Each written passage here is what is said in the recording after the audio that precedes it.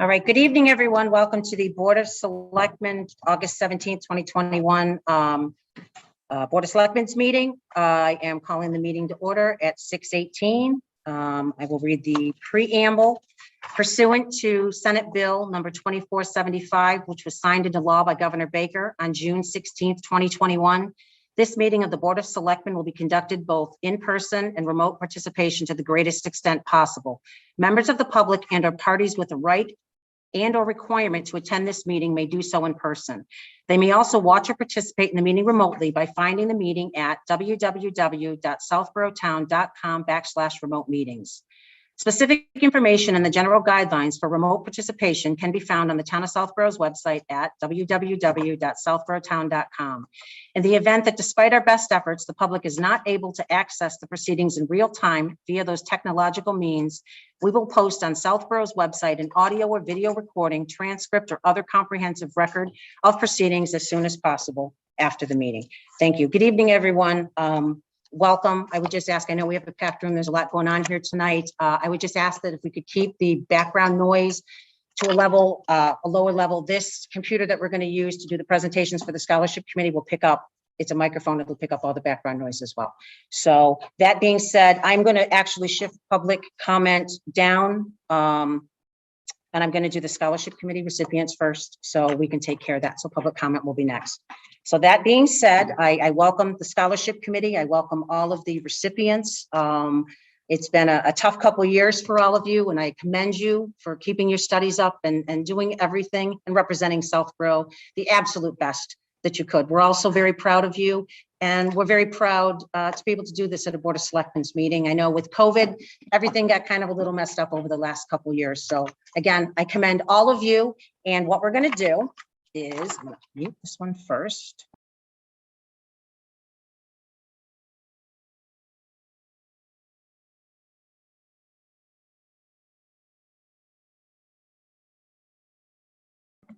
Mute this one. You can see me great. So what we're going to do is we're going to call you up individually. I'm going to, myself and the other members of the board, if you can see me, that's okay, they can hear me. Other members of the board, and we're going to just do a little presentation with the scholarship committee for you. We're going to take turns coming up, so all the members will come up. So we're going to first start with Olivia Battles. So just so those at home have a little bit of information about Olivia. While she was at Algonquin, she participated in Best Buddies, the Harbinger, you should know that, and was a freshman orientation leader for the town and community work. She was the administrative assistant to the town clerk, a poll worker, a religious education teacher, a peer tutor, and she's going to be attending Holy Cross in fall now. So very soon. So Olivia, if you want to come up, and we'll have Isabel or whomever would like to come up from the scholarship committee as well.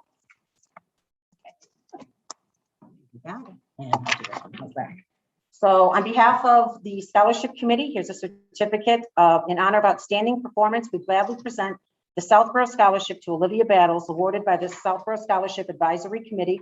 And obviously as Board of Selectmen, I'm helping present that. So this is for you, and Ms. Mills has a present for you as well. So congratulations and thank you for everything. And if mom and dad want to come up and get your picture taken here, absolutely welcome. We'll have the scholarship committee members. Alexandra, if you want to come up and stand in the picture. I don't know this, I know that you need me, but no, you guys are good. I get FaceTime, that's good. Awesome. So if we could give Olivia a round of applause as well. Well deserved. Congratulations. Mr. Healy next. Actually, I won't have trouble picking my voice up at all. But next up is Erin. Desmond, you want to come up, Erin? And a little background information about Erin, another Algonquin grad. I've got 4 of them, none of them at home anymore, but it's great to see all Algonquin grads. While at the high school, participated in Best Buddies, varsity field hockey, varsity rugby, so you're not someone to be trifled with. Town community work included the Beaumont Nursing Home, and in the fall heading out to Western Mass to Mount Holyoke. Congratulations. This is on behalf of the town. Mrs. Murphy is taking pictures. Excellent. Okay, it'll be there and we'll forget it. Okay. Sorry, Erin. One second, we try one more time. This is why I use my phone. There we go. Okay. I know, I haven't seen a camera in ages. All right. Most importantly, this you could put that down, but this, hold on. Great. Great. And forget one with your parents? Mom and Dad, come on up. Alexandra, you want to jump in these two? Absolutely. Why don't you get next to your daughter?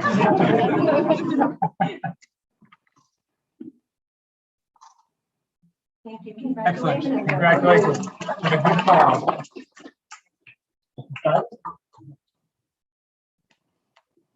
Amelia Habib.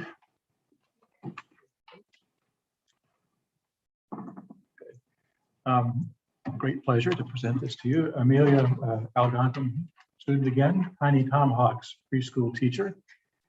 She's worked as a teacher's assistant with the Next Generation Children's Center, and she's going to Westfield State University to study early childhood education. So congratulations on behalf of the Board of Selectmen and the Scholarship Committee. It's a great pleasure to present this award to you.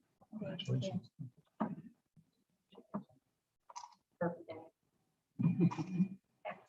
Other pictures? Parents? Congratulations. Here's the most important part, right? Most tangible part.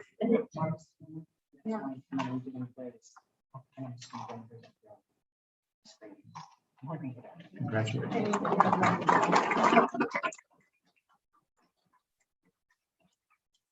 Next up, Bennett Yee. Bennett, why don't you come on up? Congratulations. Also Algonquin grad. Bennett is headed to WashU in St. Louis in the fall. Have you visited out there?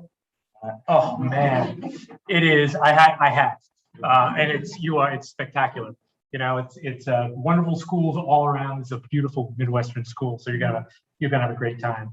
While at Algonquin, Bennett was a participant in Special Olympics, volleyball, intern initiative, the Green Earth Club, and the full orchestra. Playing what instrument?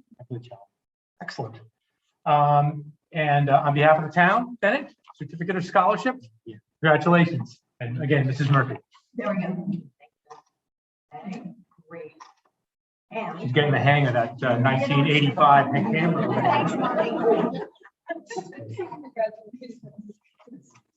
all right. We get your parents into that. Congratulations. Have you been out to WashU? Yes, I am. Okay. Well, then you know what's coming.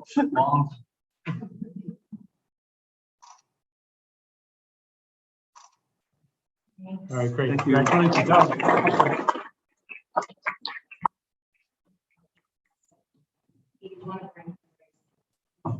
Yes. And our last recipient actually couldn't be here today, so I'll cheer for her and clap for her, and I don't have to picture again, so that's a great thing for everybody.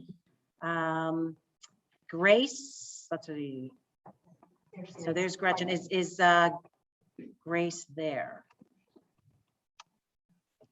Oh, she's coming in now. Her here. Okay, there she is. And I'm muted. Yes. Yeah, yep, you are. Okay. I was trying to bring her up. Oh, yeah. Yeah, Let's go back to regular. All It's right. fine. sorry. No, that's fine. Perfect. Awesome. Hi, Grace. How are you? Welcome. Hello, thanks for having me. So because you're not here, we're going to do this anyway, and everybody's here to see you get it. On behalf of the Scholarship Committee, first, let me just tell everybody some of the achievements, the wonderful achievements you've had while at Algonquin. You were participated in the Special Olympics, National Honor Society, DECA, Global Goals, and you are attending the University of Maryland in nursing. So congratulations for all of that. Thank you. And on behalf of the Scholarship Committee in the town, we present in honor of outstanding performance. We gladly present the Carol Harris Scholarship to you. So congratulations.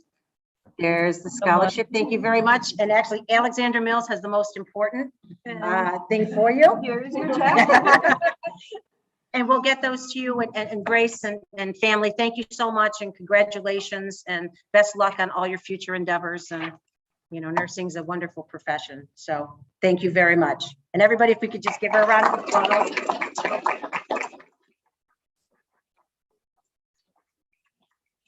All right, Grace, thank you so much. Have a great night. You too. Thank you. Okay. Thank you so much. Yep, it didn't mute, Jay. Sorry, let me just mute this, Isabel.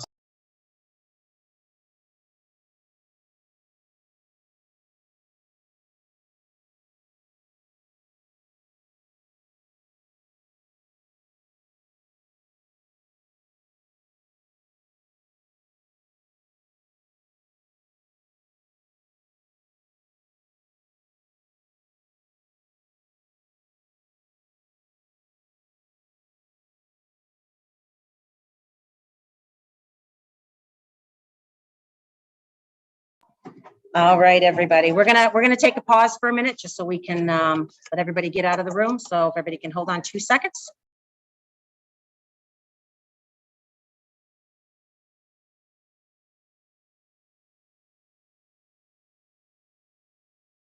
Awesome, great. Again, thank you, everybody, for your patience. And we are now going to get back on the agenda.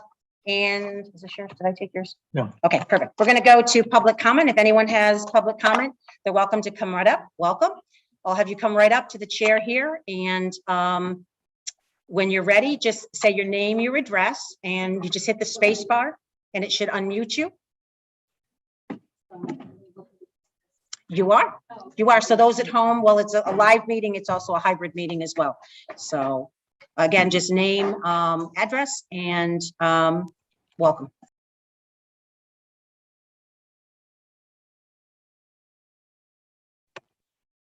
Before I start, I have photos that I just wanted to, may I have permission to hand these out? Just before I sit, Just under, typically under public comment, the board doesn't respond, but you're welcome to. I didn't want to. No, you're totally fine. Thanks a lot. Okay.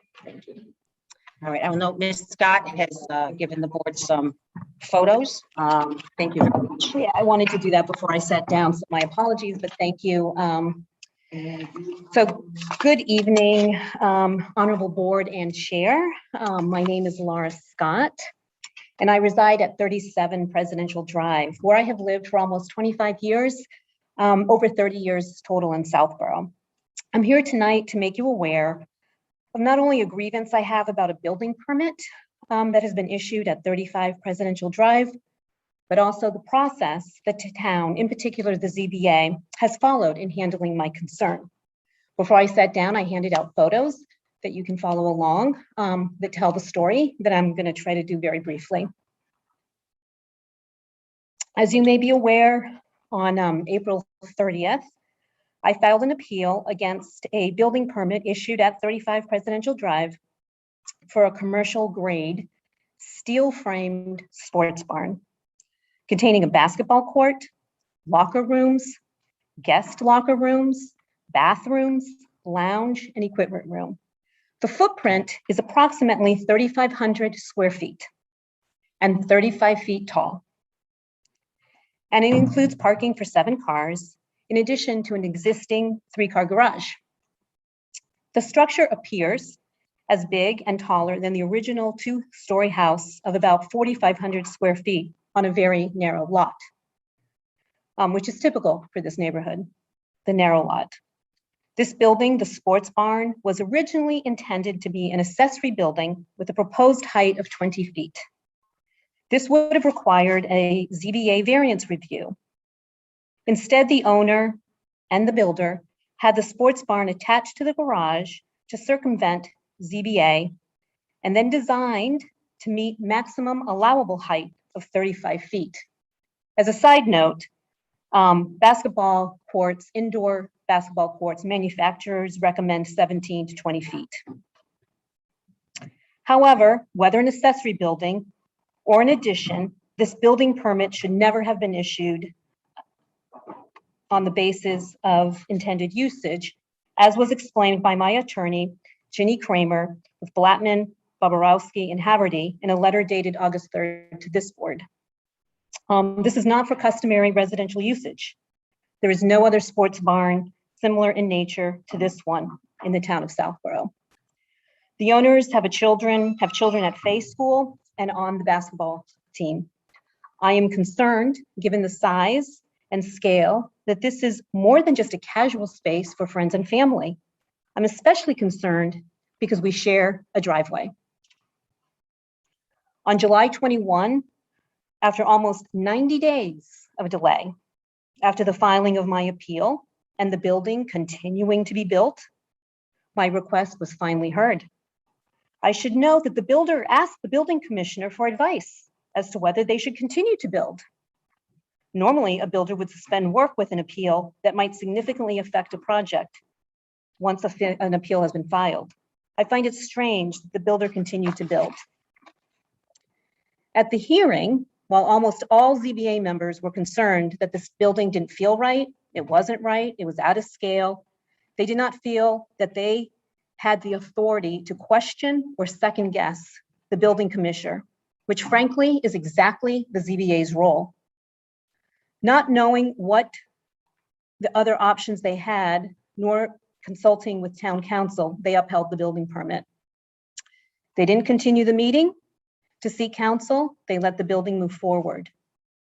This monster building continues and is now looming over my home, specifically my second floor master bedroom, where there were trees, lots of trees. I'm facing a building taller than my own home. My lot is situated on a 10-foot lower grade, so it is a 45-foot building at my property. This is impacting my quality of life, and it's impacting the value of my property, not to mention the ongoing outrageous construction noise, excavating, rock drilling that I and my neighbors have suffered for the last 9 months during COVID, while we all have had to work from home. Any reasonable person would view this as an unreasonable and unacceptable, and my attorney and I believe illegal. Broader than my issue, which I am litigating, is that we have a ZBA that clearly needs better training and guidance. They fail to consult and fail to understand their roles and responsibilities. Even though they were provided a legal opinion from an extremely knowledgeable firm in this area prior to the meeting, they chose not to seek legal counsel. A terrible precedent has been set in the town of Southborough with this building and process. My ask is to direct town council to review this process that took place to issue this building permit, including the correspondence between the building commissioner and the builder, and the taped ZBA meeting of July 21, 2021. I've obtained copies of the emails between the building commissioner and the builder through a public document request, and I'm disturbed by the tone of them. Additionally, the email history is not complete.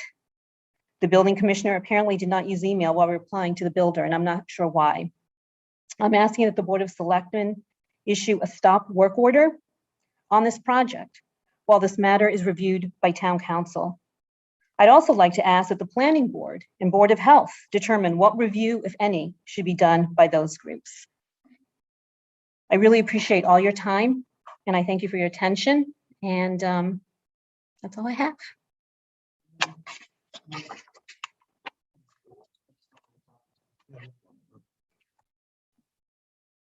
Great. Well, I thank you for coming to the meeting. Just so you know, Mr. Purple did go downstairs and had the photos scanned and sent to the two members of the board that are not here. So, you know, that they'll be able to reference what you're talking about. And again, thank you for coming forward. Thank you for sharing your concerns with us. Very much appreciated. Thank you. Is there any other public comment? Going once, do we have anything?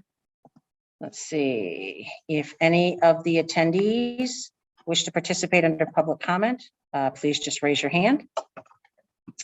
Okay, and I see no hands, so thank you very much. So I just want to, before we proceed with the board, just kind of take 2 seconds and talk about the process I think best to follow for this meeting. This is kind of a rarity for us to have members that are not present since we've gone, whoops. I don't know what this is. I don't know. I'll ask it to remind me tomorrow. Sorry. Having two members, and I know in order for the participants in the room to be able to hear our members, we need to make sure that we as a board are completely muted when one of them are speaking, because they're going to come through a speaker that's sitting here on the table, and there'll be a lot of backfeed if we don't. So I think the easiest process is, as all of the issues tonight come through, we'll go down the line, we'll call on everybody, we'll allow everybody to speak. If there's something additionally that somebody wants, Chelsea and Andrew, I'd ask that you raise your hand, just so that we're not talking over each other. So that being said, I think that takes care of that.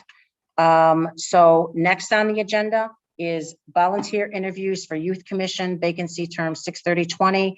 Mr. Joyner, I see that you're here, sir. Welcome, come on up. I believe Ms. Bancroft was unavailable to attend tonight.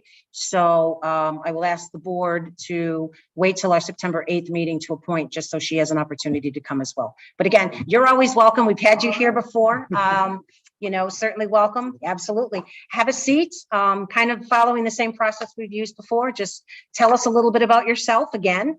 I know we were pretty impressed the last time you came, and just tell us why this position is something that is of interest to you. So all you have to do is hit the space bar. That should unmute you, and I'm going to mute.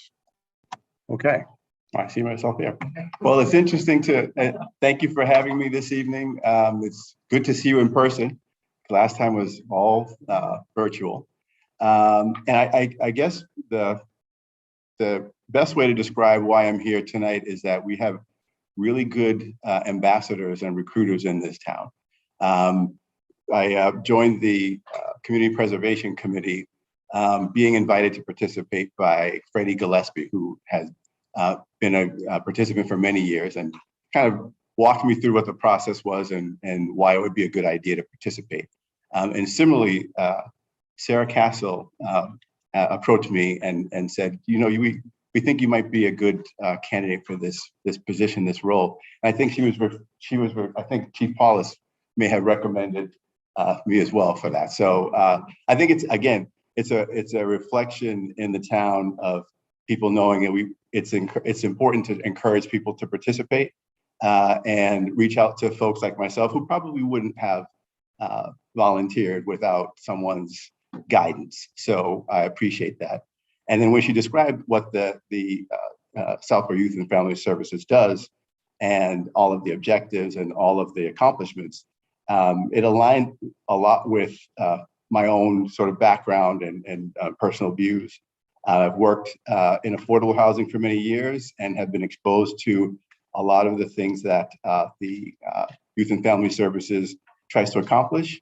And I think I would bring a perspective of that as well. Also, I am a person who grew up in a single family household, raised by a mom working 2 jobs, grew up in the Bronx, New York. And I think, again, some of those experiences as a young person, I think I could relate and bring to this role and this position. So I think that would be a good kind of nexus.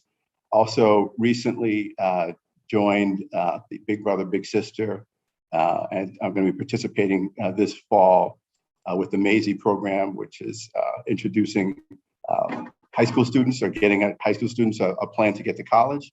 And I think all of those things kind of, circle together to, I think I could bring to the table with this appointment. So I'm very happy to be considered and glad to be here. Thanks for having me.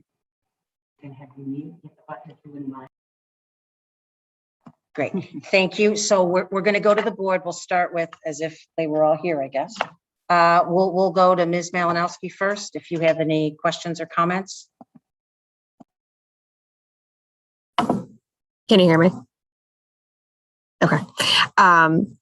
Welcome, Mr. Joyner. Thank you for applying for the Youth Commission vacancy. Can you describe what you would be most excited about on this commission?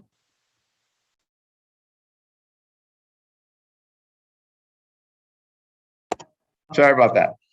Well, one of the things, as I mentioned, I think there would be a really good nexus between what I'm trying to accomplish with the big brother, big sister organization. And what I think this organization, the Southborough Youth and Family Services, is trying to accomplish. I think, again, what the nice thing about this organization is it's youth and family. So they're distinct groups with distinct sort of goals and objectives. And I think my background in housing, where you are exposed quite a bit to not only finding programs and services for folks, but also helping people access resources. It's great that the town has a resource like that. And I'm excited to be considered for such a role, because I think that my background kind of aligns pretty well with that.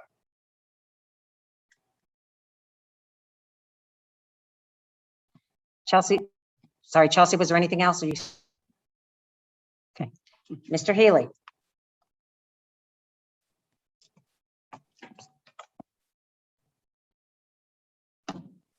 All right, my system isn't working all that good, but I think it's picking up now. I'd say nice to see you again, but nice to see you in person this time. It really is. And thanks for volunteering. You know, I really don't have any questions. I mean, what you've described is a very nice fit for youth and family services. I just more curiosity. You know, you've been in for what, about a year now with since November. Maybe.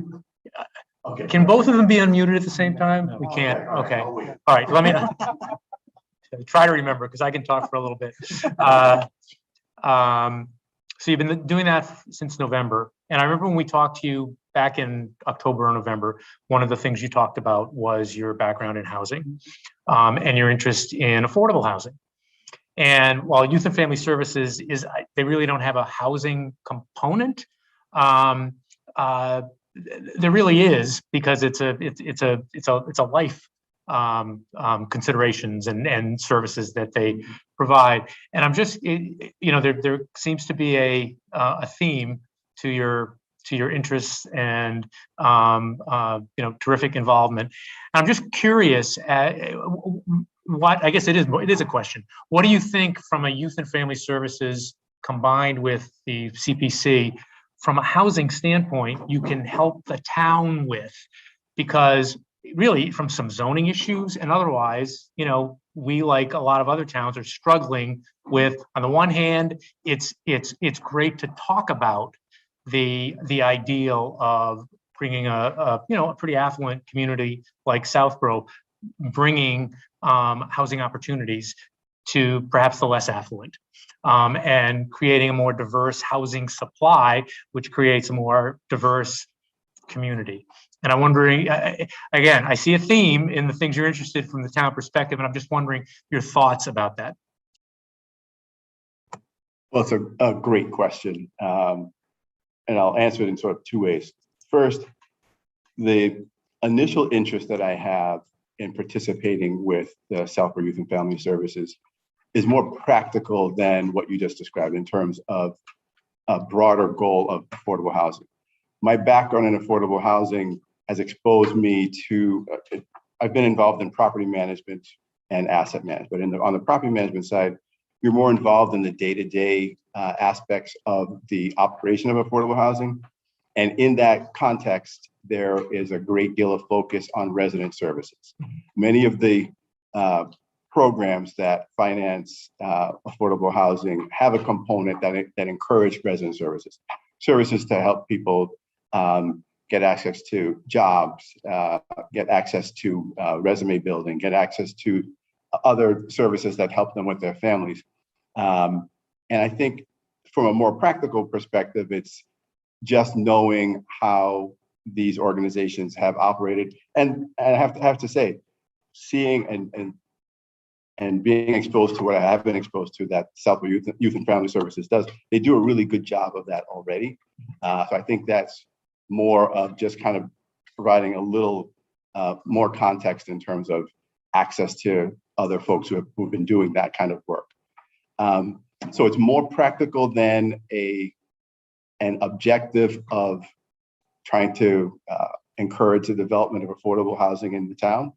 which I do believe is very important. I think that's important just in general.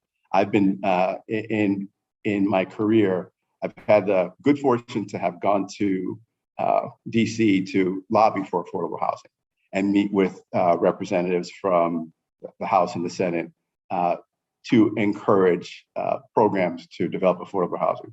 But my participation here is not as much to encourage the development of affordable housing. It's more practical or targeted to what this organization is trying to accomplish. But I do believe what you described is important. Great, thanks very much. And again, thanks for putting your hat back in the ring the second time. All right, we're going to go to Mr. Stivers next. Thank you, and also thanks for volunteering again here. I think there's a great opportunity here in terms of youth and family services, and this may be a little unfair, but I'm sure you haven't had a huge exposure to what they do yet. On the other hand, are there things that you've seen so far that strike you as being opportunities for expanded focus or additional programmatic support kinds of things that you might be able to reinforce and encourage as a member of the Youth Commission? Again, a really good question. And the first part of your comment was, I have not had as much exposure to it. So you're absolutely right. I have not yet, not having been yet welcome to participate. So I hadn't had the opportunity to really spend more time. I did have a great conversation with Sarah, and she talked about what the organization does.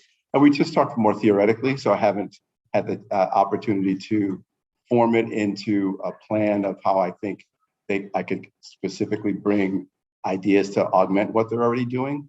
But I can tell you that from what I heard, it's for a town this size, the resources that organization has and the reach and what they're trying to accomplish, it kind of is in many ways on par with what I've seen for much larger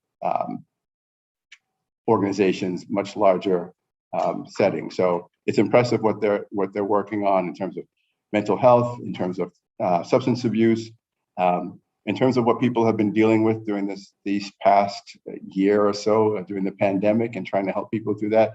I think, again, there's a lot that this organization brings to the table, and probably would, as I'm more exposed to it, would probably find areas to try to help supplement. But thank you.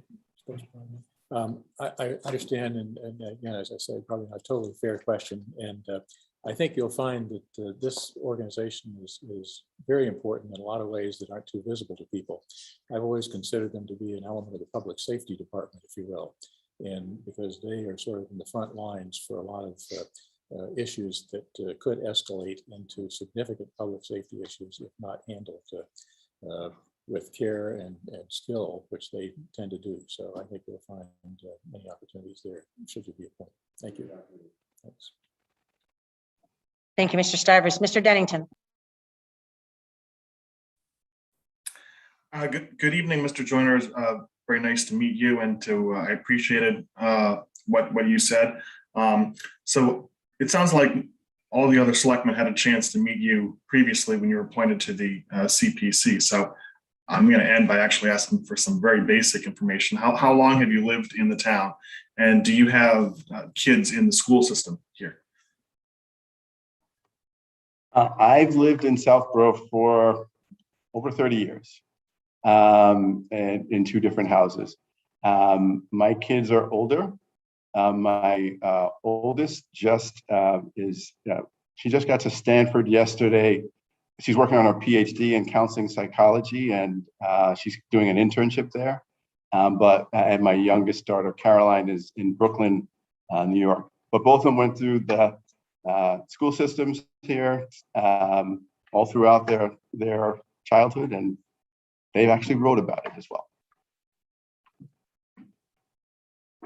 Are you all set? Well, thank you very much. Thank you. Great, thank you. We have Lauren Ritchie. Lauren, I don't know if you want to come on or unmute, and oh, there you are. I'm going to mute, and you can unmute and speak if you'd like. Hi, I'm Lauren Ritchie, and I'm the chair of the Youth Commission. I had the opportunity to speak with Mr. Joyner on the phone after he spoke with Sarah, and we had quite a long conversation. He had already done his homework and had, I believe he had watched the Coffee Talk episodes, if I remember, and he had also read through the strategic plan and had questions about that. So he's very well. One of the things we talked about was public outreach as far as part of the strategic plan for the Southbury Youth Commission. And I know I'm not really asking him questions right now, but at the time I asked him his availability for that type of work and for his interest in doing some public outreach to really get the message out that the Southbury Youth and Family Services is here for all town members and residents for a number of different programs. So I just wanted to say I had a great conversation with him, and he seemed like a very well qualified volunteer. Thank you, Laura. Give me 1 second, Marty. I'm not quite sure who this question is for, but are we, because I've been impressed with Mr. Joyner before, and I'm more impressed with him talking with him tonight. I've also cheated and looked ahead at Ms. Mancroft's information, and I'm quite impressed with that as well. Are we talking about 1 vacancy or 2? We are talking about 1 vacancy. That was why I asked at the beginning. And again, Lauren, I apologize. I should have brought you into that discussion, that I was going to ask the board to wait until September 8th to seat, just so we could have Ms. Bancroft come in as well. I should have asked your thoughts on that as well. So if you're in agreement with that, if you could just unmute, let me know. I would be in agreement with that. Okay, great. Yeah, unfortunately, there's only 1 seat at this time. But I'm sure we have 2 really great qualified people that might be interested. There's some vacancies in town that we might need their help to fill as well. So yeah, and again, Mr. Joyner, thank you as always. You know, I've enjoyed the conversation with you. I was in the Big Brothers Big Sisters program myself many years ago, and I found it to be extremely rewarding. So I appreciate all that you do and all that you give back as well. Thank So, you. would anybody like to say anything further? Okay, so Mr. Jordan, we'll make a decision at our meeting on the 8th. And Lauren, I hope that you'll participate in that meeting as well. And again, thank you for coming tonight. I wish we could have done something different, but No, that's fine. much appreciated. I just want to say thank you. Thank you. Thank you so much, Lauren. Thank you so much for being here as well. All right, next on our agenda, Police Chief Hollis is going to come up, and Chief, if we just push those chairs forward, I'm going to mute. You can stand right in the iPad, and with your request to appoint Luke, I'm gonna screw this up. Luke, I totally apologize. Socorso. Perfect. I did it. There we go. As probationary police officer effective August 19th, 2021. So Chief, if you want to have both of you have a seat, you can say a few words. The board can take a vote and we'll go on from there. So I'm going to mute. Am I all set? Yeah. Okay. So very happy to be here tonight. This is one of the great parts of the job. Very briefly, started out, we had 1 opening, so we had 27 applicants. And as you wind through the applications and you move forward, I always say we're only looking for 1 and find 1 good one. And we've been able to hit many home runs in my time here. So as the interviews and the background checks wound down, we came down to 2 candidates who we were looking at hiring. And then when it gets down to that level, we look to see who's going to be the best fit for the town and who's going to be the best fit for the department. And I want to say that Luke really stood out. He was impressive to both myself and the lieutenant. And after he left, we just looked at each other and we said, we found our one. And then we brought him in for an interview with Mark, who also confirmed what we were thinking. and very hopeful. It looks like that we're getting somebody who's got some experience, who's well-educated at Curry College, and had a number of different steps coming up the law enforcement profession from TSA to Western New England, and then over to Framingham State. And from there, we did a very intensive background check. And also, we're looking for what's the best fit. So we're hopeful that we hit a home run, and just hope that you approve as well. And we're anxious to get him started on Thursday. I believe we already reserved some uniforms and his training officer, and we're anxious to get going. I know his family's here, and it's an exciting time, especially when you're pursuing that full-time, police officer job. Sometimes it takes a little while. It took me a little while, and when you finally get there, it's a proud moment. So I hope you'll agree with me tonight. Great. Okay. Great, thank you. Thank you, Chief. And Luke, welcome to Southborough. Would you like to just take a few seconds and tell us a little bit about yourself? I see your proud family is here, and I'm sure they'd, just a space bar, go right ahead. Thank you. Happy to be here. Yeah, as Chief said, I've taken the long road. I've been involved in law enforcement since 2014. Curry College, graduated criminal justice, went out, spent a summer with Nantucket Police Department, spent some time with TSA, and then went the college route with their departments. But my ultimate goal has always been a small, local, municipal town. And I live right down the road in Worcester, grew up in Foxborough, so I'm getting familiar with the Central Mass area. I've been impressed. So I'm looking forward to spending many years here and working to really be involved with the community. I've always been involved in sports, so that's something I could be into, the youth sports, community outreach type thing. Also, I grew up with a learning disability. It's something I could help the younger kids, different programs out there to help them, because I lived it, continue to live it, and it's something that I deal with and could have great impact on some kids struggling. Great, thank you. And I appreciate everything that you said and the learning disability part as well, because you know what, you're a role model to kids that may struggle in a lot of different areas, and for them to see you sit here today, Mom and Dad, you must be so proud. We're very proud to have him here in front of us today. I commend you for that, and just follow your dreams. And again, you're a prime example of that. I'm going to go down the board here and see if anybody has any questions or comments. Mr. Healy. Welcome. And congratulations for the nomination recommendation from Chief Paulus. And obviously we have a biased view. We think you're coming to a terrific community. But it also seems like we've got a terrific candidate. My question was going to be, because on the information it said you were in Worcester, and I was going to ask you about the transition from a city to a small town, but Foxborough's a little bit bigger than Southborough, a little bit farther south, but it's a similar place. That's where you grew up? Yes. Oh, cool. So it's just a welcome on my part. The materials are impressive.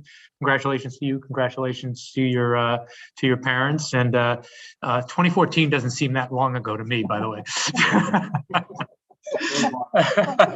A very nice presentation. Welcome. Thank you. Also, I'll reinforce my welcome. Delighted to have you here. It sounds like the chief has made a good pick here. And I think, as I said earlier to you, Southborough is a great place. I think we've got a great police department and fire department as well. Public safety is a very strong function here. And I think you'll find that it's a great environment to work in. So welcome. We appreciate your volunteering to take this on. Thank you. Thank you, Mr. Stivers. Mr. Dennington. I just wanted to welcome you as well, and I think I've actually met you before. If you'll recall, I think when I was visiting the police station to stop by and get a tour, we were in the waiting room together, and you were wearing a suit, and so we were making some chit chat. So it's good to meet you for the second time, albeit virtually, and I look forward to working with you. So welcome to Southborough. Great, Andrew. You had me worried there for a second as to where you met him. I didn't know if you got pulled over or there was something more. I was waiting to hear the story, so I'm glad you cleared that up. Thank you. Ms. Malinowski. Welcome and thank you for that introduction. I appreciated everything you had to say. I have young kids who are getting into sports in school, so I love to hear when police officers want to get involved with the younger kids and provide that role model for them. So welcome to town. Congratulations to you and your family. Go ahead. Just one question. I should have asked it on the way through. Near and dear to my heart. What sports? Football, definitely, number one, basketball, lacrosse. There you go. That's all done. 2 out of 3. Good job. I think that being said, Mr. Healy, do we have a motion? Yes, we do. I move to appoint Luke Sicorso as probationary police officer for the town of Southborough, effective in 2 days, August 19th, 2021. Second. Second. We have to do roll call vote. Mr. Healy? Aye. Aye. Oops, sorry, Mr. Dennington Aye. and Ms. Malinowski. Aye. Great. Thank you very much. Mom and Dad, I don't know if you guys want to come up and have a picture taken with the chief here. Well, we can pause for a second, most certainly. You know, have your family come up. Let us come out and shake your hand as well. So we're going to go into recess for a minute and a half. You're gonna have another camera?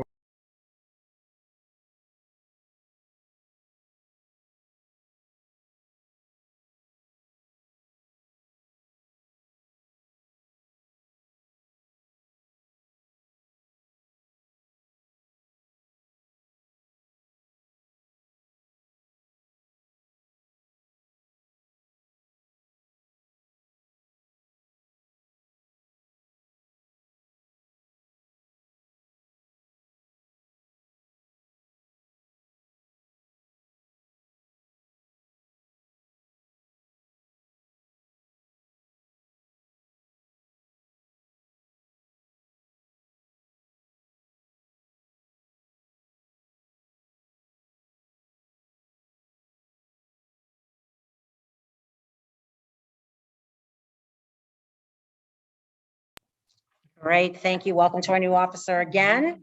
At this point, we're going to have Chief Achilles and Chief Paulus will be back in a second. An update on public safety communications. Chief, do you want to come up to the computer up here and we'll put Chief Paulus there and we can, everybody can hear and okay, so we're going to stay in recess then for another minute. Thank you.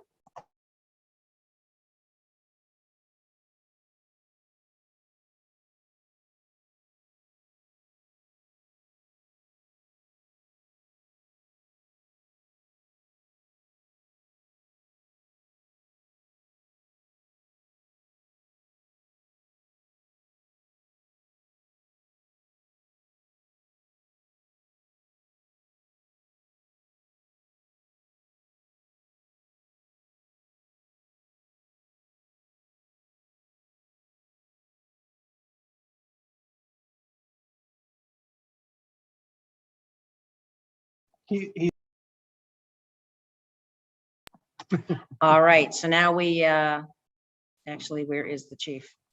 He's there. We're all good.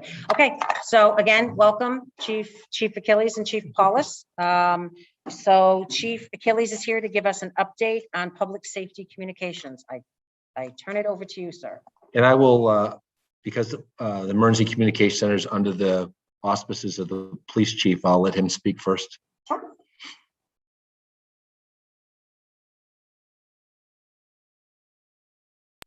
There you go. So sure, you know, there's been a topic that's been around for longer than I've been here. So regional dispatch, in the last, I don't know, few years, it's ramped up where the state's putting more money into it. I'm not sure what the time frame is. A year and a half, 2 years ago, we went to a meeting where many of the towns in Metro West started to discuss it. I believe it was Chief Morrow, Mark, and myself. was in exploratory phase. It's recently surfaced again where they're pursuing it. They had a regional meeting a couple of weeks ago just to say that they're moving plans forward, and the state had set aside a decent amount of money. Interesting meeting, information came from it. And I know that they're pursuing that information with most of the towns right here in Metro West. So I know a proposal was made that you have to sign on to be part of the group that wants to explore and get more information. I think chiefs on the fire side are a little more excited about it than maybe on the blue side, because we have some concerns, obviously, where we house prisoners or keep people in the station or things of that nature. But yeah, discussed it, and I think we'd be remiss if we didn't, show up and get all the information and make decisions that come from the information presented. So without further ado, I'll turn it over to Chief Achilles. I know he's got a number of comments to bring forward.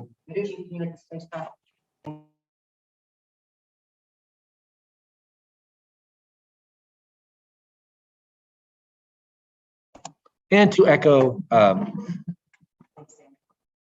the comments of Police Chief Paulus, is he's correct that I think both organizations, both the police and fire department, are pretty stable right now and have been making some strides to improve. And one area that we've identified that the next area is emergency communications.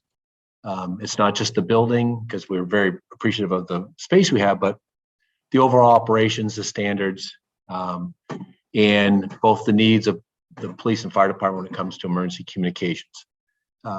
There is a move, as the chief said, from the state. They're trying to consolidate a lot of the individual communication centers. That way they're not dealing with hundreds of them. And I know the Metro West area, there's no regional dispatch. So that meeting, I think that he went to, I had a captain go through, and I'm not sure if Lisa was able to make it, but from all levels of the state, there's a very strong interest in trying to find a location out in the Metro West area. The advantage, of course, is they have $22 million right now earmarked for the projects to get them going. In the future, one way or the other, our communication center is going to have to improve, and we're going to start competing against these regional centers for funds. I know capital-wise, in the next 3 to 7 years, we'll be looking at upgrading our infrastructure again, because it's technology, and that has a pretty hefty price tag. So I agree with Chief Paulus that this is a good time to at least commit to the exploration of a regional dispatch with some area partners so we can leverage the funds and resources. I think we would be remiss if we didn't enter this opportunity. What it shows at the end, maybe we stay like we are, maybe we do something regional close by, maybe regional in another town, but I think it's a great opportunity to move emergency communications, which is critical to both the police and fire departments, forward. Okay, thank you, Chief. I actually had the opportunity to go and see the regional center in Foxborough. Pretty impressive place. The majority of it was paid for by state funds. I guess that's the safest way to say it. Monies that are paid on cell phones and whatnot. So that's part of the 22 million the chief was talking about. It's a pretty impressive place. Some of the comments made by some of the other chiefs were, if you don't get in at this point to at least explore, and then you tried to come in on the back end, typically there's not an opportunity to do that. So I think it would be remiss if we didn't at least explore this based on, again, some of the costs the chief has talked about that we're going to have to upgrade at the current public safety building as far as technology and whatnot. So that being said, we'll just kind of go down the line. We'll see if there's any questions for the chief. Chelsea, we'll start with you this time. Thank you, chiefs, for coming this evening.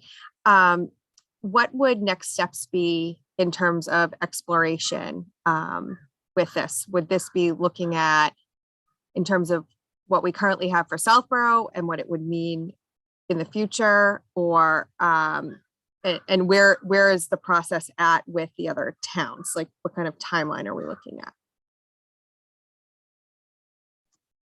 I get the sense that the towns of Westboro, Marlboro, and Grafton have some very strong interest. And if we were to be interested, and I think the next step is to demonstrate that we are willing to explore this, because then you can start designing, identifying, is it, if it's best for our own town to have it, or is it a regional approach where it's outside of town? What would the makeup be? Because it would be potentially 8 organizations or departments, police and fire for each community. At some point when you want to get into the funding aspect, and they'll front load some funding grants, the state wants a commitment. They don't want people to go for these grants, spend money, and then find out that they don't want to do it. So I think having the Board of Selectmen formally vote that they support our exploring this regional concept at least gives us that opportunity to enter into these discussions with the other towns in the state.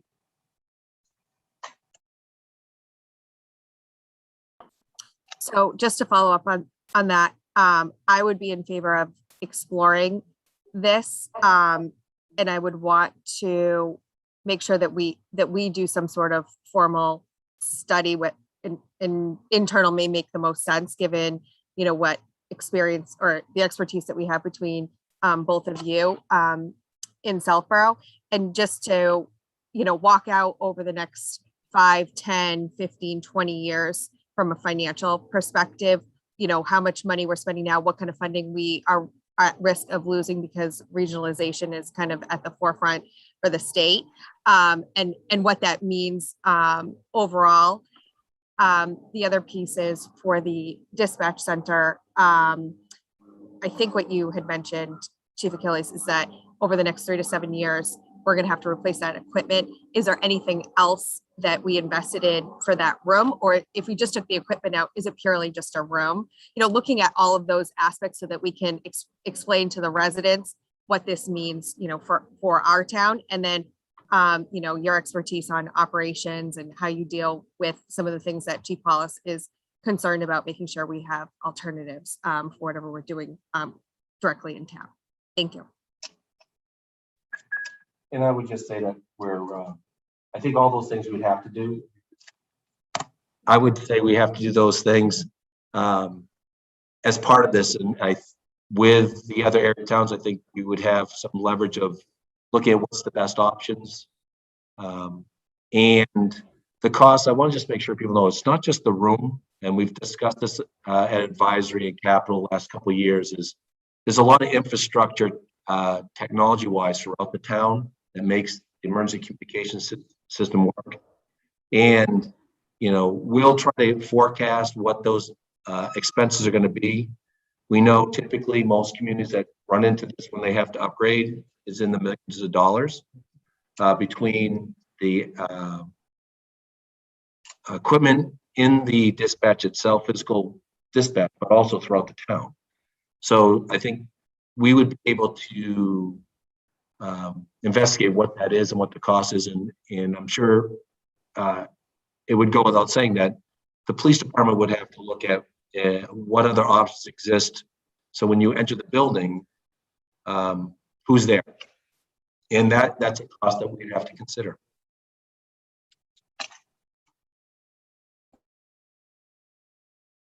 Are you all set, Chelsea? Mr. Healy? Hi, Chief. Many years ago in a prior life, I prosecuted a case where after the Harvard riots in the late 60s, early 70s, there was a big push at regionalization because they found when they called in all the police departments that they couldn't talk to each other. And the dispatching wasn't able to be coordinated. And so an organization was formed called the Greater Boston Police Council. I don't know if it still exists, but it was 50-some communities in Eastern Massachusetts. And the prosecution is because the guy they got to coordinate ended up stealing money from them. But we're assuming that's not going to happen. There were incredible economies of scale that were brought because, one community buying, then it was Motorola radios and stuff like that, but one community buying the necessary technological infrastructure and the like is incredibly costly. If you spread that over, you mentioned 8, I'm assuming that's 4 communities with 4 police, 4 fire. I guess one of my reactions is in terms of exploring this is, the more you spread around, it just strikes me, the more you spread around the potential costs, number one, the more effective the regional approach is, but also less expensive it is going to be for the town. So that would be, I think it's a great idea to explore. I don't know what the merits of it are right now, but certainly encourage the effort, because I think any sort of regionalization like that has got the potential to be a real plus. So those are my thoughts on it. Okay. And I think that was my radio, my telephone that was ringing. I'm going to put it on mute now. Mr. Stivers. Thank you. Interesting idea, and I certainly support exploring it to see what's there. I've also been, I guess, part of conversations historically about this kind of possibility. And I know it's too early, but I'm curious if this moves forward in a way that winds up consolidating or regionalizing dispatch. Do we actually have the space here that it could wind up being in Southborough, or have the other implementations of this that you've seen say that no, you have to have 5 times the floor space than that we have to actually make this work across a larger number of communities? My guess is that it's the technology that sort of keeps it all. It takes the space, and you have a fairly small number of people handling larger physical area typically, but I don't really know. Is that something that we could wind up hosting something like this potentially, you think? In this particular instance, no. This is looking at a conglomerate that's in a separate building, has its own infrastructure, has its own supervisor, has its own locker rooms, a big operation. So it is possible to regionalize with other departments where our room would be available. However, the kind of setup in this area is we'd be looking for probably a smaller entity to join with us. I'm not sure that there's anybody in this immediate geographical area that's looking to do that.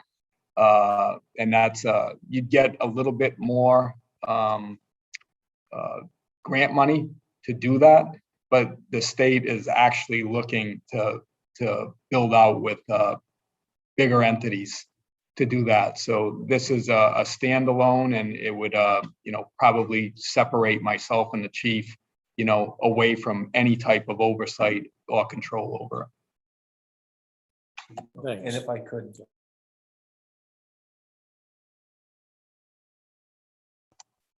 The facility in Foxborough that does 4 communities, that used to be either a MEMA or Verizon comm center that was critical. And so it's basically a hardened facility that can operate 24 hours a day, 365 in all kinds of man-made disasters, because communications, the idea is they can't go down, they're critical.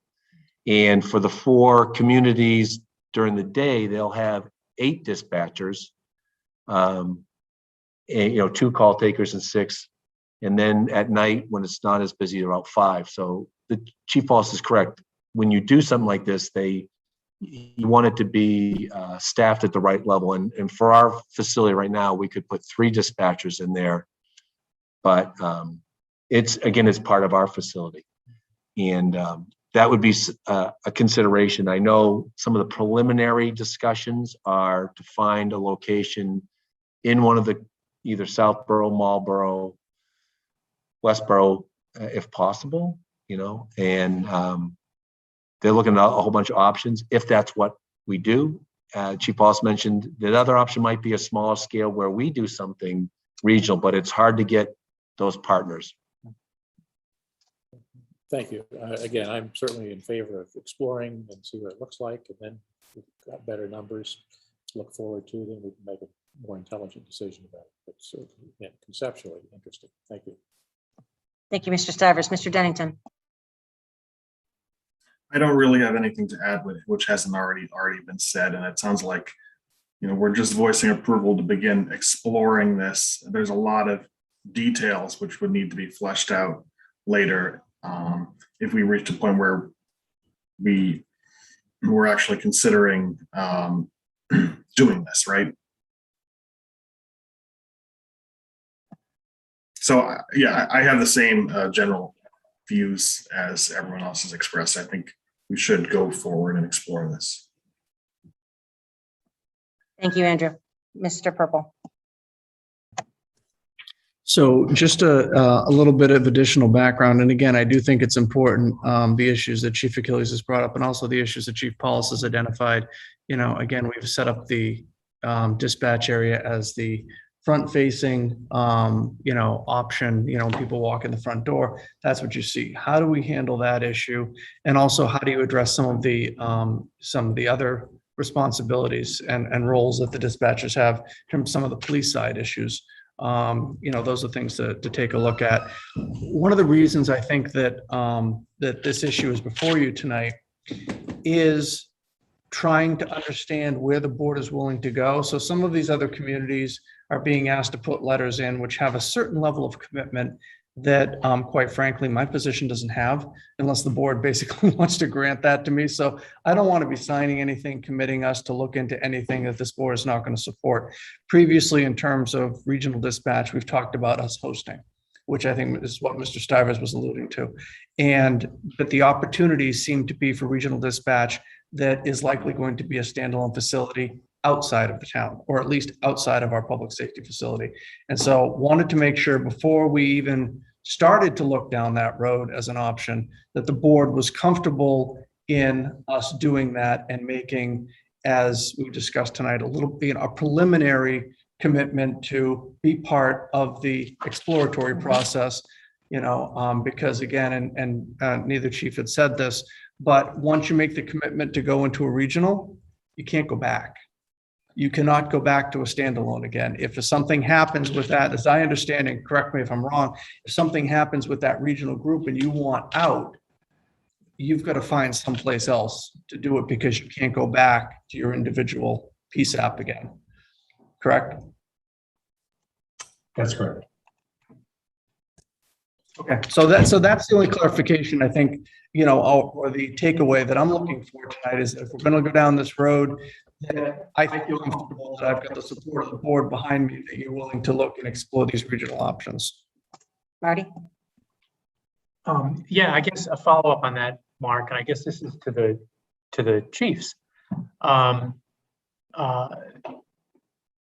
Assume that the result of the process was that what made the most sense for a regional dispatch unit, or whatever we want to call it, that it was a standalone facility, obviously independent of the current public safety building. Is that something you all couldn't live with? You don't know the details of it right now, so I'm not going to ask you if you could live with it. But in other words, is it a non-starter? That if we're going to be, if a regional dispatch were not going to be located in our own public safety facility, that's something that you all as chiefs in the public safety area would not recommend. Does that make sense? Okay.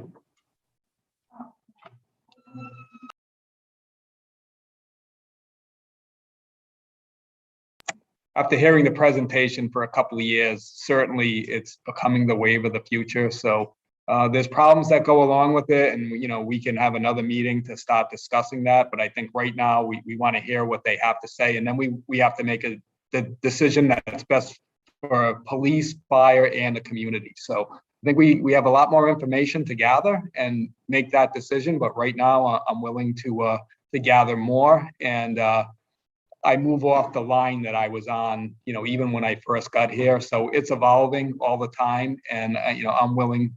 My ears are open. And I also support that to improve communications and mutual response with our mutual aid partners. Occasionally we use Ashland when we get a larger emergency now and it's not on site.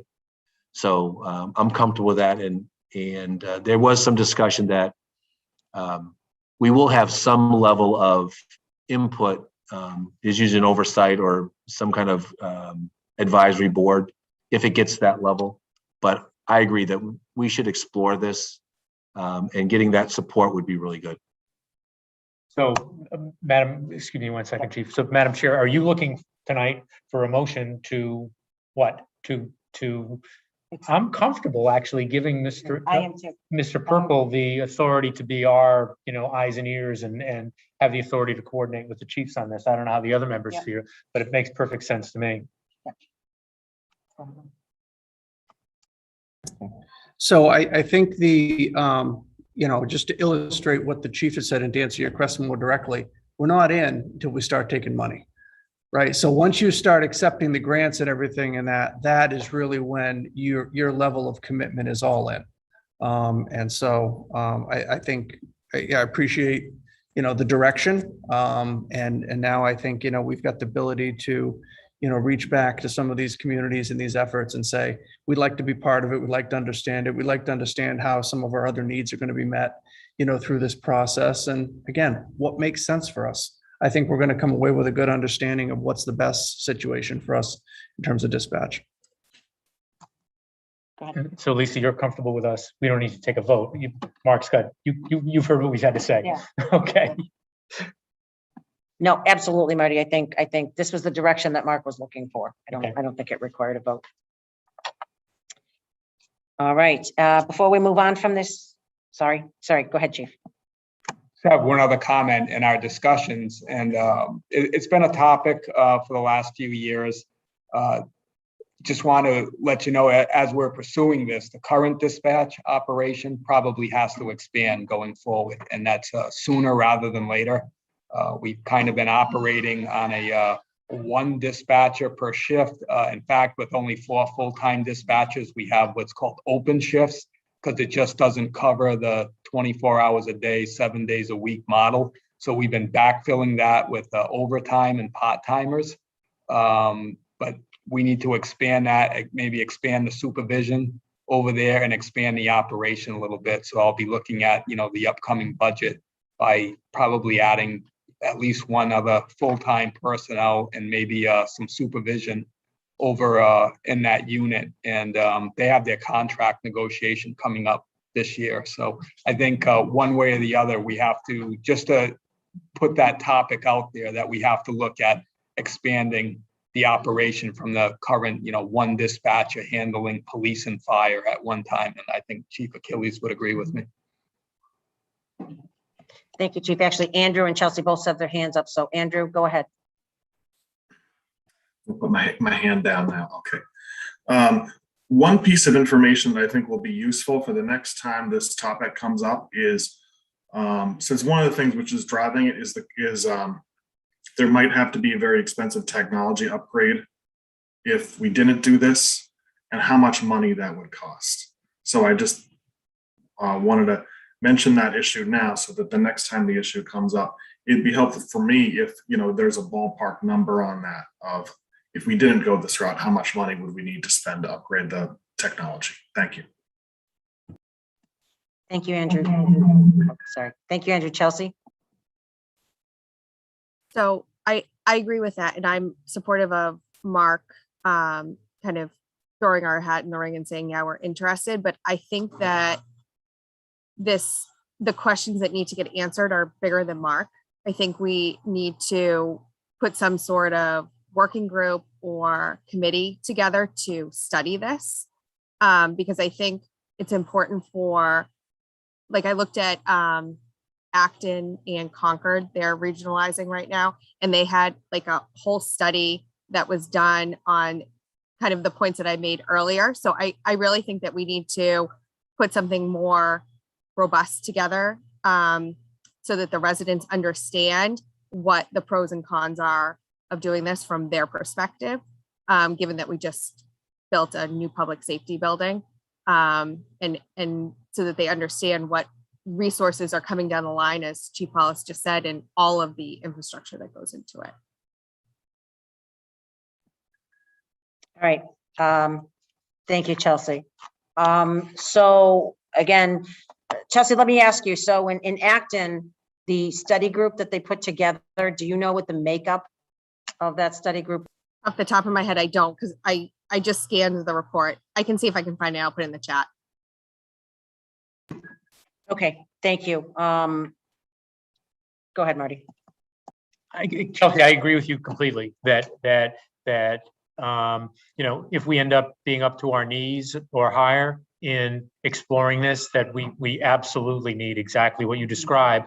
I guess my inclination is I'm not sure that we're there yet. And I'd hate to go through the effort of corralling a number of volunteers if it turns out that the preliminary look is that the other towns aren't interested, or an initial financial look at it or otherwise just doesn't pan out. So I guess I agree with you. I just think it's a little early for us to have to do that.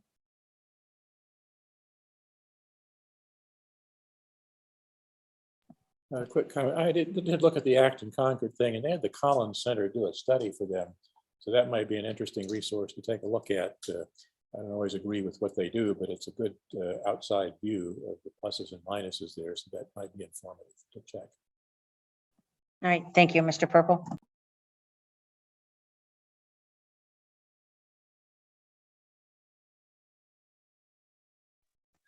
So I think that, and I'm looking at Chief Achilles, is understanding the process, because I don't think anybody was prepared to talk about process tonight beyond simply, do you want to look at an outside regional dispatch center?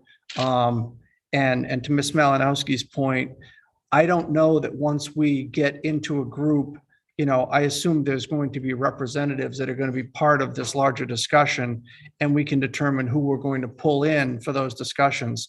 So that may be the point, and I'm not sure if we're looking at, we want to set up our own group, and then we want representation to the larger group. I think it's first understanding what maybe some of these, we're going to have to hire a consultant. Consultants are going to have to take a look at this. I'm sure they're going to look at the individual needs and issues, and that may help us to identify the pros and cons. Again, I'm just spitballing here because, we really need to, put our foot in the door first before we can find out some of these things. And again, I intend to commit only to the point that we can get information, that we can get an understanding, and then we can, as the Board of Selectmen, you can make some decisions as to what our next steps are going to be. So that's really, I think, as far as I intend to go. But maybe, and again, Ms. Malinowski, I'm not sure if that helps you in terms of a local process versus, this group getting together. And I'm not sure what consultants may be doing for the larger group that we may benefit from. Go ahead, Chelsea.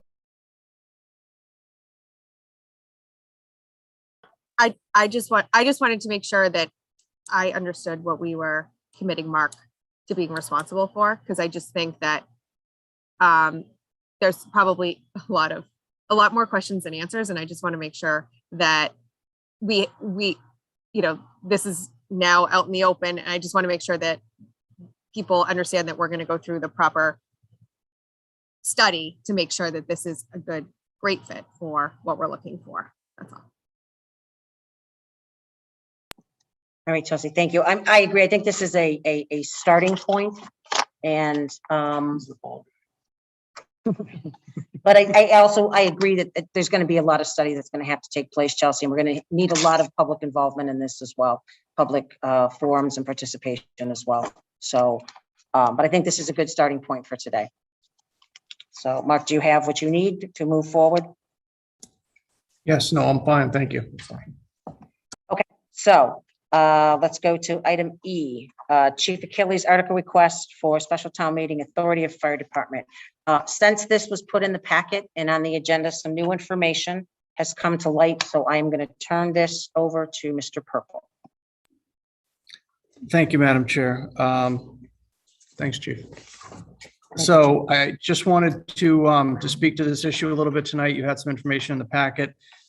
Chief Achilles has been going through the checklist in terms of getting the fire department accredited, similar to what Chief Paulus did for the police department a couple of years ago. And one of the boxes that needs to be checked is obviously the authority of the strong chief, which falls historically under Mass General Law, Chapter 48, Section 42, and in some respects, Sections 43 and 44.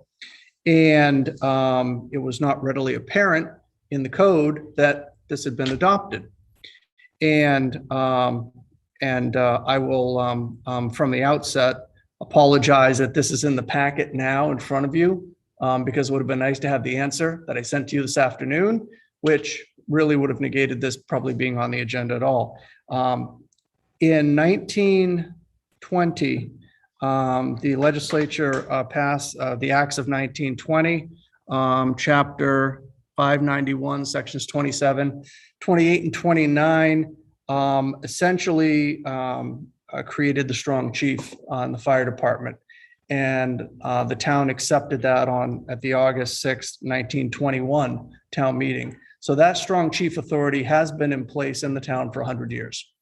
That language mimics almost identically in most instances the language in Mass General Law, Chapter 48, Section 42, 43, and 44.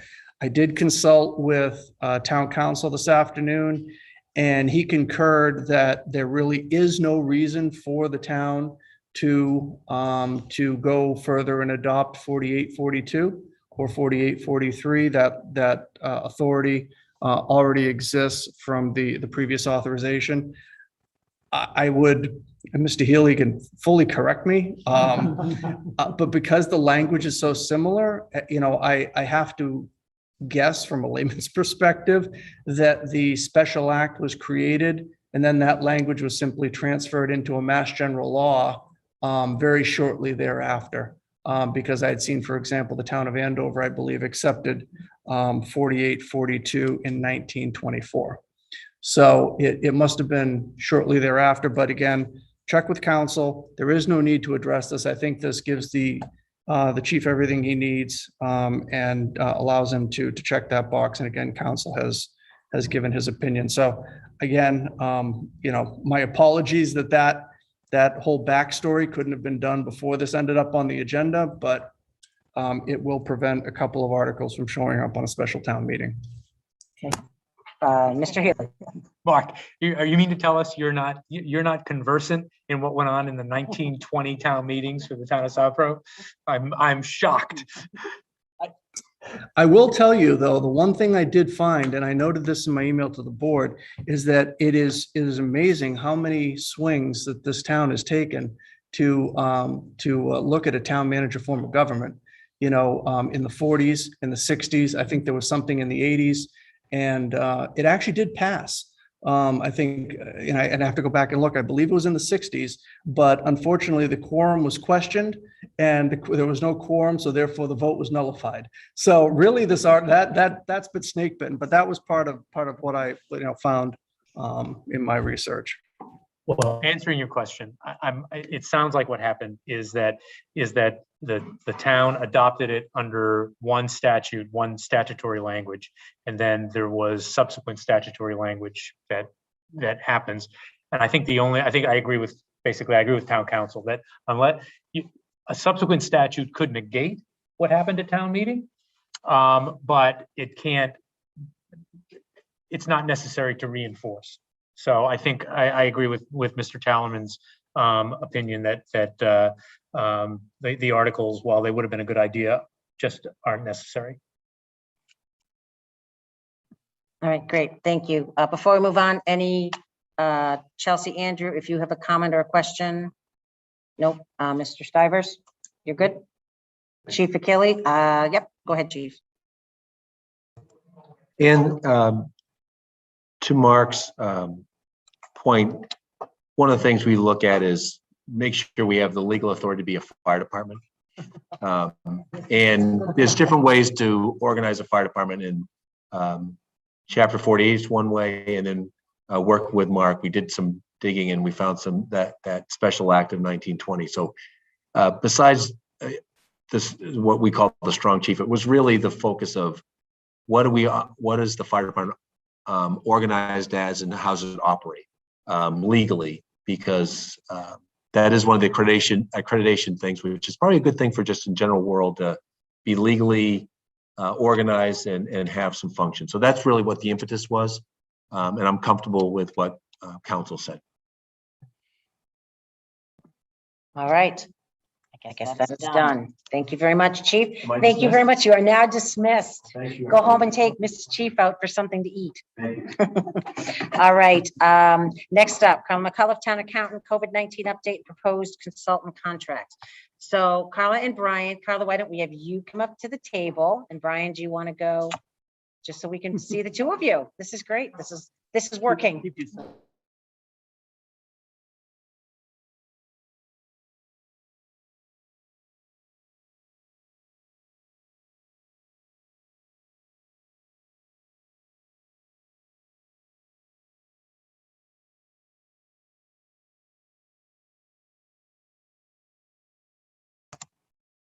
Okay, good evening. Yes, there was quite a bit of info in the packet. It'd been a while since I had provided an update on the federal federal funding.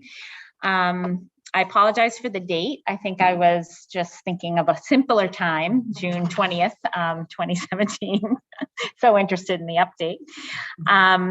So since I had issued this memo in the packet, there's actually been some updates. Actually, CARES is scheduled to end December 31st. Their final drawdown was supposed to be October 29th, but they've come out and said that there's going to be additional guidance. So I don't know if that means they're extending or what. So we're hanging in the balance waiting for that. With FEMA public assistance and the FEMA vaccine, they are now two separate reimbursement applications. And we're in the process of compiling both of those. ARPA, we actually, last week we had less money because today we got 991,000 delivered to us via wire. So we now have half of our ARPA allocation, the county and the state money as well. There is going to be additional guidance to be issued on or around September 1st. And we're looking forward to seeing what that has to say, because there's still a lot to unpack with this grant opportunity. And the federal infrastructure bill was passed by the Senate, and it's working its way through the House, and we don't know what that's going to bring to us. So we have a lot going on in federal guidance. Anybody who says accounting is boring never worked in municipal accounting during COVID. So this brings us to the contract. Is there any questions on the update? Yes, actually, can we start there? Sure. I just had one question for you, and again, I apologize. I came in early to talk to you, and I never made it down there. I don't know if you have this. Do we have any idea so far as CARES and FEMA, what we've submitted and what we've been reimbursed for to date? And again, I'm not.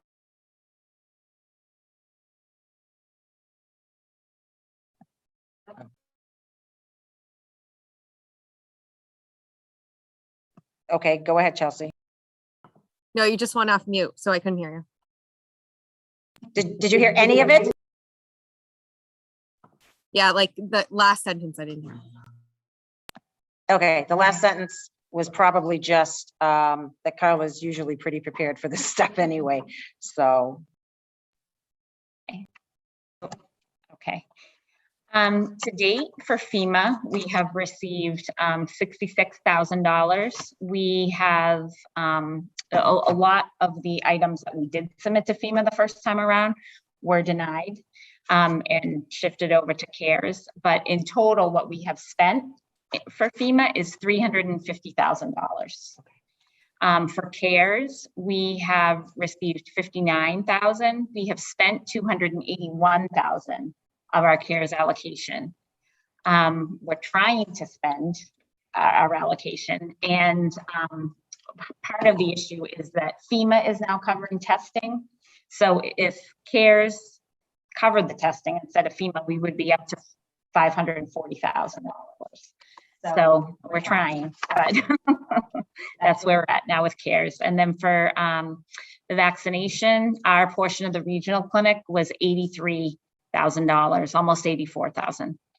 And we have received nothing yet. We're gonna, we have to reduce our expenses by any vaccine reimbursements we receive as well. So that may actually be like a send back after, by the time they process all that. But and for ARPA, we received so far 1.5 million.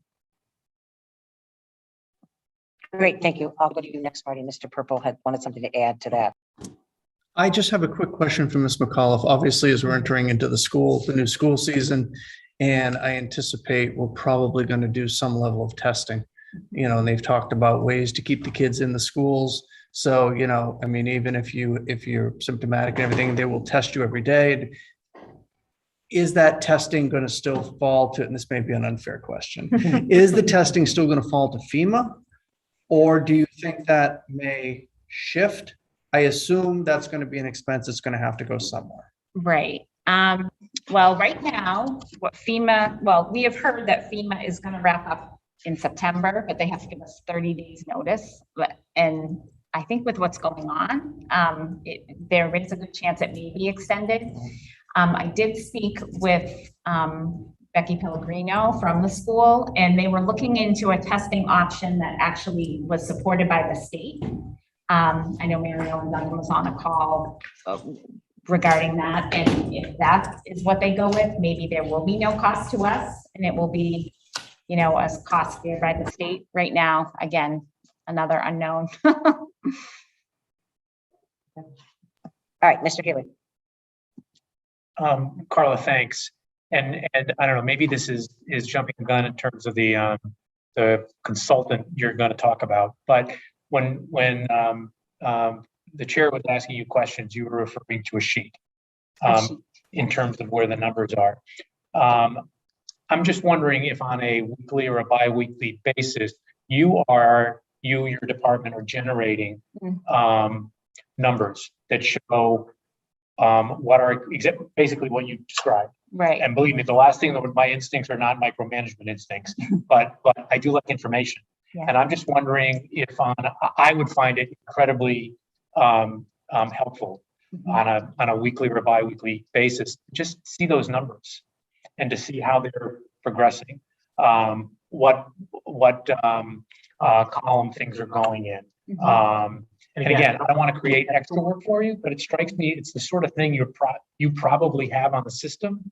I mean, am I right about that? Well, right now we have there are numbers that I have. I'm not certain that the shift between FEMA and CARES is going to change because we've booked it one way and now it's being covered by another. I'm still sorting out all of the back and forth between FEMA and CARES because we applied for a bunch of FEMA money. They denied it. It's been with CARES. I'm still in the process of culling all that out, but once I have it, I'll happily provide it for you. The ongoing expenses, like from July on, I'm good with those numbers, but we book them in a certain way. It doesn't mean that's where they're going to go. They're shifting sands. Again, I don't know what the other members of the board feel. I'm less interested in the detail about where it goes than to see, the allocation and also what the bottom line numbers are. Oh, okay. In other words, more high level. Exactly. Okay. How much money has been allocated? How much money has been spent? What column it's gone into? But that may change. That's all I'm saying. I understand, but see, even that's important to know that again, it's not an instinct to micromanage you. It's just, it is, getting the information on a Tuesday night is helpful, but getting it every Tuesday so we can see how it's flowing. Again, I hope we wouldn't be peppering you with questions. I certainly would not. But it would be, again, it would be a way to sort of keep us informed going along, as opposed to, getting just getting a snapshot every month or so. So if you're going to be generating those numbers in a way that would be producible on a simple spreadsheet to us, I would find that incredibly helpful. Okay. And I suspect, I don't know, if Ms. Cook is not lurking out there, she often is, but I suspect that members of the advisory committee would also find it very helpful. Tells me Yeah. you might be spot on with that. All right, Mr. Stivers, do you have anything? Yeah, a couple of questions. Thanks, Carla. Thanks for the update. And I agree with Marty that if there's some way that's relatively low overhead for you to produce a summary periodically, I find that very interesting. Also, I was interested in your comment about the CARES money. Is there some source that we are in danger of losing the opportunity to get reimbursed by if we can't find the right things to spend for? It sounded to me like there may be some of those things out there. And if there are, I think that'd be an interesting conversation to have a larger group talking about it, the ways we can creatively find ways to move the money around so we get the maximum reimbursements there. For CARES? Through CARES, between CARES and FEMA and whatever. I don't know. You clearly are more focused on the details than I am, but there's money that we're potentially going to lose opportunity to get reimbursed for. Then if there are things we ought to be doing to either change the way we deliver services, or I don't know what other options might be, but I hate to lose opportunity because we aren't sort of doing the right things from a programmatic standpoint or whatever. So I mean, and I know that finance world doesn't drive the programs, but the selectmen sometimes do, at least. So if there are things we should be doing in terms of reallocating responsibilities to various organizations to spend the money in the right kind of ways to get the maximum reimbursement, that would be useful conversation to have. I think that's why I consult. Okay. Oh, sorry. No, you're right. No, I'm sorry. Okay. I think, and again, jumping ahead to the consultant, I think that they would provide the view of overall, and it would be very helpful. It'd be a value to the board. It would be a value, I know to me, but it would be a value of the board to have a plan in place and look at different pathways. And, I know what the towns that I'm talking to are doing at the, the level that I'm at, but maybe looking, from a bird's eye view would be very helpful. And I have one more question.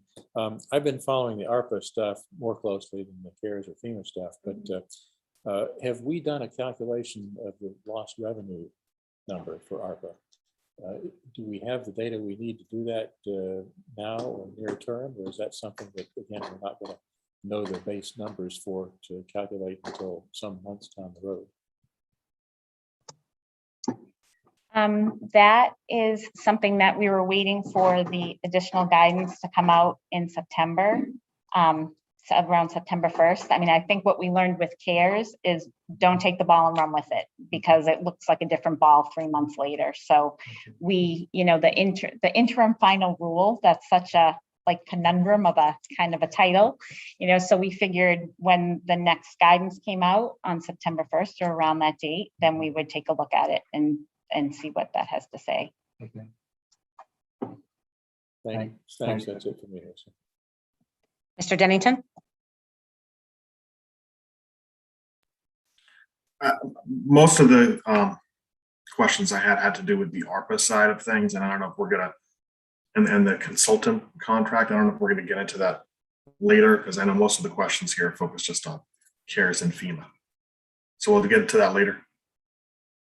Okay, thanks. Chelsea? So I don't necessarily have a new question, but I think just a reaction to Marty and Sam's comments. And so maybe it is a question. So Carla, for what you're qualifying right now for CARES and FEMA, is it mostly payroll?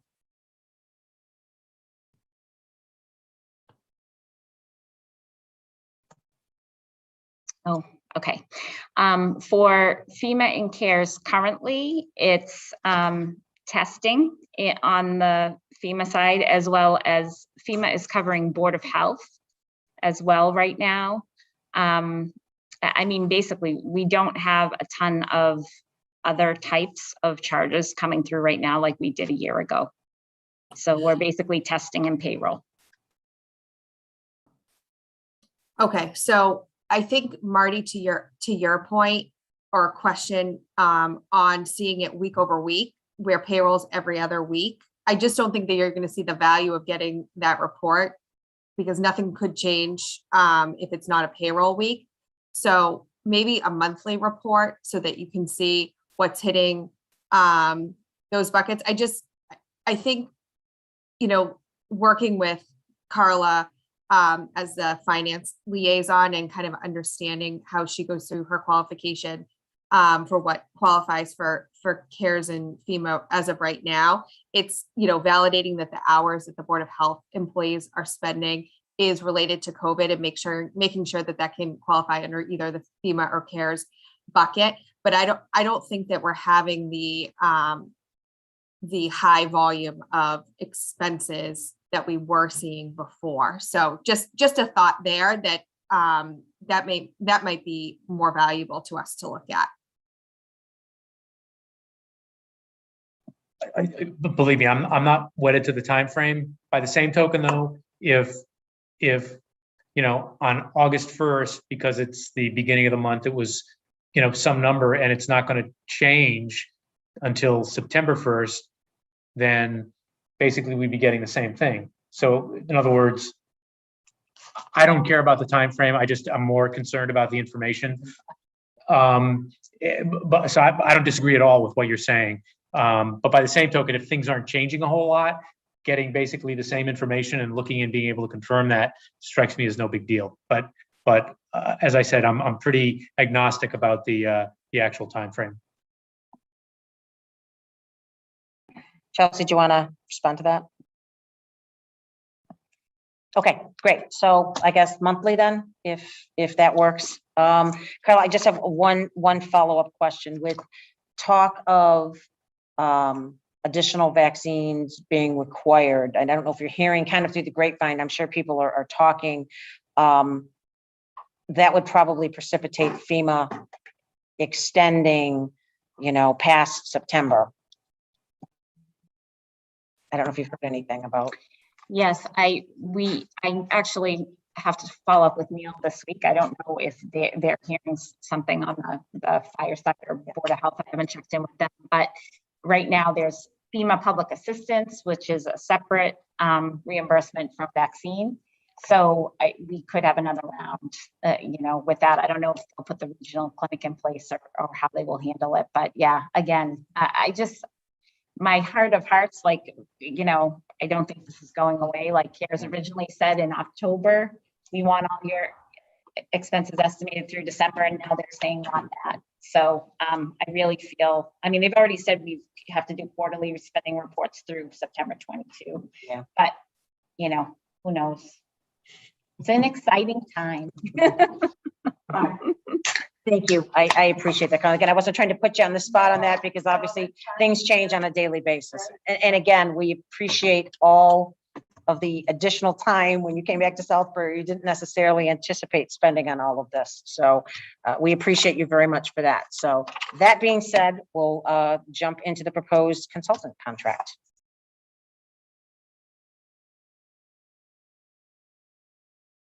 Okay.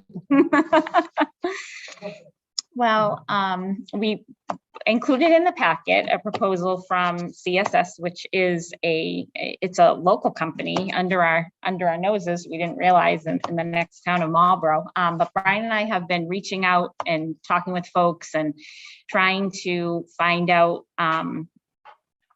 you know, find a contractor that could help us out. I mean, it's very rare, like big cities and big towns, they're hiring employees. I have to be honest, I think Brian and I are on the same page. Correct me if I'm wrong, that I don't think we need an employee at this point to come on board, a full-time employee, but some help is much needed and would be appreciated right now. It is a cost that is, we could charge it to the grant. And this particular contract, we are not locked into an amount. We pay for what we use. So I feel it's a responsible proposal. And again, it would provide value to the board. It would provide value to the finance team and just a different bird's eye view and look at the federal funding overall and create paths and kind of just look at it from a different vantage point. Oh, sorry. Okay, sorry. No, thank you. And thank you for looking into this. Brian, I don't know if you want to add anything to that. Okay, go ahead.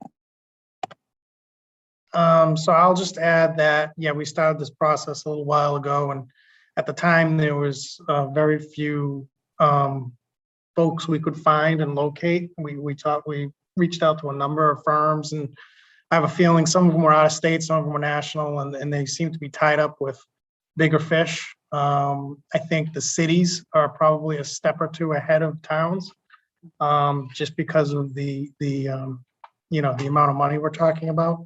On the MMA site and some other job sites, we've seen definitely an uptick in communities. I was just telling Carla today, Lowell is the latest hiring. I think it was a CARES finance director or something. So you're just seeing a lot more of them out there. I don't think there's going to be too many towns doing this on their own. I mean, there's just no way. There's too much money flowing out there with too many regulations and too many things going on to, you don't want to be exposed either by trying to do this in-house and just, you don't have the resources.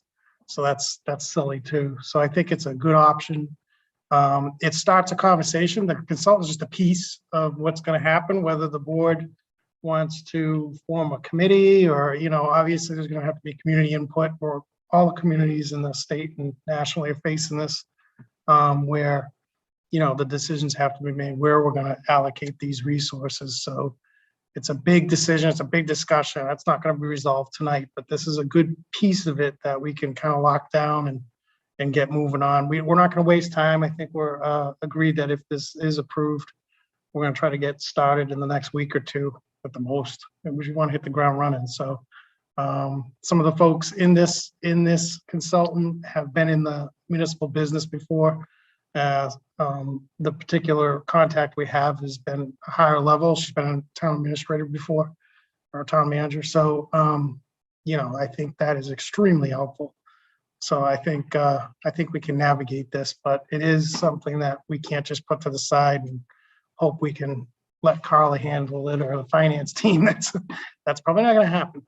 So, but it's good. It's all good. It's a great opportunity for the community. So we're excited about it. We're excited about, hopefully getting someone in and starting to look at, starting to get a game plan, sort of like you just did with the communications, getting a plan going. So. Thank you, Brian. So Chelsea, I'm going to jump to you because I know you've worked closely with the finance team on all of this. Is there something you'd like to add? Go ahead. Thank you. And thanks, Carla and Brian, for the overview. There are a few things that I really liked about this. One was that it included more than just the ARPA funding. So it included the CARES and anything COVID related. So if anything else pops up, then they could incorporate it into that. The second thing was I liked that the background of the project manager was in municipal government. So I think she has a good fit for this. I also liked that, as we talk about regionalization, as Brian alluded to, and being able to use resources, it's going to free Carla up from having to sit on all those webinars that she has to for ARPA to see what's going on, because this is what they do on a day-to-day basis for other municipalities. So I think that's important, and get ideas from them on how to incorporate resident feedback and how to set up a working group and what's the right mix of people to do this, and also the guidance on the projects that we could do. Do you do one larger project, or do you break it up into smaller ones? How does, what the information we got from Representative Dykema fit into this in addition to the 3.1 million? So I think there's a lot of different guidance opportunities that we could get from this. And it's not just ticking and tying and doing your debits and credits. So I think that there's like the consulting piece to this as well with somebody that has a pretty robust background.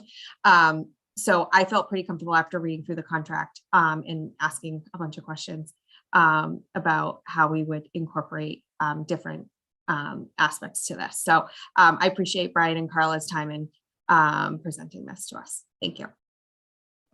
Great, Chelsea. Thank you. I also found very helpful the questions that were provided to the board as well.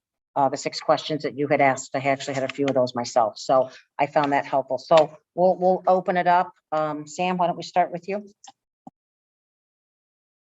Thanks. As I'm sure folks recall, I'm very enthusiastic about the concept here of finding outside help.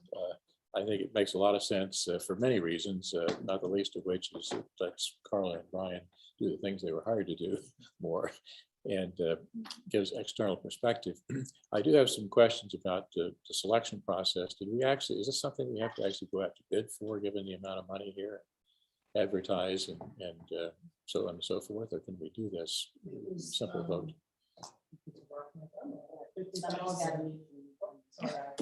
Sorry, you can correct me if I'm wrong. I think it was 50,000 is the threshold, Sam, so we're just under it. Yeah, well, yes. But we did reach out to several other businesses, and like a lot of times we didn't hear back, or they, like Brian said, they focused on bigger fish. In the scheme of things, we're small. So I feel like we did some due diligence and did some digging to find this. It wasn't just the first one that came around. And again, I'm torn on this because I looked at their website and it sort of looks to me like they do a lot of things. They advertise community engagement, website design, and crisis management, and so forth. And so sometimes, having been a consultant myself for many years, I know there's a temptation to grab the latest hot thing and advertise yourself as an expert and to snag a few projects. And again, I was thinking more along the lines of people who actually have either legal experience or legislative experience, state government connections, federal government connections, et cetera, and have some basis in that world as a starting point. On the other hand, I can believe what you're saying in terms of there are a lot of people out there trying to make money off of this, and they're looking for bigger targets than Southborough. So we probably are not likely to have the 20 companies trying to find our business here.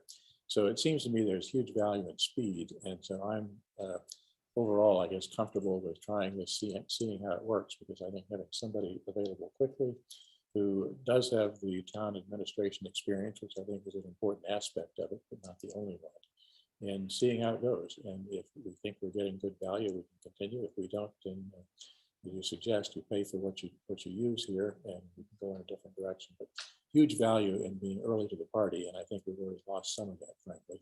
So I'm in favor of moving forward. Thanks. Great. Thank you, Sam. I'm just surprised you didn't say they specialize in grant writing. I mean, there's additional opportunities here. Right. Can I just Go ahead, Brian. I just wanted to make one comment on top of yours, and that's, I did vet the company a little bit. I called a couple of the other communities they've worked with. One of them was my hometown, Holden. So I talked to the DPW director there and Clinton and some other areas. So I got positive feedback on that. So I just want you to know that we did do a little walkthrough of these folks. But again, the obviously Mr. Purple, myself, and Carla, and of course the board, if they don't perform in the way we want, they're not going to last long. So.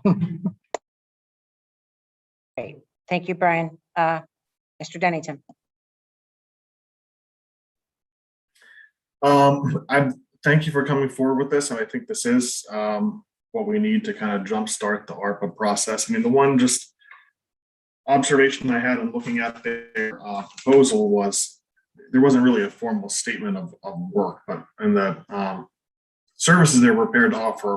One of them was a preparation of a proposed plan of projects to be undertaken through available ARPA funding. Ultimately, though, that's really a policy decision that we have to make, right? About ultimately how the money is going to be spent.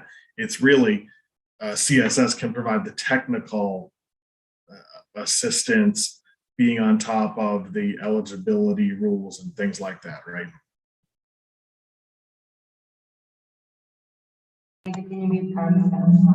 Oh, sorry. Okay. Yes, Andrew, definitely. The CSS can provide a plan, they can provide a path, they can do if-then scenarios, but ultimately the selectmen will be in charge of where we and drive this funding. And again, it's bigger than all of us, right? It's historical funding. So we really do want to make the most of it. And we feel like having an outside view would be a great value to the board and to to us too.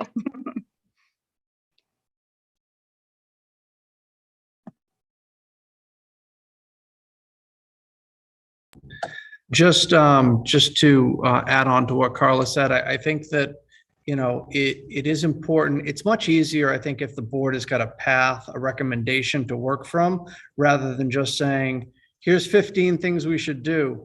You like a couple, someone else likes a couple. We're trying to build consensus. We cut out the ones we have the consultant take a look and say, here's based on the funding that's available and the uses that are identified that are a priority. Here's how I would prioritize your list on what you want to do.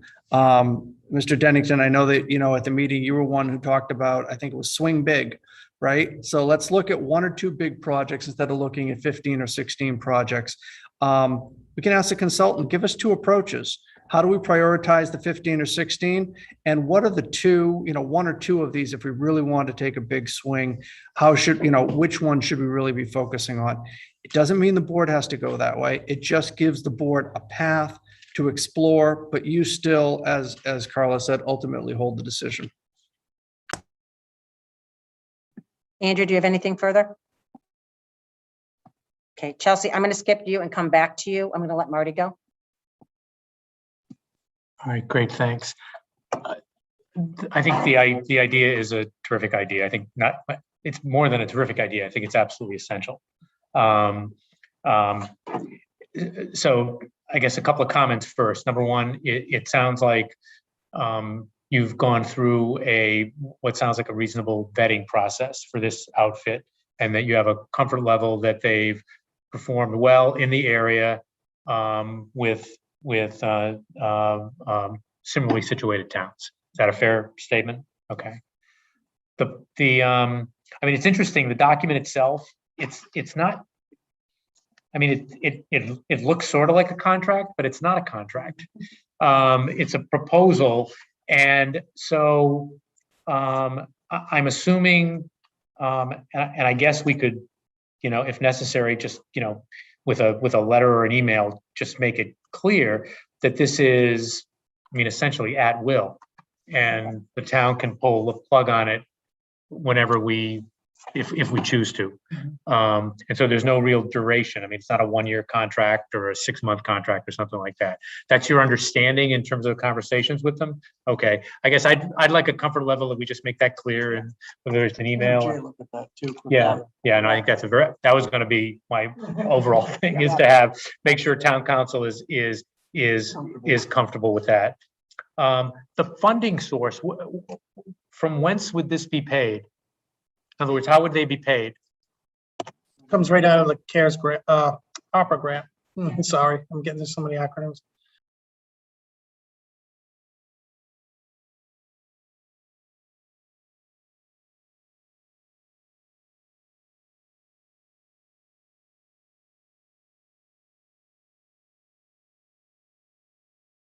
All right, that's really important. Yeah. So it's in a weird way, and again, I've said this before, there's just so much money sloshing around here. But in a weird way, if we didn't look to engage a consultant like this or hire someone else and pay for it with the CARES funding, then that's a funding source that wouldn't be tapped. In other words, if we don't spend the money, we lose the money. Use it or lose it. Again, geez, what year is this? It's just, it's a crazy concept, but okay. So it's not coming out of any, and Chelsea I was avoiding saying bucket, but you used it, so I'm going to dive back in. It's not coming out of a town bucket, basically. It's coming out of a different funding source. And again, if we didn't tap it, then it's money that would be money potentially that would be lost to us. Okay, that's really important. What is your understanding of what the reporting structure would be? Would it be to you, Brian, to you, Carla, to both of you? In other words, who would, or Mark maybe, I don't know who. In other words, it just strikes me that there needs to be that connection needs to be really solidified. So, because as I'm sure Mr. Stivers can tell you, consultants left on their own, ooh, dangerous business. But somebody needs to ride herd on them. I'm wondering if you thought about what the process would be for that. So I would say there's a couple of similar situations, at least the town administrator and myself are in with sort of like the health consultant, where I'm sort of the contact for day-to-day stuff. Then Mark comes in with more policy type stuff. And that's not how it's going to work with this, but I think I envision it as more Carla is going to be the day-to-day, I don't want to say grunt work, but day-to-day, granular stuff. And then Mark and myself are going to assist her, especially Mark, on some of the interaction at the board level and being able to, communicate and flow back and forth with the five of you. So, I mean, does that sound reasonable to you? Yeah, I think that sounds reasonable. Again, Carla is going to be assigning the work, on a day-to-day basis.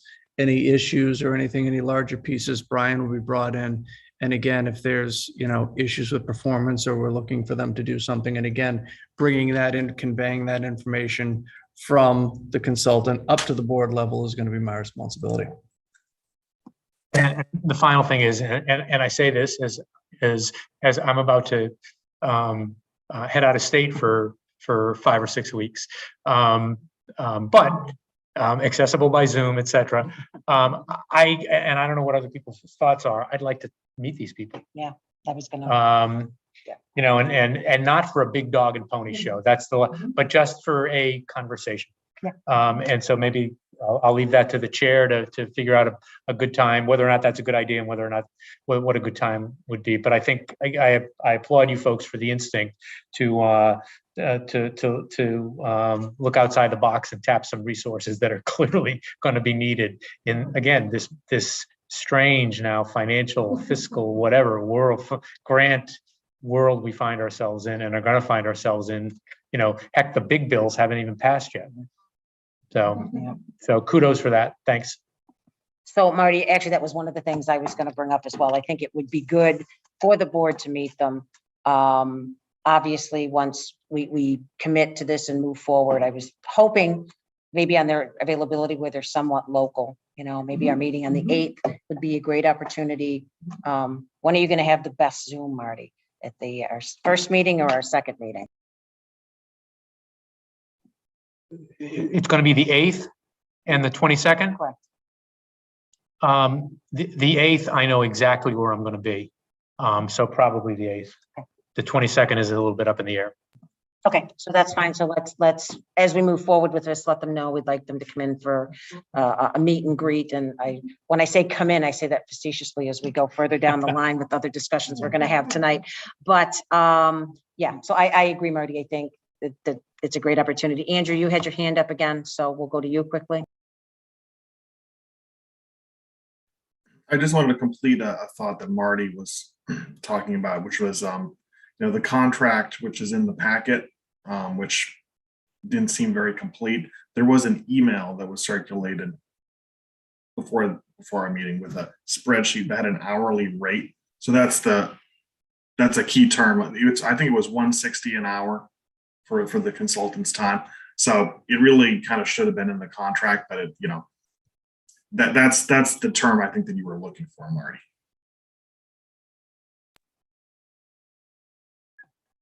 Thank you. Do you want to respond to that? You good? Okay. Chelsea, we're going to come back to you now.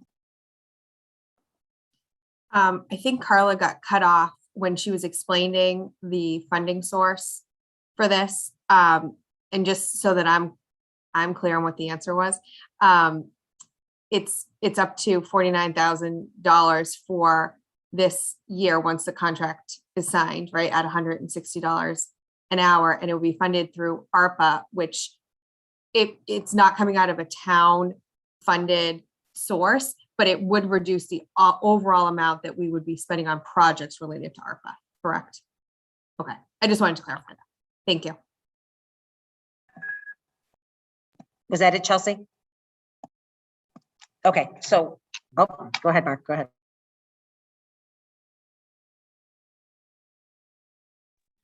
Just to clarify, excuse me, just to clarify, Chelsea, there was a comment, I think, that was made that it could be CARES as well. And quite honestly, since we have CARES available to us, we might as well use that up. And I believe, Carla, that if we commit to that up to that amount, even if CARES does end, you've got, the ability to finish out that amount that you're expending, correct? So in other words, so if we committed to the 49.6, and everything, and then CARES ends, that commitment still exists under CARES. Yes. Okay. So that I just want to make the point that is another option. And since that one's starting looking like it's going to expire soon, let's use that first.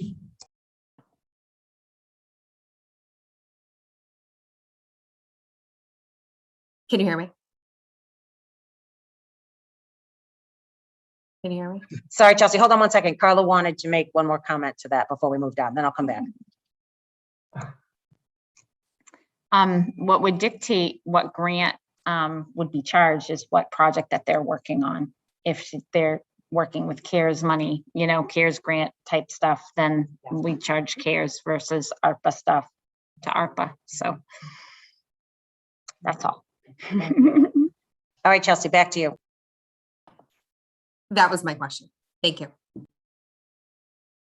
All right, thank you. So I think we're all in agreement. I think there's a great opportunity here that someone to guide this path. Carla, again, I worry about the extra amount of work, and you've done a fabulous job that's been kind of put on your plate with, again, trying to close end of year and everything else that you've done. So I think this creates a great opportunity to be able to make your life a little easier as well. So I guess my question is, Mr. Purple, what do you, or Carla or Brian, what do you require from us tonight to move forward on this? I think it's pretty clear where the board is going. So I think what we would be looking for from the board tonight is authorization for us to move forward with CSS, and obviously, given the comments tonight, subject to council review of the contract. All right. That being said, Mr. Haley, do you have something? Yeah, I will move that the board approve and authorize the proposal for American Rescue Plan Act grant support services submitted by Capital Strategic Solutions with two provisos I can think of. Number one suggested by Mr. Dennington, which is to include the $160 per hour rate. Number two,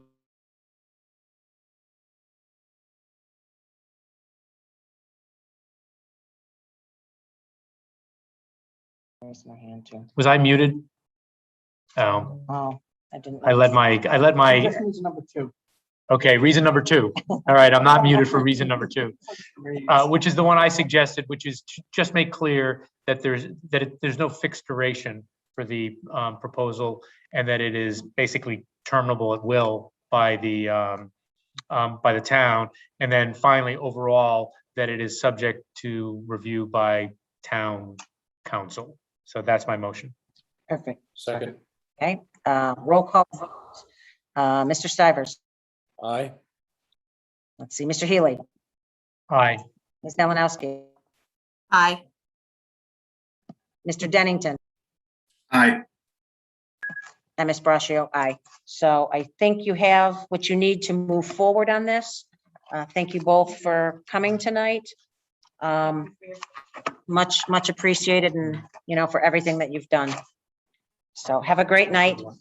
Next up, Ms. Galligan. Can we take a 3-minute? Yes, actually, we're going to take a 3-minute recess. We will be back at 8:30.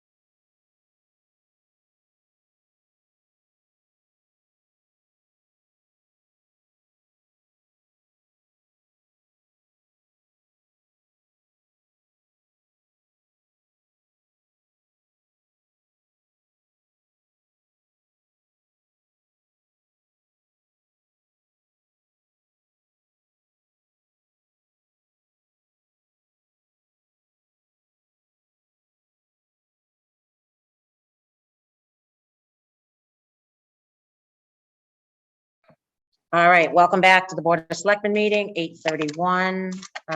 Andrew and Chelsea. Chelsea's there. Andrew, are you back? You're not back. Oh, I'm not back either. How great was that? I don't like my picture taken. This is even better. So we will give Andrew another few seconds to jump back in. I don't want him to miss any of the updates that Karen has. So we'll give it one more minute and then we'll just move, we'll go forward.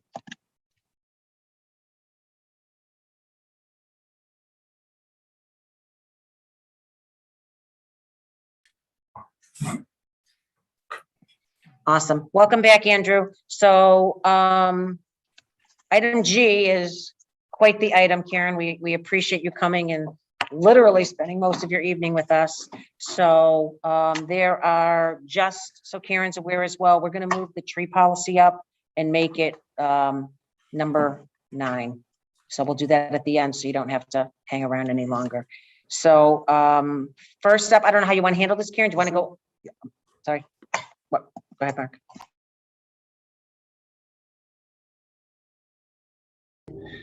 I just, there's some small, she's got a lot of items here. There are some smaller items.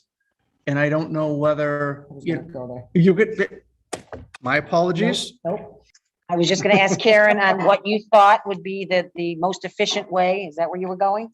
Just to get some of the small. To get some of the smaller ones, or how, whatever you thought best. So wherever you want to start, I will turn it over to you, and we'll go from there. Okay. All right. I get a lot of them are intertwined. So I'm trying to find one that's not. Oh, okay. This is, yeah, that one's a little easy. So the cemetery, I know Selectman Braccio had been asking about this. We have a conservator who came in. He was only in for 2 days last week, trying to do uprighting some of the stones that have been laying down. We have our crew going, and they've been once a week going. They've been averaging 20 stones a day each time they go to either straighten, clean off, raise if they need it.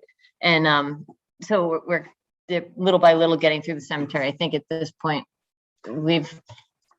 because of vacations, rain and stuff, we're a little bit, we weren't able to get like 10 weekdays in, but I think we ended up with about 8 weeks that they were able to do it consistently, at least one day of the week. So, you know, we're over 100 stones in at least. Yeah, we're able to do the easier ones. The real, the older ones we leave for the conservator. We don't want that to get, we don't want to break something. So that one's kind of easy. Are you gonna move on from that one? Yeah, I can. Well, no, just that if you were, because I just wanted to say something before you did. Okay. Yes, I'm ready to move on. Okay, so no, I just wanted to, sorry, thank you, Sam. I wanted to just make the board aware that Karen and I have been talking about this for a while. There's some stones that are broken. There's some stones that are cracked and whatnot. And I extremely appreciate the ability that Karen has found to have a conservator, is that the word? To come in and to look at some of these older stones that are in better shape. And, you know, I think it's a service to all the families that have loved ones buried there. So I thank you very much for that, Karen. I think for anybody that walks there or goes in there, I think it's really important. You know, it's another one of the old cemeteries in town, but I think it's very well represented. And, you know, the town takes great care in their cemetery. So I thank you for moving forward on that and in the way that you have, and hearing that 100 stones at this point have been righted in some way that may have been crooked or could have caused problems down the line. I think it's important. So I thank you for that. Well, we're lucky we have a good crew. George Mooney's been doing actually a lot of that. And the conservator, I can't even take credit for him. The Historic Society had them back when Kate Matson had found him to do the old burial ground. So I wish I could take more credit, but I can't. So a few of these things are rolled in, a few of them aren't. Why don't we talk about the Main Street project that kind of happened? How's that? That's sort of mostly over. So we do have a punch list, as it says in the memo. That I don't have a date yet for that. We do have some issues with how basically the contractor is going to come in, but they are kind of waiting on DOT to release some payments. They're a little notorious for being slow on that. As far as the telephone poles, which are annoying as heck, I know, because it's FiOS or Verizon FiOS. That has to be spliced at night due to consumer use. And supposedly they've been out there. I haven't been here at nights a lot overnight, but they've been trying to get it done. Once they're done with it, which like I said, in here, it'll be done the first week of October, supposed to be. National Grid will be able to pull the poles, and then Perkins will be able to come back and complete the work, you know, because a lot of places like the poles right in the curb, right? So we have to put the curb in, or it's in the sidewalk, we have to put the sidewalk back, or continue to build it. You know, there's some stuff that I have on my list. I know a lot of people have complained. I don't know if you guys have gotten it about the school street, the stone wall being too tall. And it wasn't built to spec. These entrances not built to the spec. But aside from that, most of the other things are just stuff that's not complete yet. But since we're on the subject of DOT, I do want to say that that Accelerate project, the bridge project, I don't know if anyone else, but it has gone, it's been great. I think they've been very good with the notifications. They've been great with, I haven't had any complaints come to our department about, you know, any of the residents not knowing what was going on or having too much noise, or so they seem to have worked with the people who live near these places, and at least, because usually we get complaints even before you guys. So since I haven't gotten any, it doesn't mean it didn't happen and they didn't reroute this time, but generally, it seems like a very successful project, and I just want to say the DOT's, we've worked with them for several other things, and they've always been very good to this town. So, and I do think that new bridge all of them are going to solve the pigeon poop problem that we have on the sidewalk, because there's not a lot of places for them to roost anymore. So I get a lot of complaints about that, and that's really something that's, you know, you go and you can pressure wash it once and it's just back the next day. So that'll be nice to be done with that. Let's see. So we can talk about Northborough Road a little bit. So, because this is really more of an update, the Northborough Road project, or not really, I wish it was a project already, that crossing that stream, only because the cost right now, when that started, our crew basically has changed quite a bit, who we have and what we have for skill sets, also just equipment, the laws, the stream crossing, all that. A lot of things have changed since that originally we just plated that hole. And what I'm looking at, and I don't even know if it's something that we want to do or not, but I am just looking to see what the feasibility is of taking that culvert out, making it a stream, having 2 dead-end roads. You know, we'd have to obviously, I don't know what work would be involved in actually making sure that, you know, we didn't have someone drive into the stream. We do have electric poles down that road. People do, there's at least one house on Main Street that gets power from that road, but there is access still for the mass electric trucks. And it basically, it'll be something worth presenting to you once we have costs for having contractors come in and put that in, because we will have to get money for that, or having contractors come in and turn it into a stream bed. And a lot of it has to do with, you know, the diversion, pumping it to get it around, also working in wetlands. There's a lot to that we won't be able to handle, you know, our crew. So that's something that I'll be back with at some point, and hopefully we'll be able to maybe fund it at special town meeting. But if not, I haven't had complaints. I don't know what you guys have had about the road being closed. You know, it's just a cut through road, so it's not a bad workaround in general. So hopefully, if there's no decision by special town meeting, which is in November, right? Oh, so that warrant's closing soon. Yeah. Oh, you're open tonight, but it close early October? Yes. Yes. So maybe we have to go to annual town meeting for that. But again, it's fairly stabilized, and we, you know, for right now, I don't want anyone driving over it, because it's collapsed enough that the plate has sunk, which means the edges on either side of the culvert are actually starting to cave into the culvert. So it's secure at this point. I'm not concerned about people getting hurt on it. The Newton Street water main. Karen, can we, before, I think everybody's got something to say Yeah, about I'm this. sorry. Let's start with, Mr. Actually, Mr. Stires, I'll let him jump in front of me.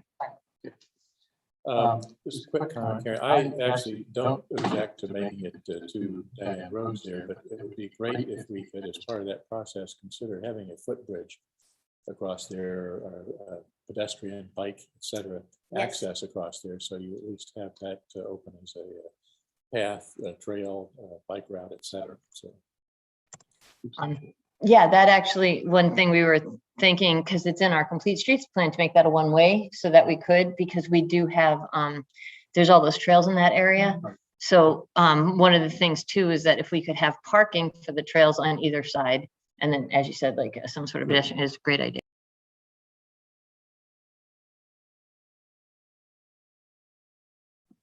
Yeah, I will follow up on that.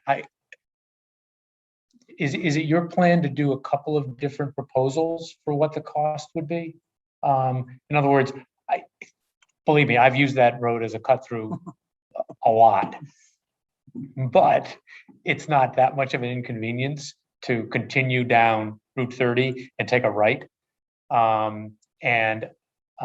mean, if there's a significant cost difference, it just seems to me that what Mr. Stivers is talking about, which is basically, I don't even know if the short part of it, you'd have to be a dead end road. It could just be, you could turn it into a little mall parking area type thing to serve Chestnut Hill.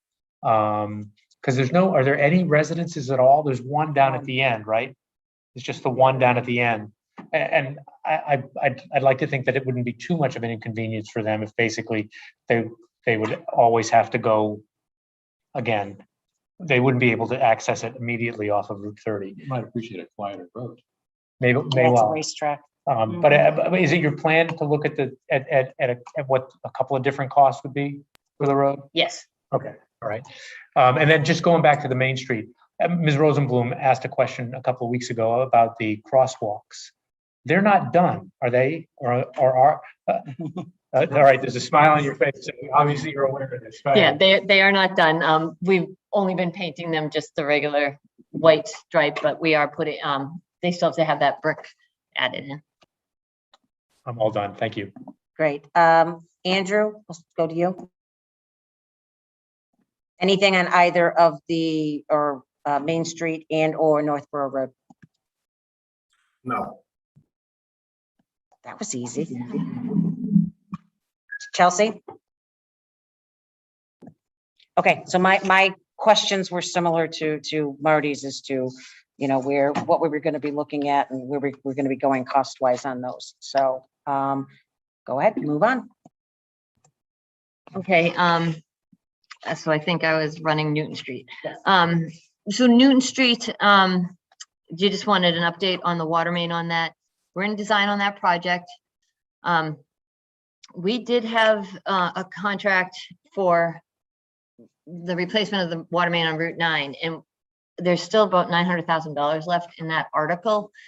And that was borrowed, that money, so it's still there. So we're looking at being able to reallocate it to water projects, whether you know, it all goes to Newton Street, or if we, you know, how we do it. But that's we're looking at hoping to be able to reallocate that this fall so that we could bid the project as soon as the spec is complete. Okay, go ahead, Marty. Were you here when we were talking about the consultant with the accountants? Okay. One of the ARPA buckets, Mr. Purple, correct me if I'm wrong, is water. So I would encourage you to reach out, because I hear you in terms of there being some money from a previous article, but by the same token, that might be a project that fit into to ARPA as well. I mean, there's going to be, you know, money is fungible, and a lot of it is going to be moving around in terms of what projects are best suited. But that's also worth a conversation with them and then the consultant about whether or not that's a potential source for funding that project as well. It just strikes me. We did, Mr. Purple had asked for a list of items that we might want to, I think for Representative Dyke, maybe. And that was one of them, because it seems like water's one of the ones, and wastewater, which we don't have. But Before we move on from that, is there any other? Chelsea, go ahead. Thank you. Thanks, Karen. Just a quick question. What's the timing on the study being done for Newton Street? Because there were a few options, I think, that were going to come out of the study on. We didn't know exactly what needed to be done, right? So we'll have to make a decision on which route we're going to go. And do you know the timing of when that would be ready? So it's in design, and it's basically what they're going to do. The design will be dictated through what they find in the field. But I don't think there's necessarily a lot of options once it's determined. Okay, yeah, this, based on flow tests, this is what we're going to have to do. So I don't think there'll be a lot of decisions about that. Then it'll just be all right, this is what we're going to have to do, and then how do we want to fund it? Oh, timeline. So it should be, I believe it'll be late fall that we should be done with that. So if we would we reallocate the 900,000 or a piece, know that number of what needs to be reallocated, and would that need to be done through town meeting?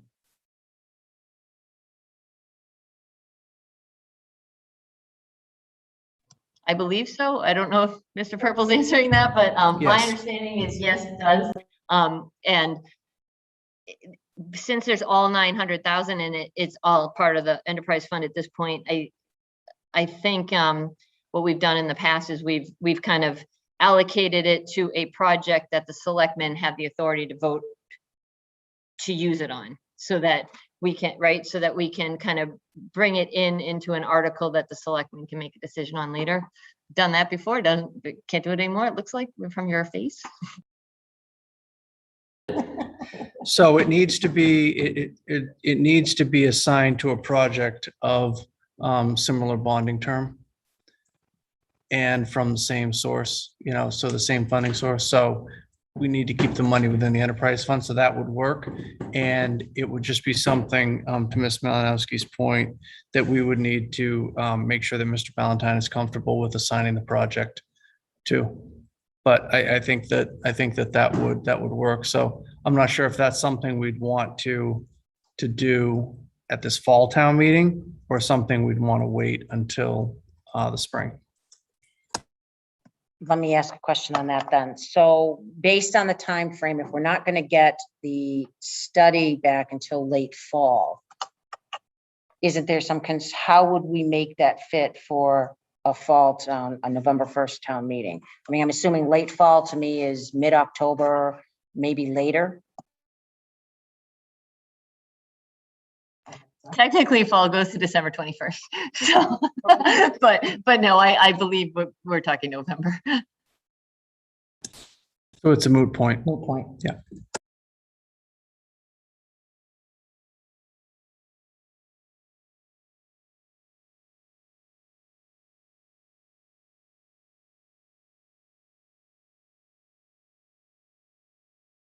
Sam. 1 second, Chelsea, I'll come back. You probably already answered this. Obviously, I think with having to go to town meeting to reallocate the funds, we would be looking at next year at some point to do the project. Is that fair? Yes, if we have funding, we can start it. So, and whether it's from ARPA or whatever, once we have that spec. All right, thank you, Chelsea.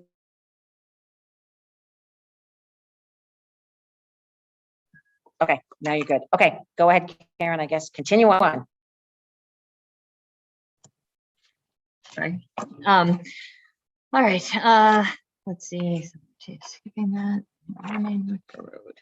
All right, so now we're kind of into the combined downtown project. Is that okay? Start, all right.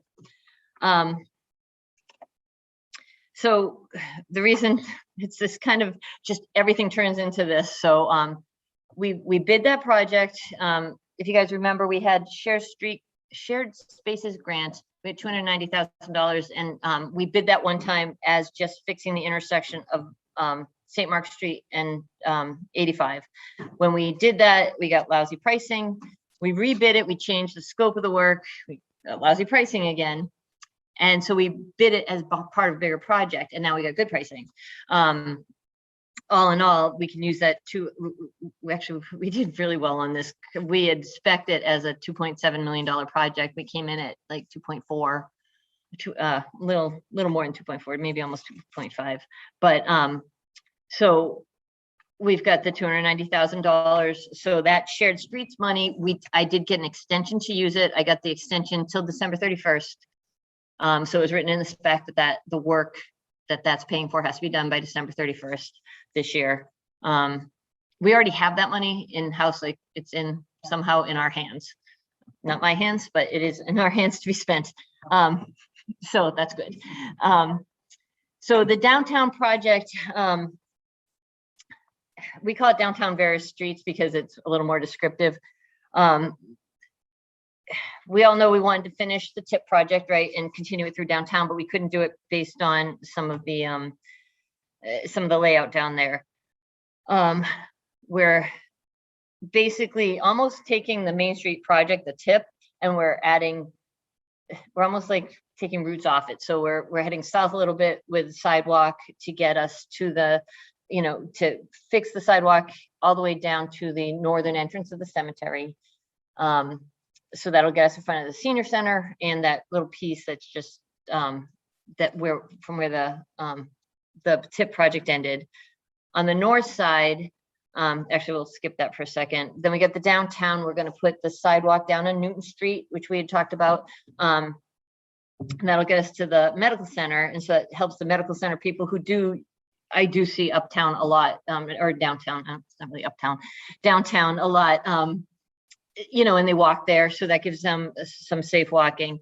And it's starting to actually, this project pulls together a bunch of areas in town that where there is downtown and things to go to and places to walk, that the TIP already started.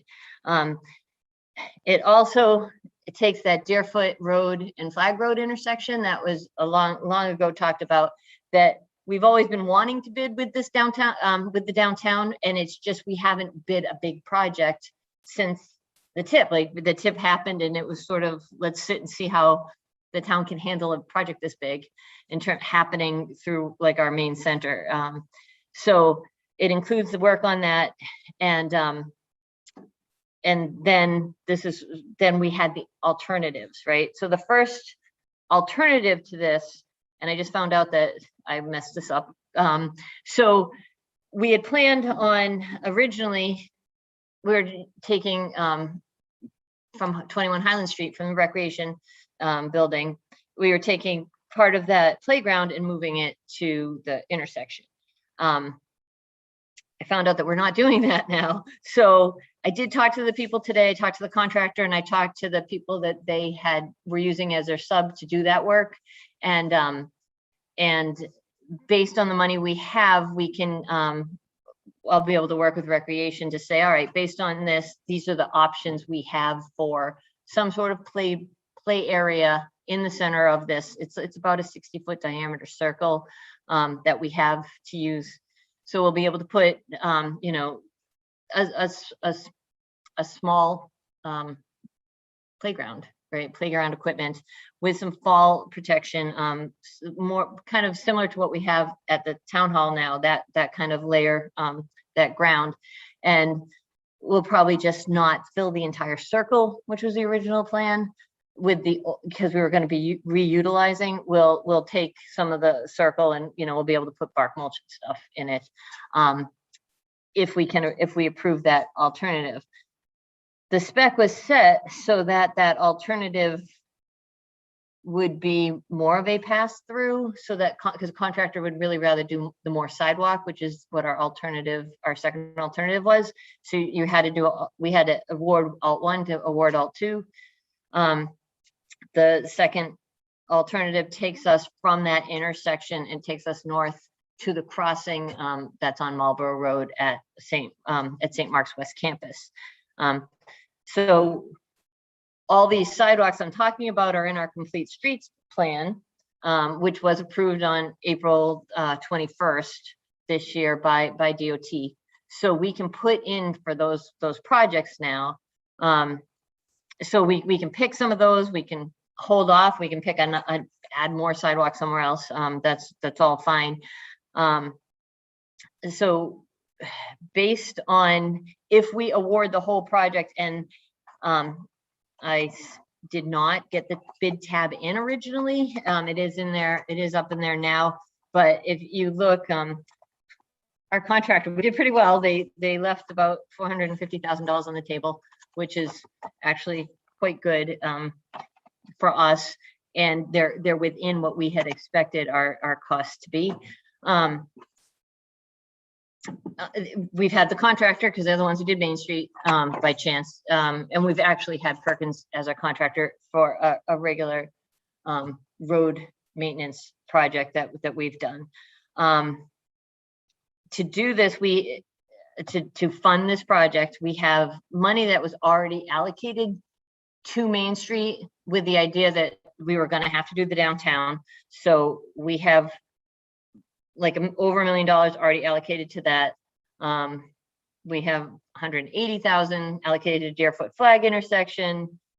We have 30 almost in the allocated to the St. Mark's intersection, and then we have the 290,000 shared streets grant for that intersection also. We have, what's it called, mitigation money from Legacy Farms and from Stonebrook, and then we also have water main work, because there is water main on Route 30 that we have to replace, and we have money still from the Main Street project for that, so we can use all of that money. We still need to get more, so I would like to allocate all the remaining Chapter 90 money we have, which is $924,000, and then and we have available to us all of the road maintenance money, which is $858,000 right now. It gives us more than we need, but it's just for now, if we don't have to, with the road maintenance funds, we don't actually have to determine how much is going to come out of that. It's just what we need to use, we will end up using. So again, I mean, no one's comfortable with the idea that it takes away a lot of our money. But if we do apply for some grant money, where we have Safe Routes to School, where you can get up to, well, you should get quite a bit of money. I'm just not sure, because we're not we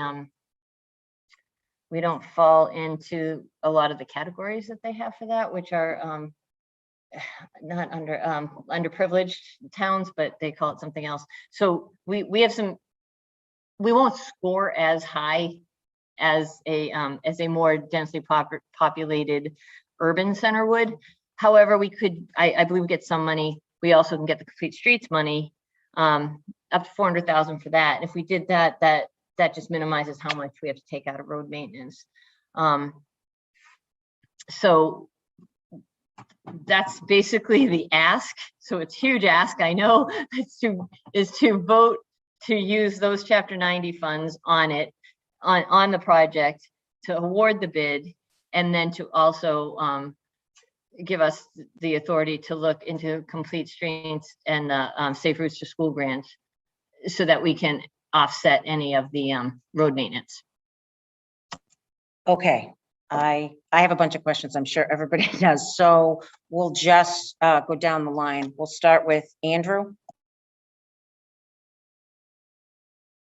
I'm actually going to wait until others go. I'm okay for now. Thanks. Okay, Chelsea. Thanks, Karen. So if we just went with the without the bid alternates. I'll get into that in a second. And we went with the 2-4, the low bid. That right now, if you take all of your road maintenance all together, chapter 90, road maintenance, the article that we do every year, and then all of the other items that have been allocated, we would have $1 million left over. Is that right?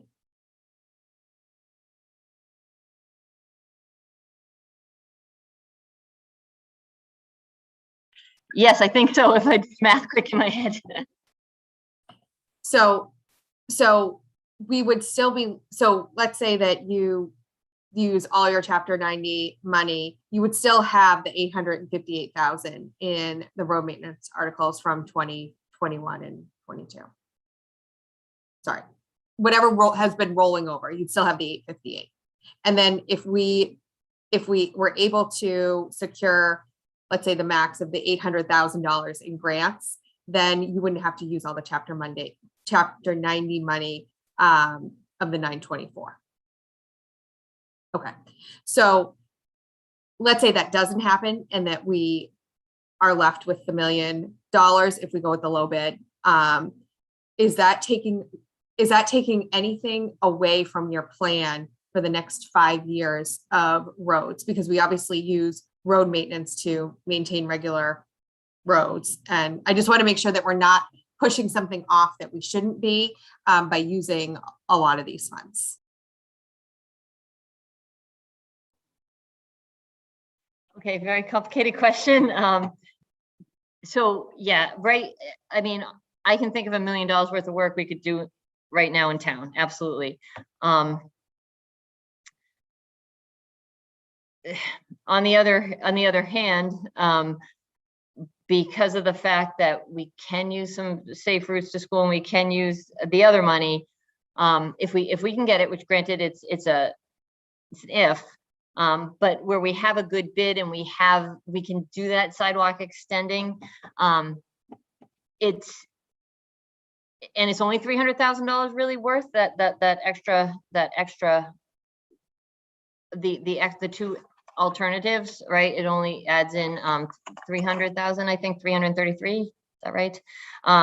Or it might be, oh wait, 400. So because of the fact that it makes the project better, my request is more so that we can make one big holistic project and really kind of get this network going in our downtown, with the idea that next year, because we're not going to bid something right now for, even if we had that $1 million right now, I'm not going to bid a bid this year because it'll really happen next year anyway. Those roads, they're not going to get done now anyway. So at next spring, we'll know what we have left for money, and then I could prioritize out of those streets that I really see the issues with. I could prioritize which ones we were going to do that, but it's all up to you guys, obviously. Okay, so I'm going to just ask my 2 other questions so I don't have to flip back and forth. But what is, would you anticipate that you would need to increase the FY23 road maintenance article higher than 325,000? So that's question number 1. My second piece is I am not in favor of doing a playground, moved, new, anything in that location. We just got that ADA report that shows how much money we need to spend on fixing the current playgrounds that we have.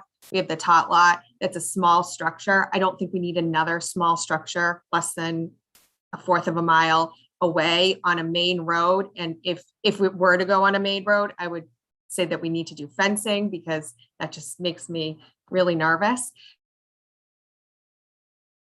So I am not, I'm not in favor of the bid alternative at all, which I think, you can correct me if I'm wrong, then makes me not in favor of the bid alt 2 because you have to do the bid alt 1 to get the bid alt 2. So those are my 2 questions.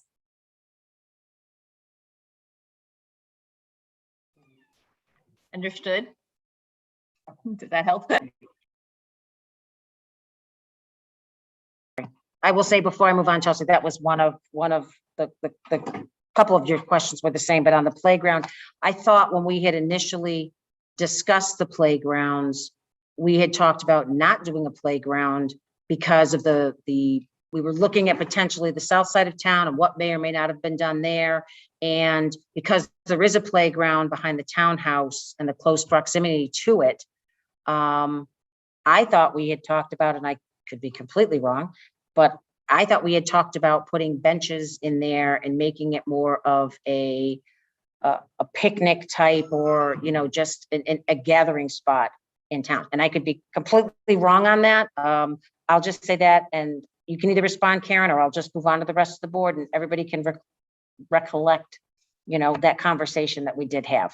So, okay, do you want to respond, or do you want? No, because I don't think I was part of the Okay. conversation. I know we talked about the playground and the concerns being so close to the townhouse, and I thought we weren't.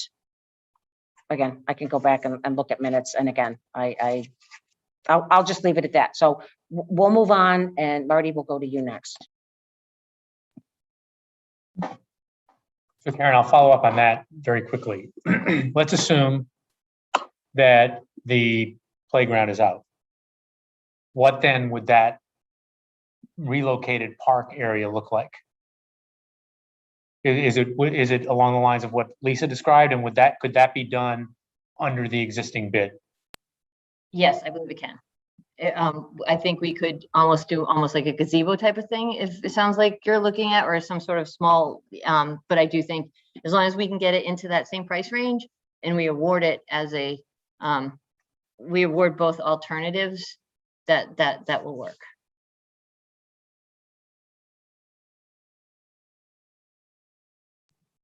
Sorry, just logistics of this. So, all right, so let's assume that is done. I understand the global approach, but what that would mean, now I'm focusing on the north of Route 30 along 85. So what that would look like is sidewalks would extend up to the reconfigured intersection. Is that right? Without getting to all the second part of the alternative. Okay. And the second part of the alternative, which is then extending sidewalks farther up, that would add another 400,000 in terms of the, what do you call it? The alternative two, or the second part of the alternative? So I think there's 80,000 for the little inner, like the park area, and then it's 300,000, or, you know, so it's like 320 and 80 for the next piece of sidewalk, because it does include drainage and some other work, but it's basically for sidewalk. Can I jump in and ask one quick question? Oh, based on that? yeah, So, no, absolutely. so the drainage that you're talking about isn't the drainage issue, because that's going to be moved, the road, so it has nothing to do with the flooding piece we have now, just to be clear. Correct. So the reconfiguration of the intersection will fix that flooding. However, adding the sidewalks actually does some other work with their St. Mark's parking and basically the license and the easement that we are trying to get between us and them. Are you all set, Lisa? I am, thank you. Sorry. Okay. All right. So I think I understand now what the options are north of Route 30 on 85. South of Route 30 on 85, right now we've got a sidewalk that goes down to Woodward, basically, to the Woodward crossover. And this would extend it on the west side of 85, going along the cemetery, where there's kind of a beat up sidewalk right now. Okay. And it would go down to the drive-in, the main drive-in entrance to the rural cemetery. Is that the plan? Yeah, the northern entrance. Okay. And so what would happen south of Route 30 is that the paving would continue down to public safety? Yes. Okay. And the sidewalk would extend to the entrance to the rural cemetery. Okay. The plan is currently constituted would not include a crossover and any sort of foot access to the public safety building. Okay. And that's what would be covered south of Route 30 and 85. Yes. Okay. Now let's go to east of the end of the current Main Street project. Would this project address everything that we've talked about with respect to the rail line and ADA access and the like? Go ahead. Okay, no, unfortunately, so CSX has to bid their own work on their right of way. So they're bidding, they're designing, and then, which, you know, you guys have approved paying for the design, and then they're going to bid their own crossing. So we'll be able to put our pipes under, but the actual work for the crossing and the like the lighting and the alarms and the gates and everything, that's all CSX has to do. So we basically will bring the sidewalk to them, and then they have to complete everything. Actually, once they're crossing it, we're able to get into their right of way a little bit with it, but then they're going to continue it and it's their construction there. Okay, so that is both a decision and a funding question for farther down the line. Unfortunately, yes, because that's something that we have on our complete streets list, but we actually can't use it if CSX, we can't pay CSX with that. We have to pay a contractor with it, but we have to pay CSX directly to do this work. So it's something that we wanted to put on that so that it was clear that we were interested in getting this project done, even like that crossing fixed. Even though we might not be able to use complete streets money for it, it still puts it out there that the legislature or the state sees that, oh, this crossing's a problem for them. Okay, and the sidewalk, so what would be done right in front of Southborough House of Pizza, where the project currently ends? So both sides of the street sidewalks extending right to the corner heading down Route 30, the addition. Okay. And then going left up Newton Street to the medical center. Yes. Okay. And that's everything that would be done east of the current end of the Main Street project. Okay. How about, so I'm assuming by elimination that because currently, you know, at Lattisquama and School, there's a slight extension of the Main Street project up those two streets. For now, those would be untouched. Correct. Okay. And how about on the flip side of is it St. Mark's Street? I'm not even sure the one. I walk it a million times, but that street right there, St. Mark's, yes. St. Mark's Street, would that be paved or impacted or at all by this? It actually paves up further than it normally would, because the intersection is moving south. So they will pave into, it does get paved up probably just to the cemetery wall on Main Street, on St. Mark's Street. So just the old burial ground wall. Okay, those are my questions. Now just a few comments based on all that.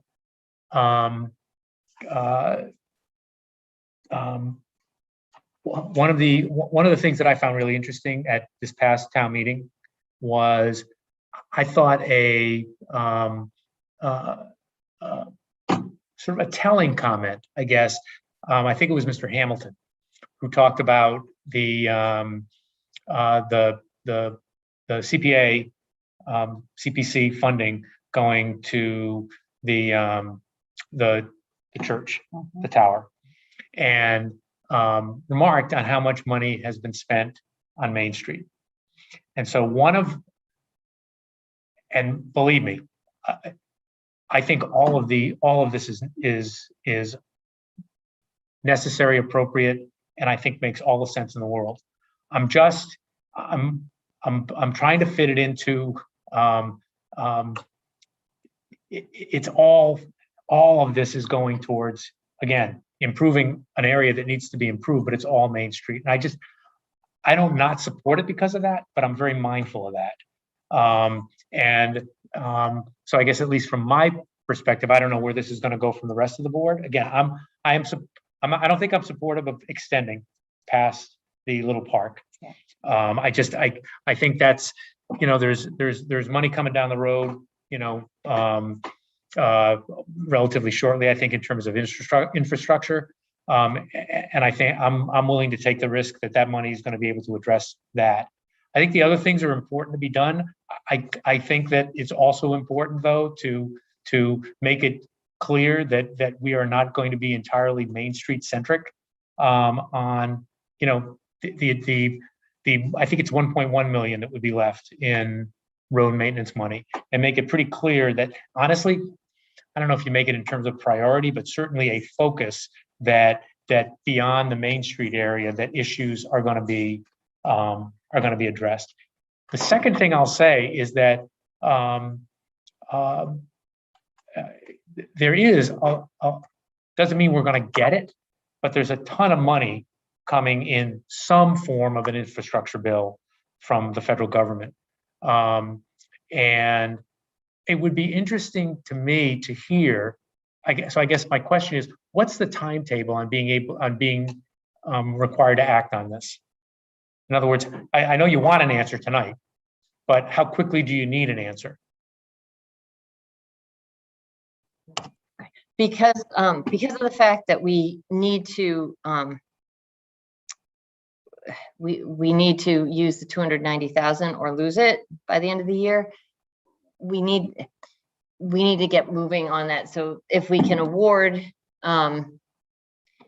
with the idea that this is the money we're going to use, whether or not because we can always call or send to DOT and say we actually want to not allocate that money to that Chapter 90 money anymore. We have a new funding source, and they'll let us do that. But if we don't want to lose that $290,000 to fix it, because we do know we need to fix that intersection, that huge puddle. So if we vote that tonight, then we can get, remember, it's already mid-August. We'll have a contract in place September, and we're really short on a construction season at that point, and that intersection has to be dealt with in order to not lose that money. And just to no, that's fine, and that's fine, and Marty, your picture's off. oh, what am I doing? I'm just I gotta I'm like, I don't know. There you go. I let my hands linger over these things. The one thing I forgot was, obviously there is some money that isn't Main Street centric because it's going to the Flag Deerfoot area. So I neglected to mention that. I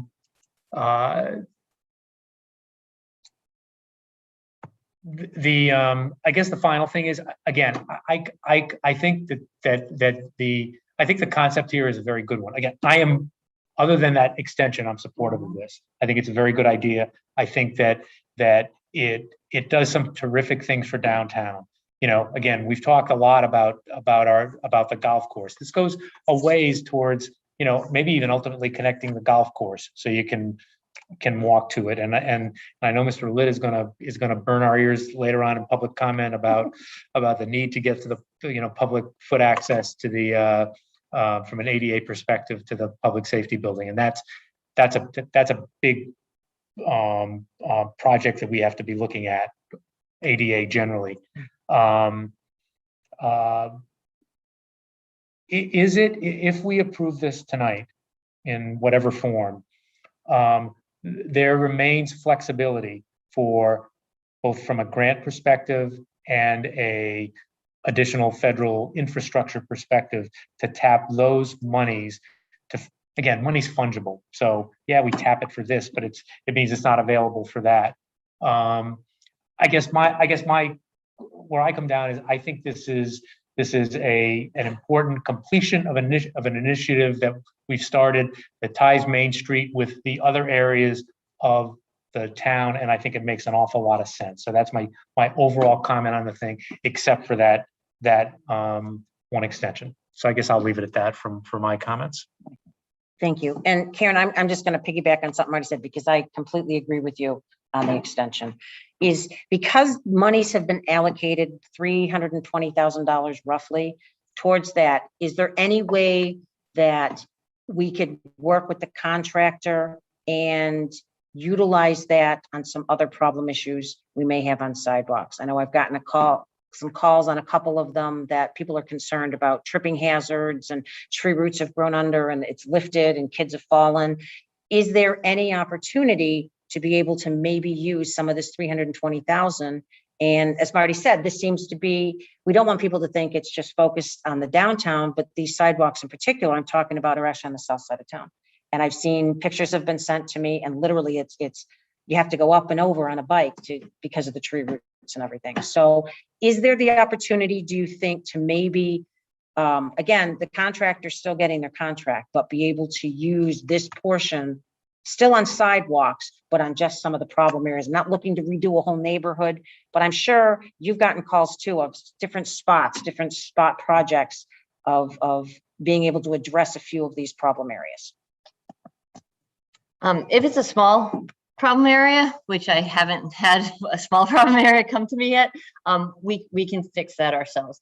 As far as reallocating that money to it, or kind of trying to have the contractor use that, based on the percentage of the contract that it is, I don't think you can just move it. You just have to not award it, which is fine, and then we could rebid. We could use this money that's left over, and we could bid a road project. Just as a quick aside, because we're talking about roads. So we had talked about, we had the shovel ready, and you guys, the board gave permission to put chapter 90 towards survey work, right? And we did survey on Framingham Road, and we were looking at Acre Bridge and that intersection, other pieces of, we had 3 projects that we did. One of them was the intersection with with St. Mark's Street and 85. So based on that, we're actually looking at taking the Framingham Road piece and trying to put that on the tip as a tip project, because there shouldn't be any, there's not, you put a sidewalk and everything on there, or a side pathway, but there's no easements really are going to be required on that. We have a huge right of way there. And that's a piece that actually is a very neglected piece of the town, right? Because it's a very busy road, but it's very neglected. So in terms of, we don't do a lot because it's just big and wide, right? So the water kind of doesn't sit anywhere too much for us or anything. So we are allocating money to that area to do some work, and that would be hopefully on the state or federal costs. And then other spots that we really are looking at, that a lot of the work that we need to do is so much larger than just pave the road, unfortunately.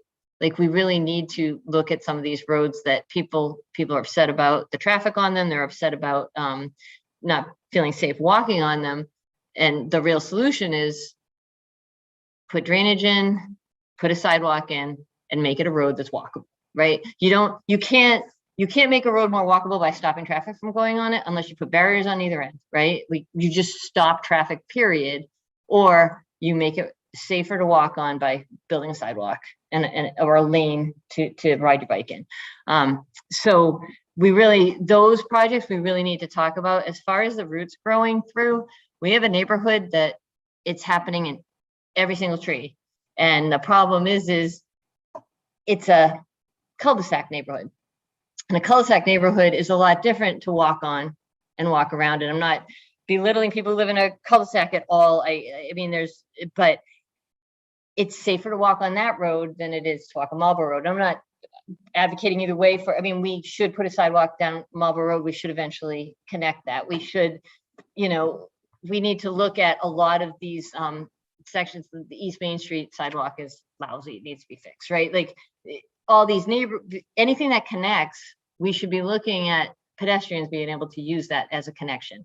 You know, when you're in a cul-de-sac and you're going to walk to the end and be in a circle, it's not as important, which is why the planning board actually will sometimes say, okay, you don't have to build that, give us the money towards it, which is what we got from Stonebrook. So it's just an aside, like some of the projects is roads that I'd love to pave, but I hate to pave because I know I need to put drainage and a sidewalk there.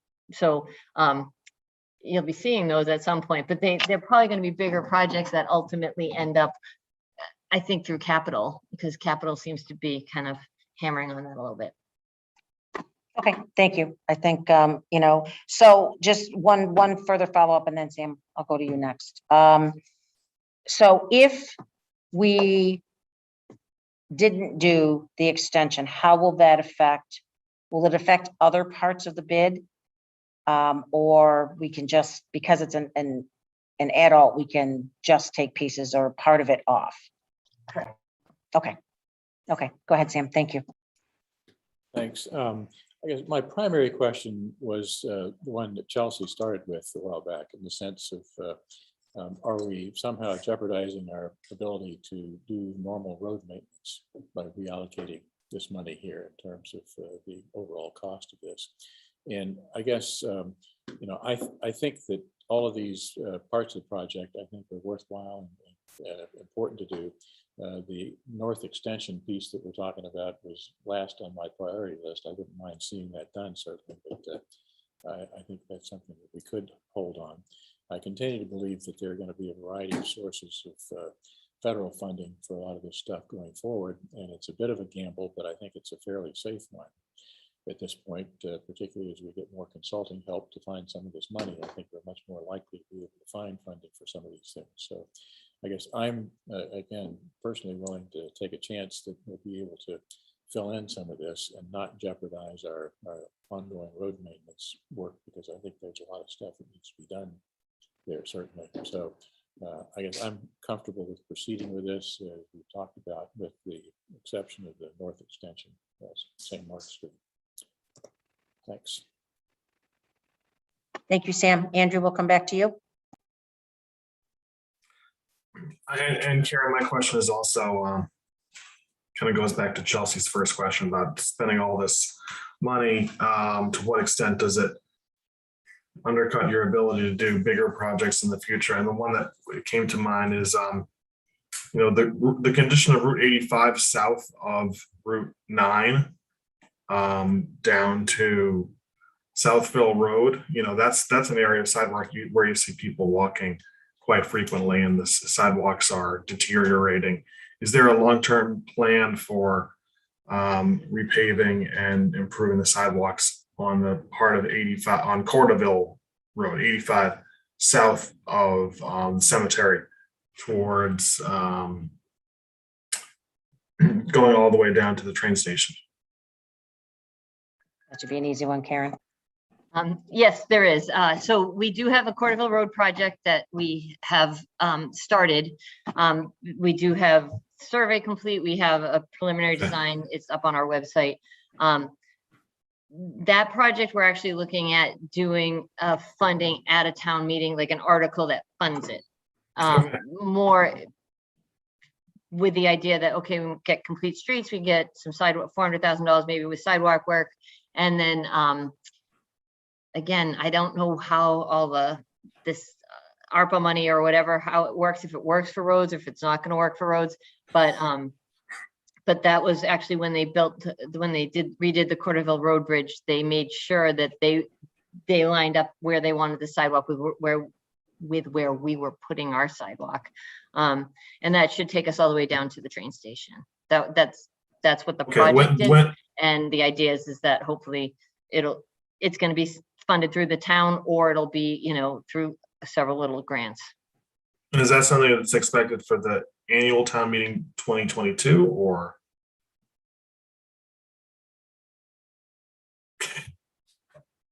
Thank you. Was that it? Was that it, Andrew? Okay, go ahead, Marty. So I guess, and this is just to put a finer point on what I was talking about earlier, and you did a nice job with these bullet points and the like. But if we don't go forward with this omnibus bid that you put together, which has gotten us a great price, which wraps in the $300,000, 290 that we got for the work north of Route 30. The basic price tag is, I'm just doing my quick math, is about $725,000. Because these funding sources add up to the amount you've got, which is just south of $1.8 million. So those funding sources exist. So what we're talking about is not doing pretty much all of this work and starting over and figuring out how to address it, or spending $725,000 without having to tap the road maintenance fund, because it would be able to come out of Chapter 90. So basically what you're asking us to do is to fund $725,000 of new funding to address all of these items that you've got listed. Is that all right, that's the way I'm looking at it. Yeah. Okay, I think that's because there's so many disparate things going on, but really we're talking about a huge project where there are buckets of funding that we've been able to get from the state, that the town has previously allocated. And to do this omnibus project, which rolls in an awful lot of work, we're asking for an additional $725,000 that doesn't tap our road maintenance funding at all. Okay, got it. Can I just ask a question based on that then? Yep. So if we don't do the adults, then that 725 is actually lower. No, the 725 included.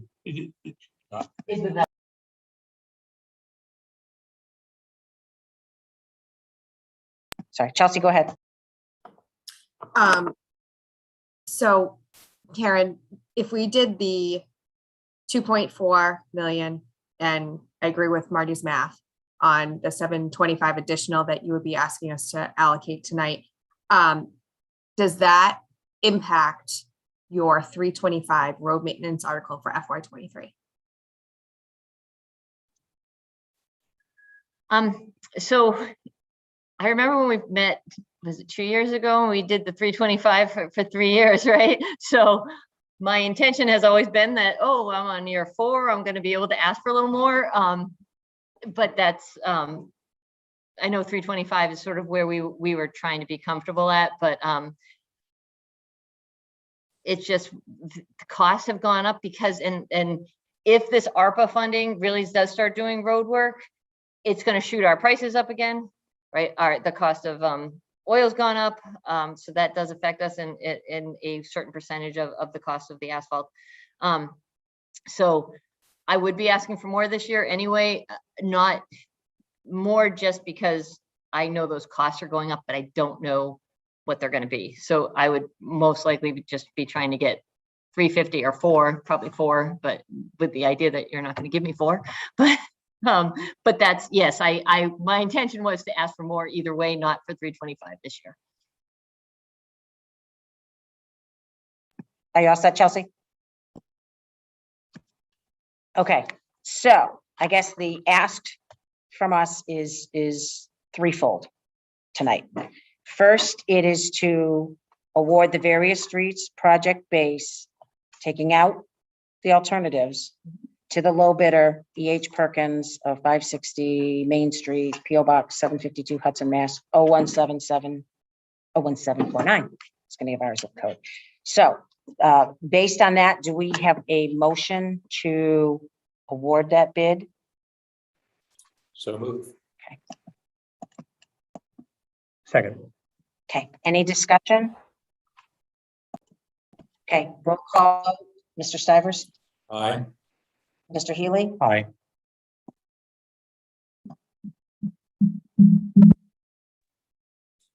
I couldn't hear you, Lisa. You called on me? Aye. Aye. And Ms. Brascio, aye. Thank you very much. That's part one. Part two is to vote to allocate the remaining unallocated funds from Southborough's 2020 Chapter 90 apportionment and Southborough's 2021 and 2022 Chapter 90 apportionment to the various streets project. Do we have a motion So moved. Second. Any discussion? Ms. Malinowski? So we don't actually, do we need to allocate all the funds or do we just need to allocate the difference between the 2.4 and the 1.7?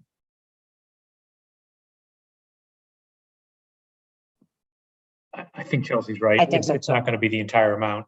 What's the best way, Mark? The best way to frame that is Up to? because I don't want to, we could do the math, I suppose, but that math is going to be fuzzy anyway. Up to the, as necessary for the full bid amount. Yeah. Yes.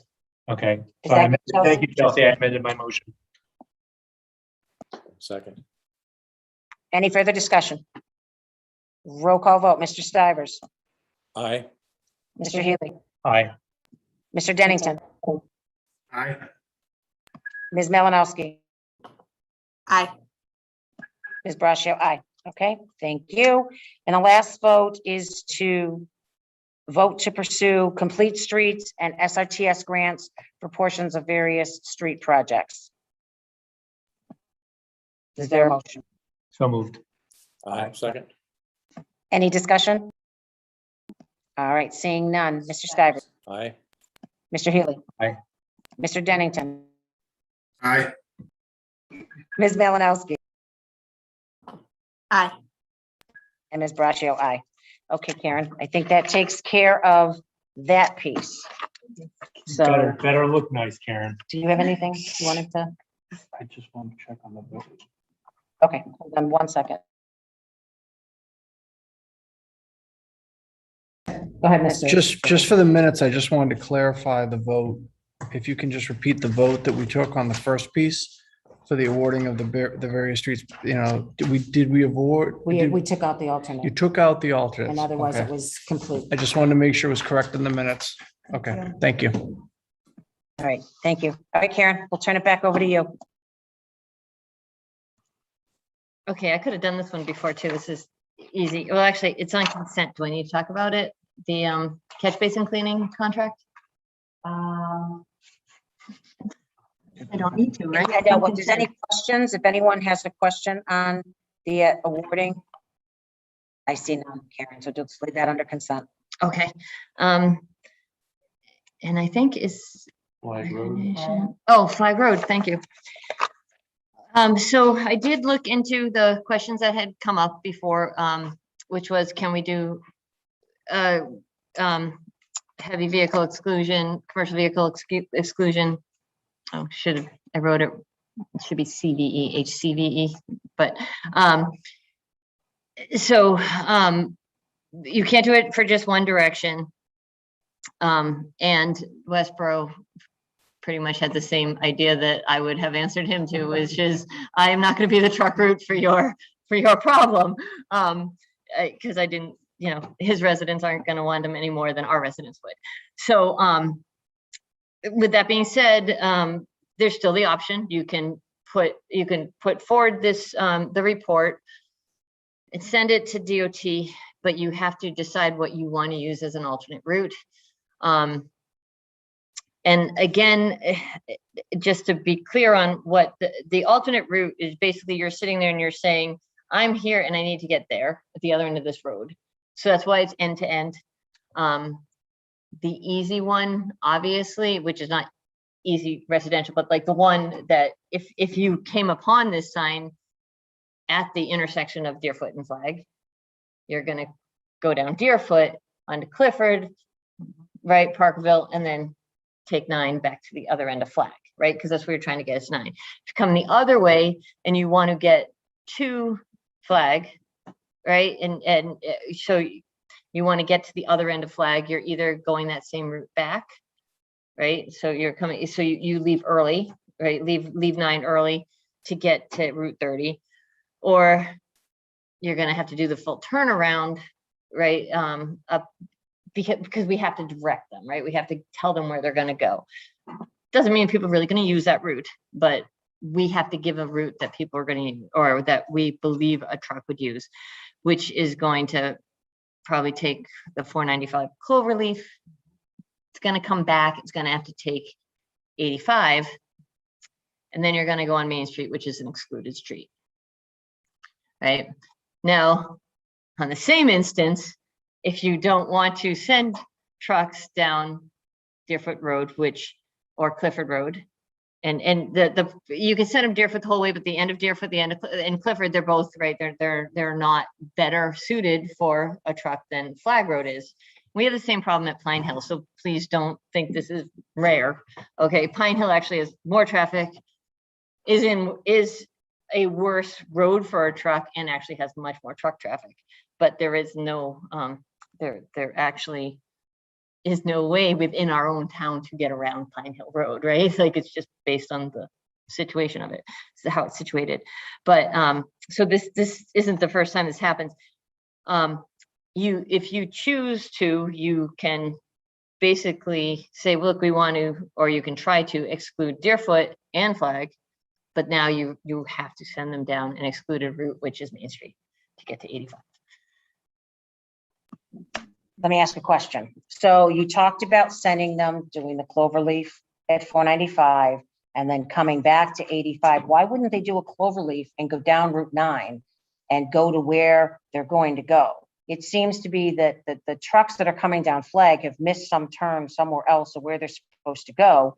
So in theory, I'm thinking, why wouldn't we just send them back down Route 9 to where they would want to go? Why would they even have to come down to Main Street or come back down to Deerfoot or Flag? So I guess, okay. You're not wrong on two different ways. Basically, the idea is that you're on Main Street and you're trying to get to 9, or you're on 9 and you're trying to get to Main Street. And so you're granted, there's that little piece of Deerfoot that throws you off, because technically we're talking about Flag Road, right? Excluding Flag. So you get to the intersection of Flag, you're trying to get to 9, or you're on 9 and you want to get to 30, which again, if you want to get to 30 because then you want to get to 85, 85 more like Marlboro, and 85, Sears Road, which I believe if I look in the map, that might be excluded also. So basically, I believe way back when they first talked about truck exclusions, I think the idea that Southborough had was, if you exclude Main Street, you're protecting all those other roads. Problem is that you've excluded Route 30, which is a huge connector road in the town, right?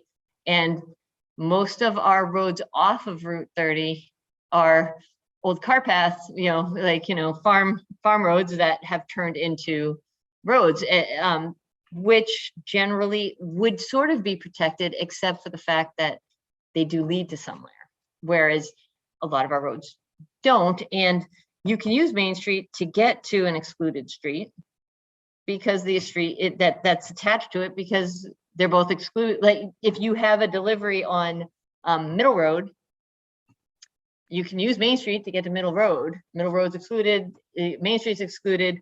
You have a delivery, you have to do that. So it's the exclusions aren't as good. I mean, the goal is really to take the tractor trailers off the road, I believe. And I have been talking to DOT. I asked them, could we put a sign up that said, look, no tractor trailers, just no right turn, right at Flag. And they can't do that unless it's actually excluded, but they are looking to see what they might be able to do to kind of encourage a different route for a tractor trailer. And that tends to be more maybe the way to handle it, because our issue is a lot more global than one road. And that's really, the road network is really basically, rivers, right? And you block one and more is going one different way, and or piping, right? So as you shut valves or squeeze valves, you've just created more pressure in a different area that might not be able to handle it either. So piggybacking somewhat on that, would it be useful? Because again, I don't think anybody sitting here thinks it's okay for tractor trailers to go down Flag. I maybe I'm speaking out of turn, but as I look at my members, I think we've been fairly clear on that. Would it be useful to try to find an alternative way to have a sit-down conversation with Mass DOT? just a general, hey, we have a big issue here. You know, and again, I'm sure you've had some of these conversations already, but it's nothing new. But sometimes adding a little bit of, you know, a member of the board, Mr. Purple, to a conversation, I don't know, maybe I'm naive.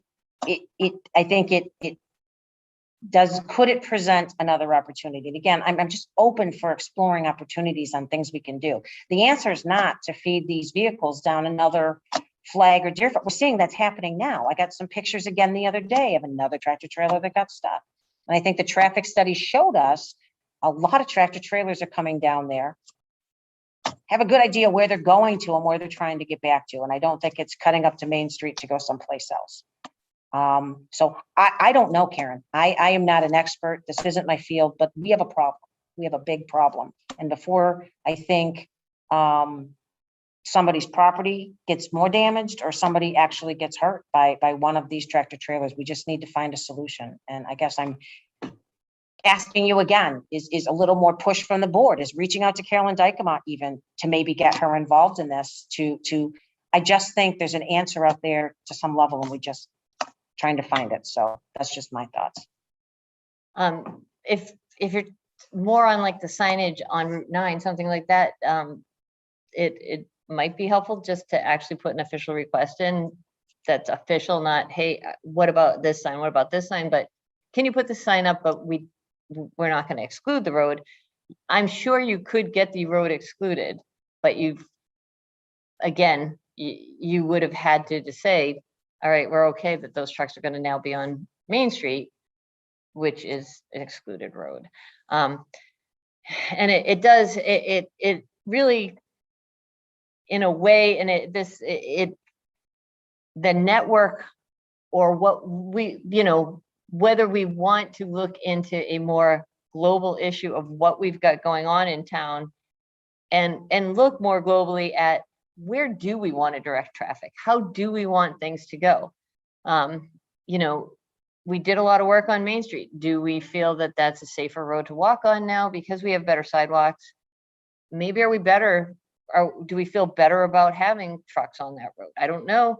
Maybe not, right? Are we better? We clearly have been throwing them down 85 left and right because we've not excluded that ever. We let them go, 85, and then it turns into Framingham Road like that. We've never tried to exclude that, and those are wide and take obviously a lot of trucks. So, is that something that we need to do? Is more of a full-on traffic study? I know at one point when we did talk originally about the Deerfoot exclusion, people were like, why can't we just make a bunch of one-way roads? And it needs to be a very globally looked at. You can't just say, oh, we'll make that one way, and then suddenly all these other people are like, wait a minute, what happened to my neighborhood, right? But I mean, I don't have an answer. It's just I'm posing the thought of, if this is this big of an issue, which I do think it's an issue for people in town. Don't get me wrong, but we need to look more what we do want to send out there and where we do want things to go, where we want to send those tractor trailers. And it might mean we need to look at some roads that are excluded and say, you know what, this one might be one of the safer ones to not have excluded. One second. Oh, sorry. I'll ask just one quick question, then I'll open it up to the board. But we talked a little bit about putting a sign. We are the keepers of the roads here in Southborough. Can we, to deter tractor trailers from going down there, put up a sign? Can we create a fine, $1,000? If you go down the road, it's $1,000 fine for tractor trailers. Be specific. I don't know if that's possible. But if I was a tractor trailer driver and I'm trying to get somewhere and I just don't feel like going up to whatever, and there's an opportunity or a chance that I could get a big fine that my company's not going to pay, I might think twice. I don't know if that's possible. That's just a thought. If you can answer that, and then I'll open it up to them.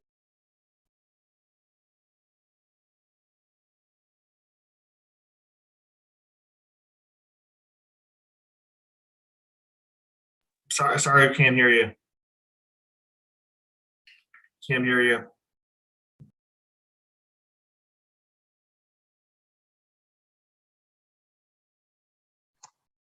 Okay, Mr. Healy, just, all right. We'll go Chelsea first. Yeah, then we'll go you. We missed that whole thing. She was on mute. I was on mute. Karen. Oh, Karen. Oh, okay, that was easy. If you could, can you just re-answer the question about the fines briefly? Was it just a question about the fines? Okay, I don't know that we can do that with the fines. I know we have put up our own signs else on actually flag that said, you know, trailers, tough turn or not appropriate road. I forget what it says, but it's not appropriate is not the word I use, but we do try to keep, we can do our own signs of any kind. I just don't know that we can find people. Okay, thank you. Chelsea, I'll come back to you then. Marty? I guess just generally, I mean, Lisa, you're absolutely right. Nobody, I'm not sure how comfortable I am with cars driving on flag road. I mean, it's just, it is, the idea that it's not appropriate for tractor trailers seems so obvious, but obviously they're using it.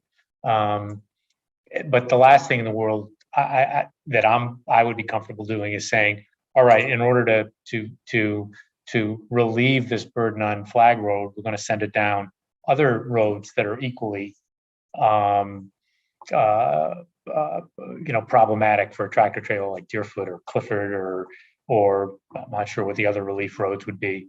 So the only I guess if we are going to look at this globally, it just strikes me we're going to have to invest some money in a traffic study to understand exactly if we block off this street from tractor trailers, where's the traffic going to go? You know, if we block off this street and that street, where is the traffic going to go? Because right now there's uncertainty. And I guess the other thing is, and I'm not sure, I suspect you can know this from a traffic study, but exactly where are those tractor trailers coming from and where are they going to? I just think that's important to know. Because if they're, you know, if 75 or 80% of them are coming from one location, then, you know, it might be a lot easier to say, all right, this is the ordeal you're going to have to go through to avoid going on our roads that are not constituted for that sort of traffic. But I'm a little bit uncomfortable making that decision without knowing the two things. Number one, where the traffic's coming from, but more importantly, if we close off one pressure point, what is that going to mean for another pressure point? You know, the law of unintended consequences is a powerful one, and I'd like to reduce the unintended as much as possible, and not, you know, declare victory because we've saved Flag Road and realize that we've created enormous problems for some other quiet little neighborhood. So I guess that's my overall view. Just and to piggyback on that, one thing about, I know the elephant in the room is that a lot of people think it's Ken's, right?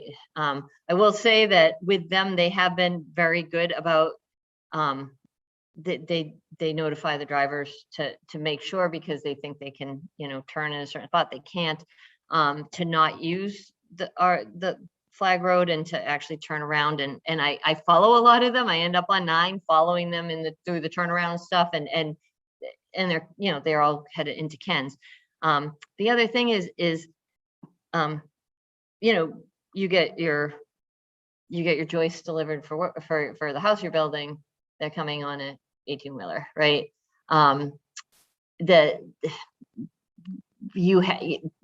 We have a lot of things that actually, you know, you're moving, the moving truck's often an 18-wheeler. And I'm amazed that they got it up my parents' driveway. I was like, I can't, I don't know how they do it, right? So I think there was a total for those weeks, for those days that they did it. I think there were 6, but I think it was 3 and 3. I think they were coming from both directions. Like, it wasn't all coming from 9 down because they missed their turn or anything. So it's just, and you don't know if they wanted to get to Lovers or they're trying to get to Lynbrook. They might very well have been like a truck carrying construction equipment or trees. And one thing with the exclusion that's important to note is that we're focusing tractor trailers, but the exclusions actually for heavy commercial vehicles. And so it actually is like one of the larger dump trucks, right? So it excludes a lot more than because it's not like a bridge where it's by weight. It's actually just this truck, and anything bigger can't come down, which is why you see so many trucks on excluded streets, because delivery trucks would be excluded, but they're not, because they have deliveries on that road. So it's just, we're not just excluding tractor trailers, and I think that's 99% what we really want to do. It's just to be clear that that's not what the commercial exclusion will do. Well, I mean, honestly, I would want to get rid with the other big trucks you've described. I would want to get rid of those too. So, but I understand that you can't, I mean, moving trucks and, you know, if construction is going, but I get that. But that's why I think a traffic study would be important to know exactly what these trucks are. You know, if it turns out, I don't think this is the case, but if it turned out that 90% of the problematic trucks were trucks that are going to go through no matter what we do, because they're moving trucks, because they are related to construction, then, you know, then it's a problem, but it's not really a problem that's fixable, unfortunately. But we don't know that. So.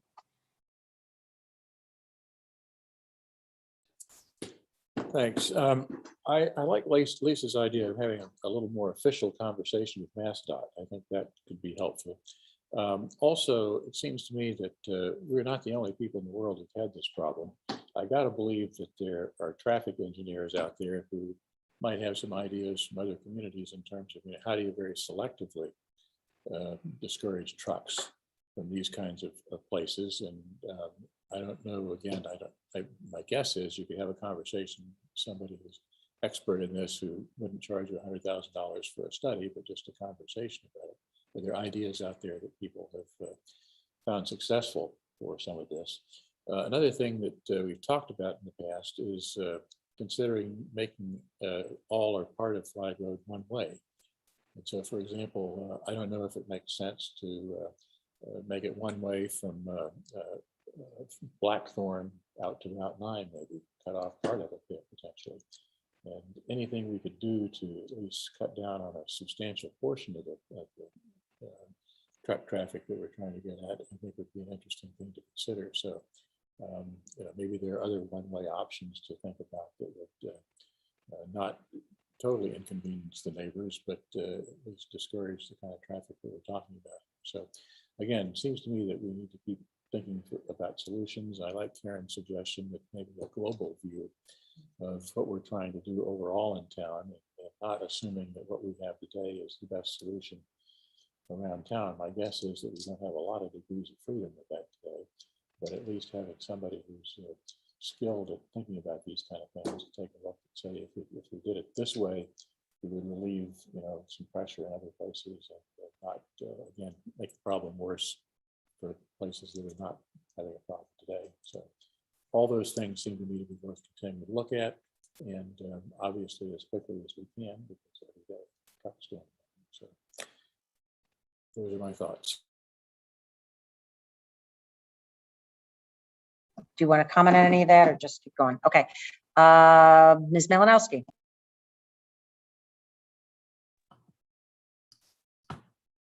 And maybe I missed this, Karen, but were you saying that a potential alternate route could be that you use the cloverleaf on 495, go back onto Route 9, go up 85, and then if Main Street was not excluded, then that could be an alternate route? Yes. So just my initial reaction to that is, I think my biggest concern with Flag is that it feeds right into a school, potentially two schools, right? If you think of it as a campus. And I don't know how many kids ride their bikes to school over there, because I'm not there yet, but I would imagine that there's some larger population that do that, given that there are 6th to 8th graders, versus if we were to relook at Main Street with with what all the work that we just did, I think I would be open to looking at taking the exclusion off of Main Street, because I think that there's less of a safety concern, unless I'm missing something, and maybe a traffic study would bring that to light. But as a parent, I think that if my kid was walking along Main Street as a middle schooler, I think I'd feel more comfortable with that than them walking on Flag to school. So that's just kind of my thought, is, I think maybe we didn't have this issue when we originally put Main Street as a truck exclusion. I don't know what year that was done in, but it just seems to me that that at least now is safer than probably when it was initially put in. Mr. Dennington. No, I agree with what Chelsea said. I think it probably does make sense to look into the reconsider the Main Street truck exclusion. And it really was not until we had the discussion about the Flag Road exclusion that I actually saw the sign and knew about the truck restriction going on Route 30. And given that Route 30 is so much straighter and wider than all these other streets that we're talking about, it seems like that's a more appropriate street if a truck is going to go in that direction, have it go on Main Street rather than any of these other streets, the side streets. Thank you. So I think we have a few options thrown out here to us tonight. I think a traffic study, I think is kind of the first step. And I think sooner rather than later, and I think Chelsea, that may address your and Andrew's point to Main Street as well. Go ahead, Andrew. But we just got a traffic study on Flag Road, right? We would be getting a different type of traffic study that would do the whole town, or?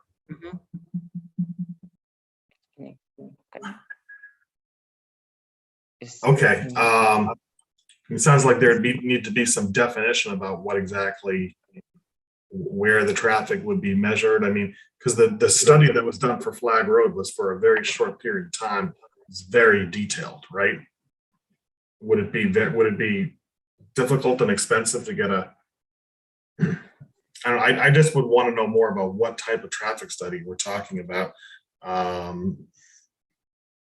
you understand the point that I'm making? Is he muted? Okay.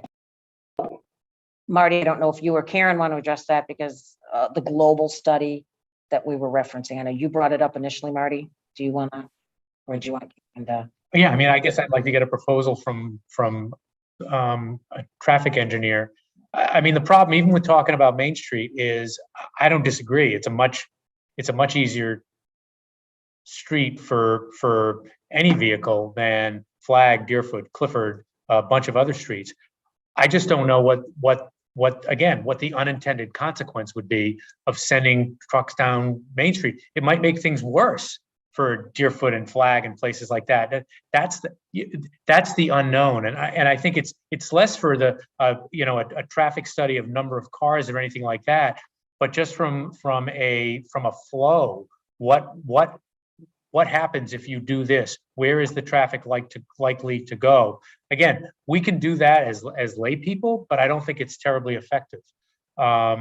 And so I guess my thing would be to get some proposals from traffic engineers about this. I don't even know. I know they do these sort of studies. I don't have a clue what the cost is. I don't have a clue what the whether they do them with or without car counts, whether or not they can do them just based on looking at a map and understanding the roads. But I think finding that out and finding what sort of studies are available to us, because otherwise I really fear that we're going to be making decisions a little bit in the dark, and we're going to make things worse for some other roads while making it better for one or two roads. And I don't think that's the path we want to take. Sam, go ahead. I agree with Marty. I think the real challenge here is to define the problem for a study. What are we trying to solve? I don't think it makes a lot of sense for us to be counting cars all over town. But I think if in formulating the problem is sometimes the biggest challenge.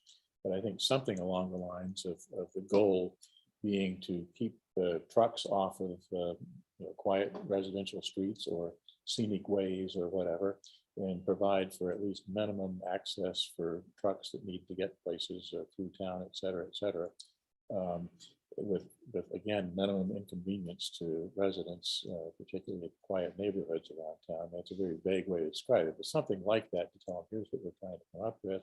And don't assume that the current exclusions need to remain in place forever. If you were going to start from scratch, what would you do in terms of designing the structure that allows for reasonable flow through town, that protects the neighborhoods in terms of local safety kinds of issues? And I think that kind of study could be done, my guess is, relatively inexpensively, because you don't have a lot of people out putting machines out to count the cars, et cetera.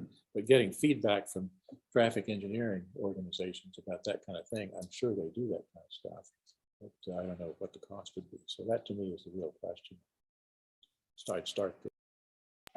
Yeah, Sam, I agree. I can't imagine there's not other towns, other places that have done something along these lines. And I think we should, and maybe I'm wrong, and Karen, unfortunately, this kind of falls in your bucket, I guess.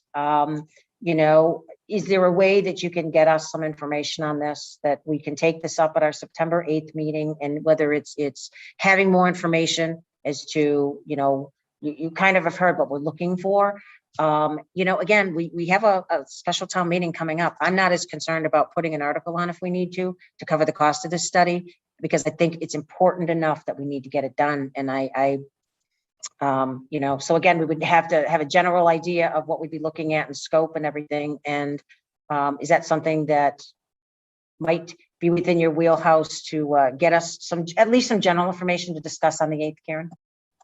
Let me see what I can get for kind of scope of works from several different places that we know of, and we'll see what they've done similar to that, and then we can get an idea of a cost. And I just don't think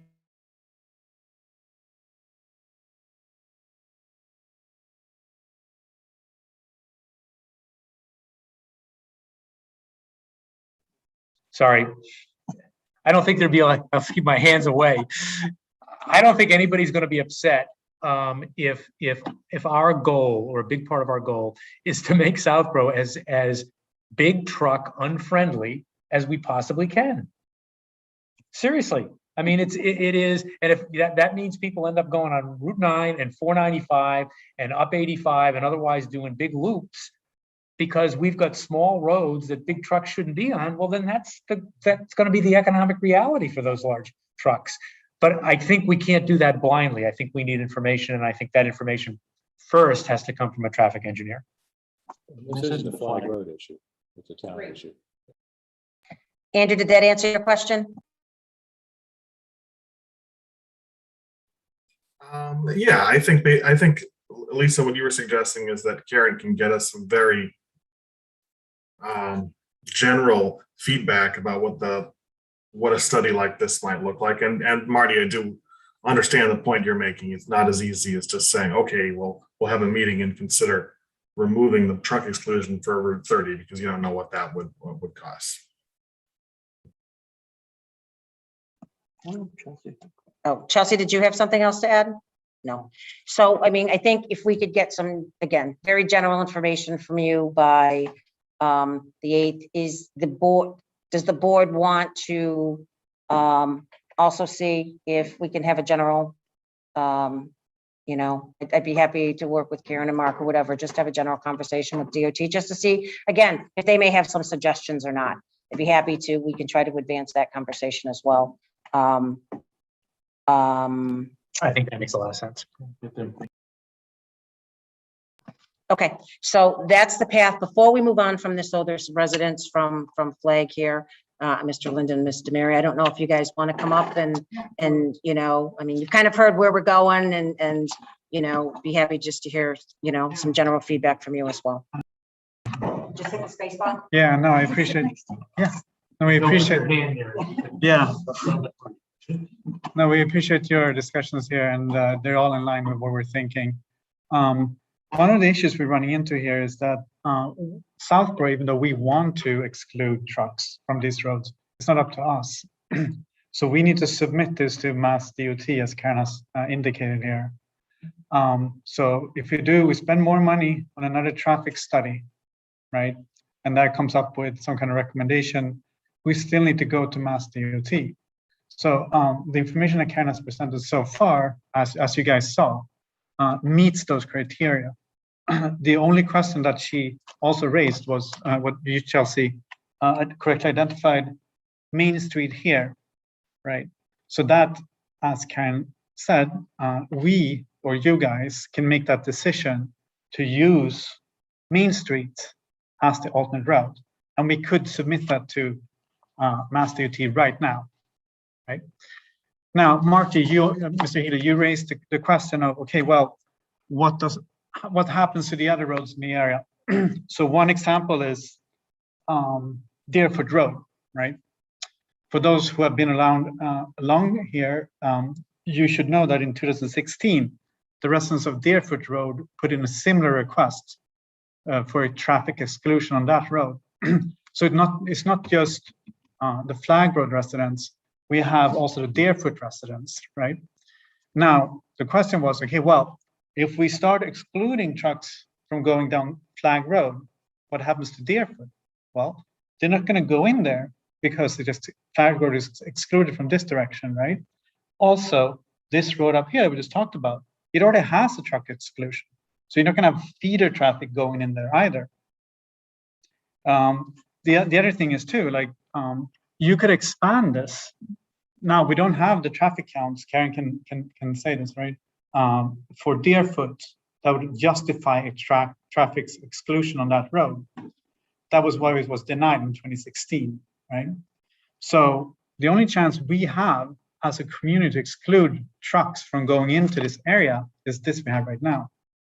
So I propose, instead of spending more money, right now, we, as Chelsea indicated, I would just submit this to Mass DOT and move on. So that's some feedback. Nope, and I appreciate that. I do, but I still, I completely agree with Marty that I think we need to look at it. It's a problem on Flag, but it's also a problem on a lot of other roads in town. And if we have the opportunity to get a study done relatively quickly, like I said, we have a fall town meeting we can allocate the funds. Again, certainly appreciate what you're saying. I think Andrew and Chelsea especially have both mentioned Main Street as well. I personally would just like to get the study done to see it. It may be viable. That may be the answer. I know, Marty, I don't know if you want to address this as well. Yeah, I agree with pretty much everything you said, except that I'm not comfortable making a decision without having fuller information. That's all. And I also they were here earlier. I'd also like to hear from our police and fire chief to get their input on whether or not there would be any implications for throwing additional traffic down Main Street. Again, it is the best road of all of these roads we've been talking about to put trucks on. Whether or not we want to do that because of other considerations is information I'd like to have. Yeah, and I just want. Yeah, that I want to remind you guys that we submit information at the town meeting, right? With issues we were having, actually, we had a fire truck that was really blocked by an SUV on this road. And just imagine if you have a big truck coming down and there's an issue. So there are a lot of precedents. People have mentioned 18-wheelers knocking down mailboxes, knocking down lawns. Just the other day, it's like 2 months ago, there was a truck that backed into a phone pole that split in half, right? I don't know if you heard, Karen, you heard of it, right? So this is getting to be at the point where it's like, if there, fortunately, right, there hasn't been any people hurt, but we're very, very close to that situation. So we need to move and we need to get this done, so. Okay. Well, no, thank you. I appreciate your opinion. Obviously, I think you've heard tonight, everybody here has a concern. We're just trying to work towards a solution. So, hi, how are you? Oh, I should have asked. Sorry, Mr. Linden, can you give your name and your address? That was the first thing I should have done. So if you could do that and then we'll go. Yeah. I can give my name. Yeah, Jonas Lynn, 39 Flag. Thank you, appreciate it. And Hi, Christine, welcome. If you could again, sorry, welcome. And if you could again, just do the same name and address. first, Christine please. Mary, 18 Flag Road, and, at the risk of sounding redundant, I think most of the issues have been brought up, and thank you for thus far supporting a truck exclusion. Chelsea had mentioned it, but yeah, there are schools there, and there are a lot of kids walking, riding their bikes, unicycles, you name it. We got them going down the road. And this is about the kids' safety. Flag Road is a neighborhood filled with children going to 2 different schools that dumps right there onto Deerfoot, to Trottier and Neary. And this is very important for their safety. So I just wanted to No, thank you. And sorry, thank you. And thank you both for coming tonight and staying till after 10 o'clock for the discussion. But again, it's important that we hear from you. So thank you very much. Appreciate it. And I'm just going to read a comment that came in as well from Nicole Ryan, that Main Street is sidewalks and does not have children walking to and from school 5 days a week, 9 months a year. The comparison of Deerfoot Flag to Main Street is not really appropriate. Let's remove the exclusion on Main Street and put it on Deerfoot Flag since it's more needed. Could someone please explain if there's a solution? So again, Ms. Ryan, I just wanted to acknowledge, your comment and that the board did see it. So thank you. And thank you. All right, Karen, what do we have left for you? Tree policy, is that the last piece? We covered everything else? Just making sure that I didn't check something off I shouldn't have checked off. So, Karen, why don't we start with you on the tree? And then I know Sam wants to speak to it as well. Well, it's actually, Mr. Stivers' policy that he was coming up with for this, so it probably might be better for him to speak to it. I'm really more just a. Okay. All right, Sam, you get the floor. Okay. Thanks. As Carrie mentioned, we've been working on this for a while now and had some initial conversations with Karen, Mimi Luttrell, who's here tonight from the planning board.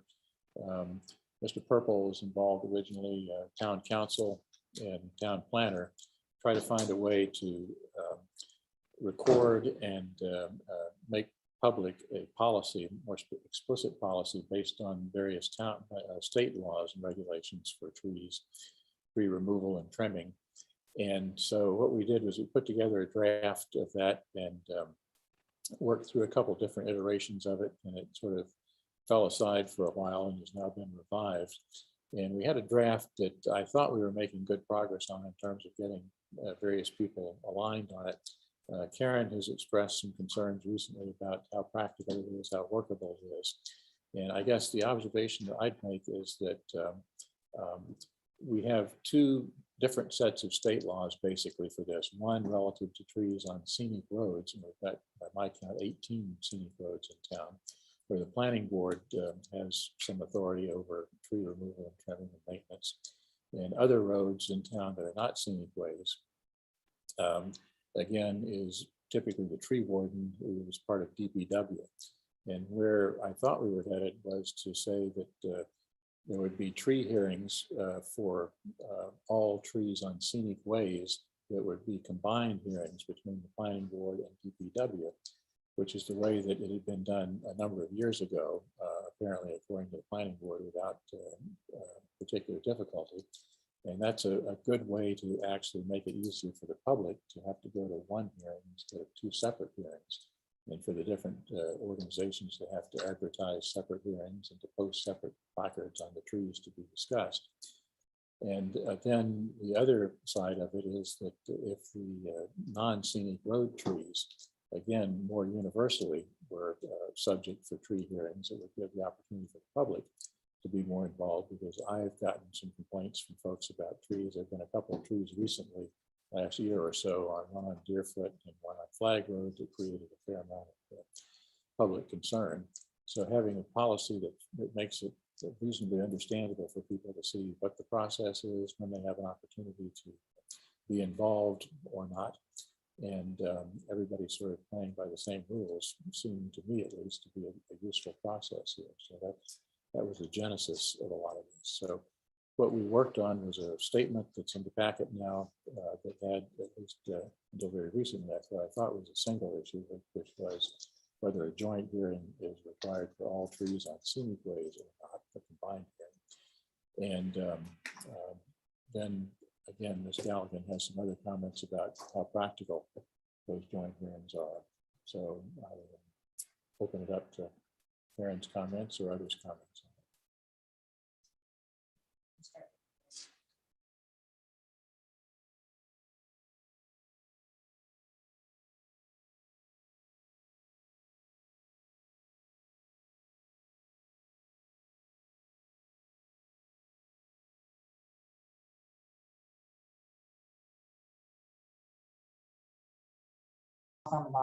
Okay, that worked that time. I don't know why. Hopefully it'll work when I go to shut it off. That's the key. And so when we started the process, we had the 2 trees people were very upset about. Generally, we have a tree contract for the last, well, prior to me being here but at least the last 21 years, where we have a contract, we take trees down, we have hearings for anything that seems alive, which generally is not what we're trying to take down. And like pretty much everything's pretty much stick dead, and we get calls from our residents. Our tree list generally comes from our residents complaining about trees. And we generally don't have a lot of issues with it. Through this process that we were looking at, and I will say that I definitely had a change of heart. So this is not like that Mr. Stivers kind of misconstrued. I was trying to get along and deal with it and say, yeah, that's fine. We'll do it, because I really last year just did not have the bandwidth to be able to really take on one more issue. So basically, a lot of this has the clouds have cleared on several things for me, and I have a little more bandwidth. But not only that, looking at the fact that tying the DPW's hands to something and having hearings for trees that I don't think we need to have hearings for, and having joint hearings for something where it's not required by law, I don't want to tie the hands of the next guy who's going to sit there in my seat and say, oh my God, I can't believe she let this happen, right? And there are towns that do it. There are towns that it's done all different ways, absolutely. And you know, I can appreciate, I know Mr. Stivers looked at other towns to find some of these and come up with some ideas. But the fact is that the trees are protected through Mass General laws. The scenic roads, the trees on scenic roads are treated somewhat differently when they're part of a roadway project through the town. And that's when the planning board has the authority and actually is supposed to weigh in on whether or not a tree can come down, because otherwise it's like the fox watching the hen house, right? Because the DPW generally is the tree warden. There's a reason why they put the tree warden in the DPW. But if the select board wants to, they can appoint anybody to be the tree warden. You could appoint the planning board, and then it's out of the DPW's hands, and you can have all the hearings you want, and they can do them all, and then just give us the list, and we use the contract to take it down. That the plan, you know, the residents would call through the planner to get that. I wouldn't recommend it, because the amount of calls we get about trees and all is a lot more than you would expect. I do recommend, if anyone is questioning how many trees we might need to have come down, look up when you drive once in a while instead of down, especially this time of year, because you can see all the trees that are have no leaves and are dead, and that's what people are calling about generally. Again, we try to do it as efficiently as possible, and as you know, as fiscally cheaply as we can. So when we can piggyback on something else, we do. We now have started it because this is this came from this. We have inventory, and we have them on our website of trees. So we've done Flag Road, Woodland Road, a lot of our through streets, because those tend to be the streets where things are dead. Otherwise, it's subdivision, and the trees are still young, you know, and we can even take them down if they needed to be down. But we had arborists go down, and you can just see from that the amount of trees that are actually being called on to be taken down, like should be taken down based on these reports. And you know, we did ask town council, the new town council, I said, is this, if it's a hazard tree, if it's dead tree, yes, like you don't need to have a hearing for a dead tree. I mean, I'm sure we can get that redone if we need to, but that's part of the problem, is having a hearing for all these trees that we know are coming down. It's just adding a layer, is adding a problem. We couldn't do any additional trees last year because we were trying to work within this policy. And if we hadn't heard the tree, we can't take it down. So we have people calling, and I will say we had 2 that had split, and I had pictures of that the split had grown, and so we took down one over on Stowe Road, then we took down another one that was a huge concern, but that did not, it didn't merit coming up to here. But we did have hearings on some live trees, and it was posted on the website, it was posted in the paper, and it was done on everything. And you know, everybody has the opportunity. All you have to do is send an email that says, hey, I don't think a tree should come down, and it automatically comes to the selectmen. And that's the way the state law is written for any tree. So it takes nothing to actually force the hearing up here, and then it's done by an elected board. Sorry, I can't make it go away.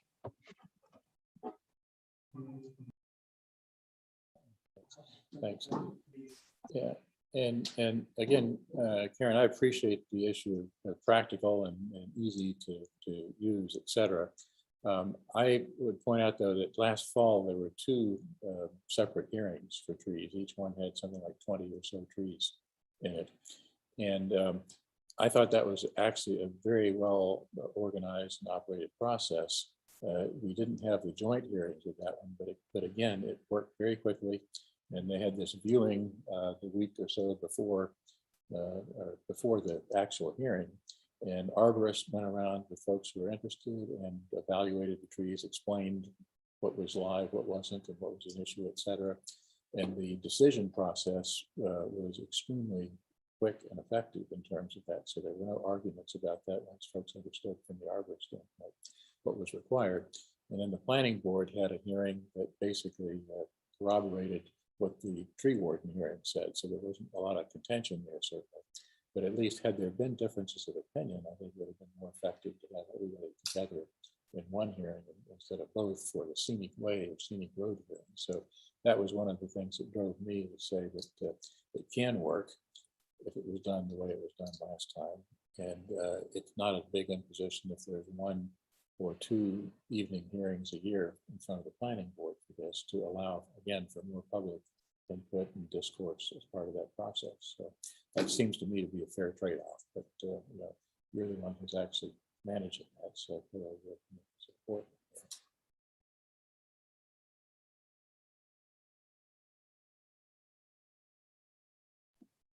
Right. I dove into this policy pretty deeply today. And I guess my first question is, has this gone to Mr. Tallerman for him to take a look at it? No. Okay.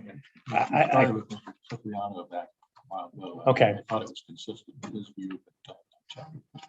I mean, I think it's important that we do that. I will tell, and the reason is, I'm not new to reading statutes. These are confusing statutes. State statutes, yes. And I guess a couple of things. I'm not I'm not inclined to want to complicate things.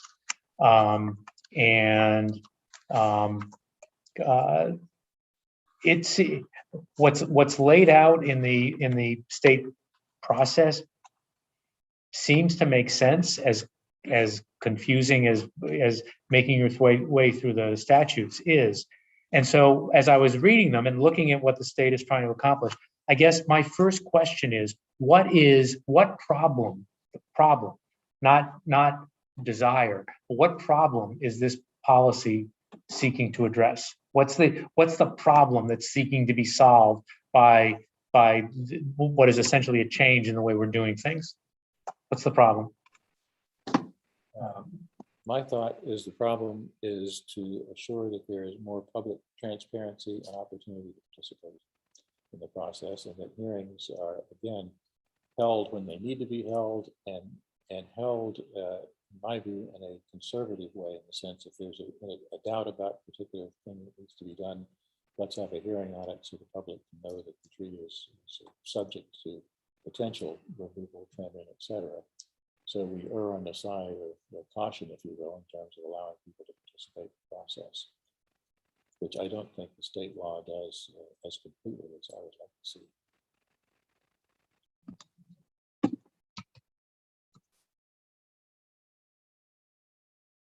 So there is currently required, whatever category the tree falls in, there has to be a hearing.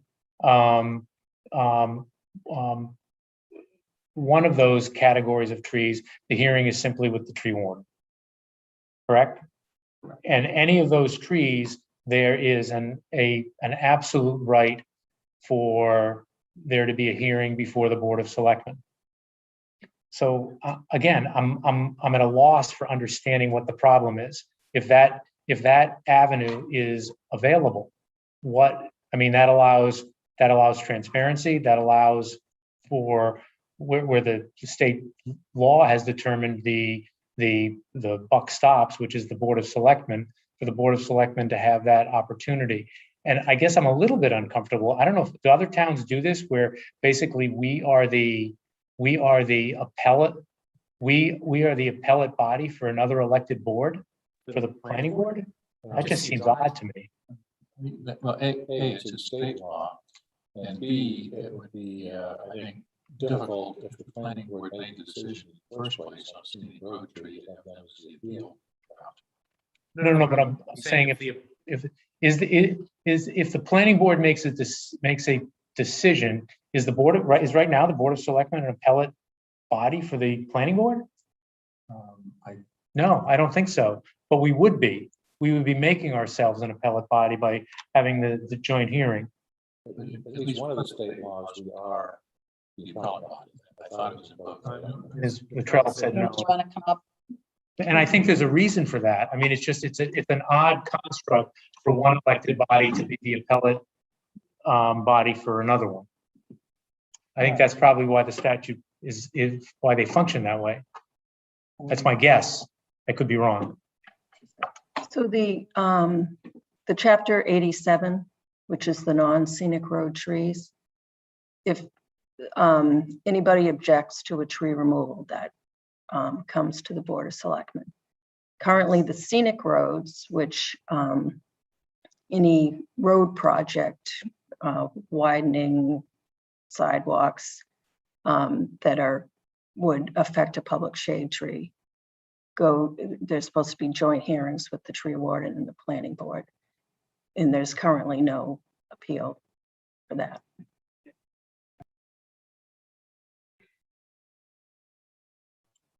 And I'm guessing I'm guessing the reason there's no appeal for that is because, well, there would be, actually, I'm guessing there is an appeal. You can go to court. But I'm guessing that the reason for that is maybe it exists, but I'm not aware of a situation where one elected board is the appellate body for another elected board. And this would create that situation. Or it would be a situation where if you had a joint hearing for those trees where someone could appeal the joint decision, and then the selectmen would be disagreeing with the planning board, how does that go to court? again, that's why I want town council to take a look at me, at this. It just strikes me as inviting at least complexity. So so putting aside the question of a joint hearing, is there another way, if the concern is transparency, is there another way to address it without having a separate hearing or a joint hearing with you folks? Has anybody explored that from a transparency standpoint or otherwise? Maybe go ahead, just unmute.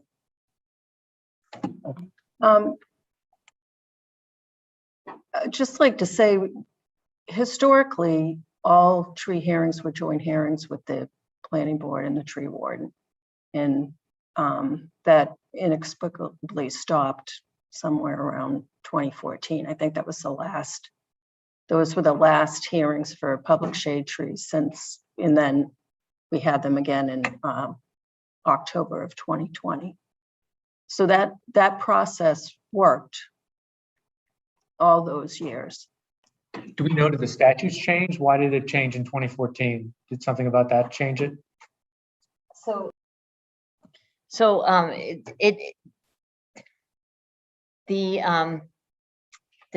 Probably in 2014 and the one before that, because we have not notoriously had a lot of tree hearings. Okay, we're taking down dead trees, and we've never thought we needed to have a tree hearing for a dead tree. So I've had a joint hearing because people wanted trees down at Redgate, and so they weren't taken down. Right, so we actually, the DPW said we think there's site distance issues, so we had a joint hearing for Redgate with the planning board, because that's a scenic road. But it sounds like what Ms. Luttrell is saying is something changed in 2014. No, it didn't. We just haven't had anything that we have taken down that was live since then. We had a hearing for like anything we've done, it's because the DPW needed it done. That's when we've had a hearing with the planning board. And I was told at one point when I first started, I was told that every road in town was a scenic road. So we had one early on when I started, right after John Boland retired, for the intersection at Corderville Road and Richards, because we were putting that traffic light in. And we had a hearing for trees down there, which we actually didn't need to because that's not a scenic road. But then and we've done it for National Grid had done it, but prior to that there was not a history of we have not had yearly tree hearings ever. It's only been on live trees that were coming down that the DPW needed down. Okay, I saw one of your meetings and I saw Mr. Morris, sort of the the repository of all things historic when it comes to the planning board. Yeah. Because I saw him talk about the fact that there had been these sort of hearings. So but it's not, you don't think that there were? I don't know one way or the other. There weren't constant hearings. The hearings were very specific because DPW was asking for trees down. So they were joint when we did them. Okay, I'm gonna stop talking. I guess a first step for me would just be to get some clarity from town council about, again, first of all, whether or not legally you could have one elected board be the appellate body for another elected board. The answer may be simple. It doesn't raise any problems at all. That it's unusual, but it's not a problem. And then I guess I'll see what other folks on the board think. I hear it sounds like the issue that is trying to be addressed is simply one of transparency. And so it's transparent. So transparency on the one hand, whether or not you can do it, that's a kind of a threshold question on the other hand. And then is that whatever additional transparency would be gotten by having the joint hearings worth the complications that Karen has identified? I mean, I think that's kind of the nub of the issue. Okay. And in fact, the town council issue is, in fact, the answer is you can't have one elected board. Kind of does away with it. Then you just remove that part of it. The other point that I make is that I think part of the confusion comes is the state laws do not distinguish between live trees and dead trees. So in fact, the process according to state laws, I think, needs to work similarly for live and dead trees. And I think that, again, as I understand Ms. Gallagher's concern, those are where you get a lot of complaints from folks saying this tree is dead, it needs to come down, et cetera. But to have a consistent policy that I think is useful, and to have it consistent with state law is also useful too. So. Like I said, I'm done talking. Thank you, Marty. And I think that's a valid point, that if we start doing mutual hearings, and then what if Karen thinks one thing and planning board thinks another as well? What is the, What gets appealed? what's the avenue? Where does it go to? Because on a planning board side, it would go to court, but on a Karen side, typically it would come to us. So I think I think that's a great idea to get some clarity. And maybe we can, well, we have you on the 8th as well. This is something we can get clarity, Mr. Purple, from Council for, and we can put this back on our meeting on the 8th. And while we've got Mimi here, is that Sam expressed? I mean, aside from the fact that it was done, it used to be done a different way. And again, we can let Mr. Morris weigh in with his institutional memory. But is what Sam identified your issue as well, and that is a question of transparency, or is there something else? Well, public shade trees are a public asset owned by the public. And so when they're taken down, the public should be notified and be able to comment on that. The meetings that we had in October, you know, the planning board's well-versed at hearings, well-versed at notification. People know where to look for planning board meetings, who know where to look for the agenda. The tree hearings weren't under the meeting calendar, the ones at the DPW. They showed up under other hearings, which people usually don't look there when they're trying to figure out what's going on. And the meeting was held in the DPW yard at noontime on a Thursday, which isn't really publicly accessible. It's not during the middle of the workday. It's not really a accessible time. I just think that the planning board is more well-versed at holding hearings in a public asset the public should have comment on. And if I can, is there a reason why you all schedule your hearings when you do? Is there some rationale for that?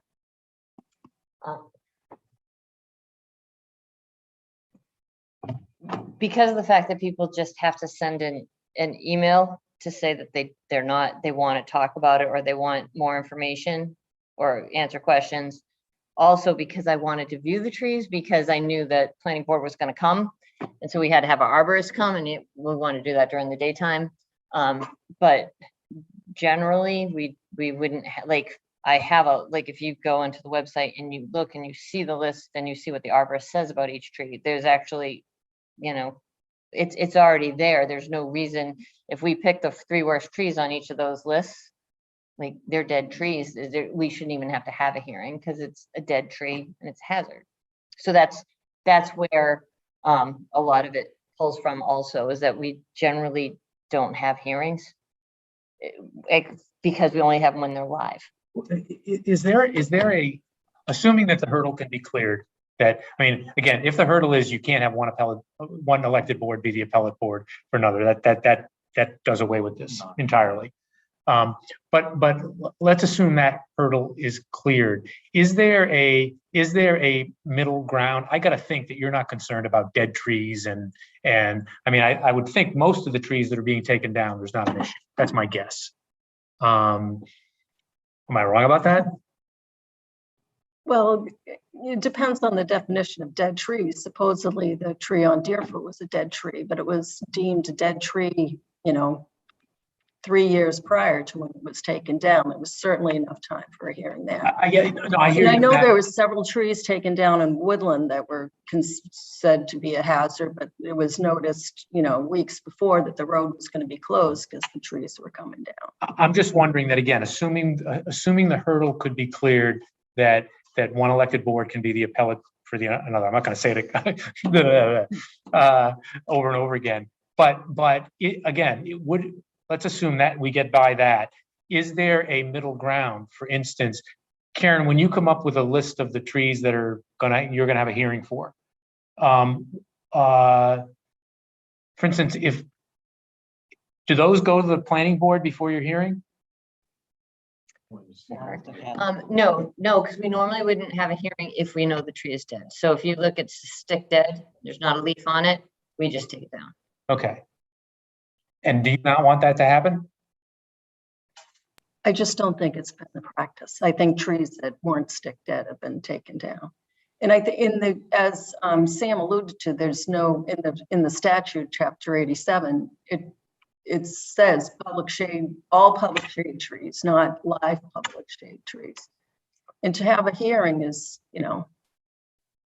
not that big a hurdle for the public, for there to be transparency and saying we're taking these down because they're stick dead. No, I'm trying to find out.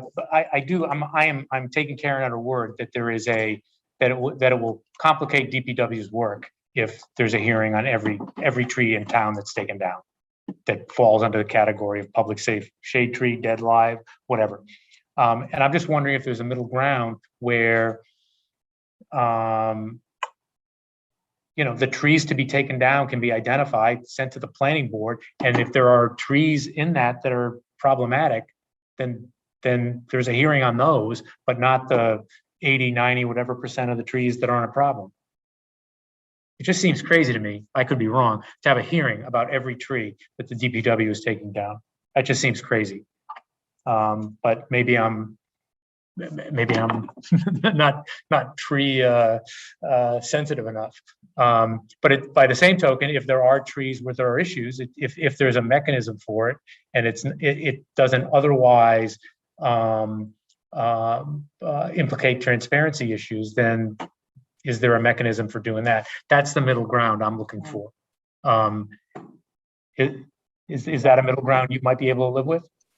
Oh, yes, because like I said, we did all those reports on it. We had arborists come, so I can actually pick the trees that I know we need to do most and send it to planner to send on. Which has actually the information about the health of the tree on it. Is that sort of hybrid approach something that you would at least consider? I am but one member of the planning board. I'm asking because the trail, not the planning board. Yeah, I think that's workable because those trees would be discussed in a public hearing that the public would have access to in, well, not a public hearing, a public meeting, sorry. So, and if there was some, I know for one, I would look at all the trees to make sure they were stick dead before so that would. The October experience was that the stick dead trees took no time, basically. It was pretty clear. So that was not, in my view at least, an inconvenience for anybody because it was pretty clear. There were a handful of trees out of those hearings that were subject to discussion. And the arborist input was very valuable on those. Most of them came down, actually. A couple of them were pruned instead of taken down. But again, 80% of the ones that were on the list were clear, no problem, and didn't require a lot of time to discuss. But the mechanism that you were suggesting, Marty, would allow everybody full access to those and be able to opine on those trees and get information from arborists or whoever's involved in that clearly potential disagreement. All right, Madam Chair, I am going to shut up because it's 10 of 11. But at least, I guess, two things. I think it makes sense to have Mr. Tallerman weigh in on the whole elected board issue, and then maybe Karen, you come up with a proposal for how that might, assuming we get past that hurdle, how it might work for putting together a list that then goes to planning. You guys could then say which trees are problematic and the others off with their heads. Yep. No, that's fine, because the two trees that we only trimmed, we would have had a hearing on normally. And there are probably 2 or 3 others that we took down that we would have had a hearing on. But other than that, the stuff was dead. Okay. Also, when I guess too, if planning board gets a list and Mimi, you think there's an issue with the tree, you can certainly, as a citizen, bring it to the Board of Selectmen and we'd welcome you to come. So, all right, that. We can meet till midnight. We can meet till midnight. So, all right, that being said, Chelsea, I don't know if you want to add anything, if you're on board with just moving forward with the process. We'll discuss it again on the 8th. Okay, yes, Andrew, do you have anything to add, or you comfortable with the process that we've since put in? I hate to say it because it's 8 minutes before 11, but I actually do have a question about this. Just as an example, so the trees, Mimi, I think you mentioned the trees on Woodland Road. Right now, that definitely I'm familiar with. So there were some very big, very dead trees around where I live, between like Woodbury and Oregon Road. So those trees were taken down. I remember seeing a notice posted on those trees. So was that a case where there was a hearing on those trees and there was no opposition to it, and then they came down? Because those were clearly dead trees. I thought they were hazardous, and it was good, I think, that they were taken down. Sorry, go ahead. If there was a notice on them, then they were heard. And that would have been last year. Couple years prior, we had taken down some other large trees on Woodland in that same area that we did not post, that were dead, that we just took down without a hearing. Andrew, did that answer your question? Yeah, so the holding of the hearing didn't slow down the process of taking down what was an obviously, maybe a little bit. It does slow it down because we didn't have a contract. We had to wait till we had all the trees so that we knew how much we could take down. So we're looking at a different way of bidding the contract this year. And then basically, yes, we could add trees, but nonetheless, they could come in if they can come in and we don't haven't had a hearing yet. And they're like, oh, we have a week. We could do the ones that we don't need hearings on and just wait on those other ones. Sorry, are you good, Andrew? Okay, I think we have a path on that one. Karen, Sam, are you good? Okay, we have a path. We'll put this back on the agenda for the 8th. Karen, please run while you can.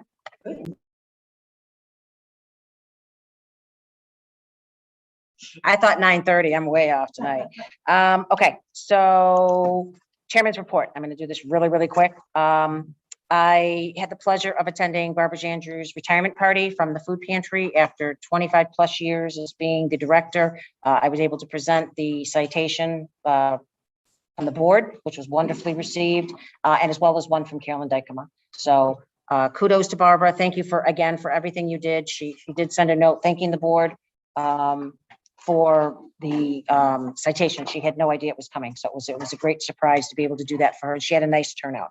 The second thing is I will ask the board to mark your calendars if you can for September 25th for a CERT MRC recognition for the work that they did during the flu clinic. CERT and MRC volunteered over 300 hours with not only greeting, but vaccinating as well. Towards the end, MRC members were used for vaccinating. We had members that did both greeting and vaccinating, and individual people, some people did over 50 hours of time during the clinic. So this is an opportunity to recognize them. And Carolyn Dykema is attending as well. We're gonna have a nice little light luncheon there, some sandwiches. And again, it's just a way to thank them. So if there are any members that are available on the 25th, by all means, please. 11 to 1, sorry, thank you very much. 11 to 1. And then one other thing that I didn't have on here quick is Mr. Hagerty shared with me today that on September 1st, the post office will be unveiling the new thank you stamp. And Postmaster Ryan DeOrio wishes to dedicate this beautiful new stamp to all of the members of the Southborough community who assisted to ensure that during the 2020 COVID crisis, Southborough elections were held safely and effectively managed, including the 6,500 ballots delivered by mail. So the postmaster and the regional manager of the post offices will be on hand for the ceremony. All Southborough residents are invited to attend. We'll put this on the town website as well. It'll be held in front of the townhouse at 9 o'clock on Wednesday, September 1st. So again, if any members are available at that time, kudos to the clerk's office for that great feat that they did. And with that being said, I'm done. Language interpreter services, Ms. Malinowski, I believe that's you. Yeah, I'll be quick. So currently we have language interpreter services available to the police department, and I am working with some other town departments on rolling that out so that they can have access to it. Overall, the police have used it over the last 3 years, an average of $300 a year.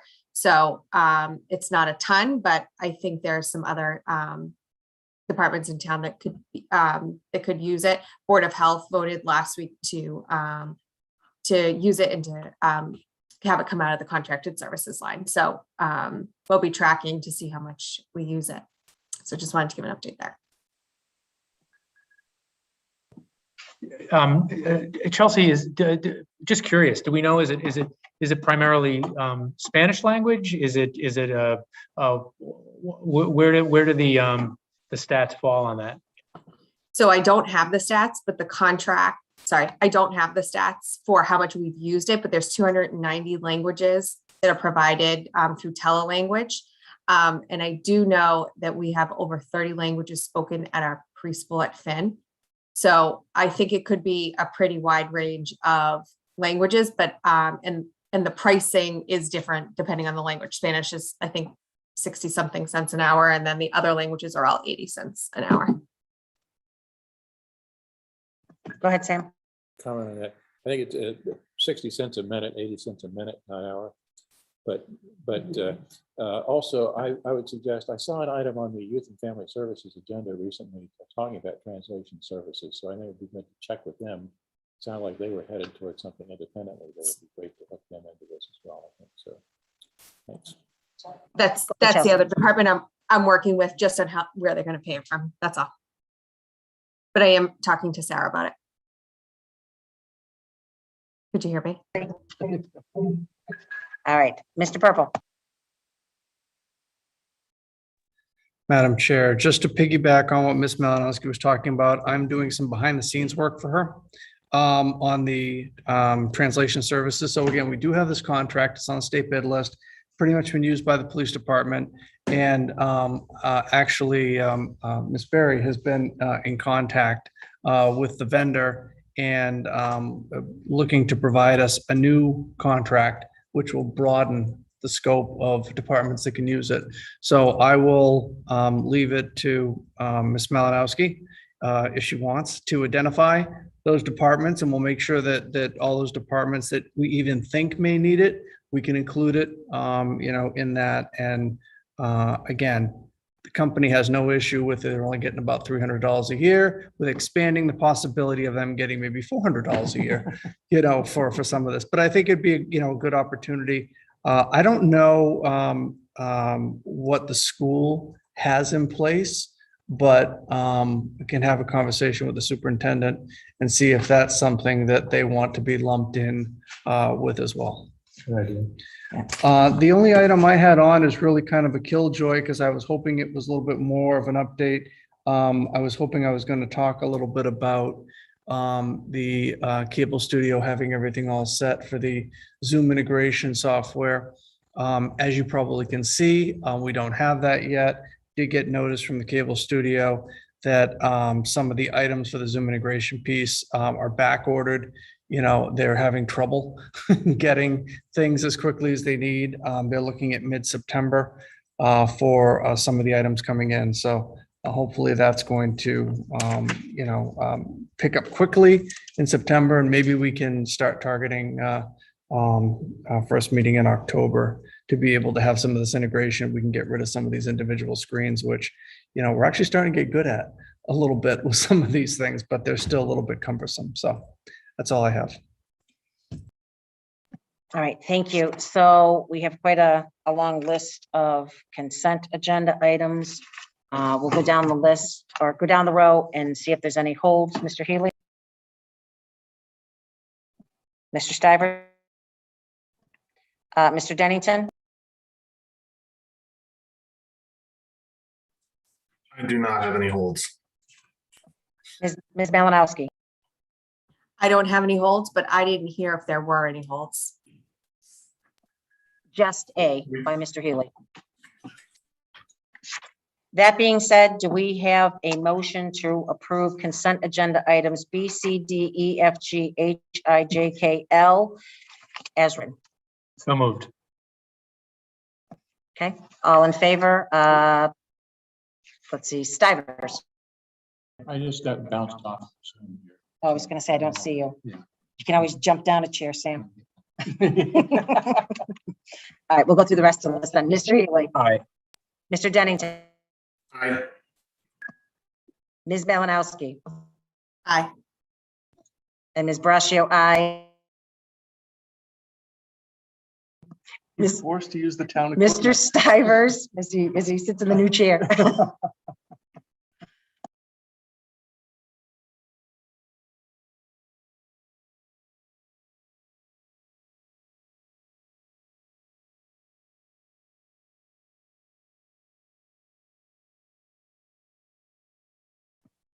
Aye. Hey, I'm a Mac person. I'm a Mac person. I didn't say Braccio, aye, I'll say Braccio, aye again. Thank you. Mr. Healy, item A. Yes, and I'm going to move to reappoint Ms. Deans Rowe to the Historical Commission. I'm the one who held it last time.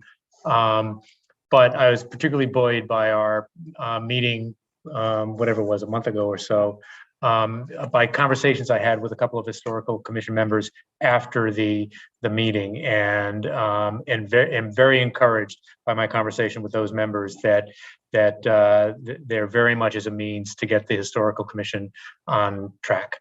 So so that's my motion to reappoint Ms.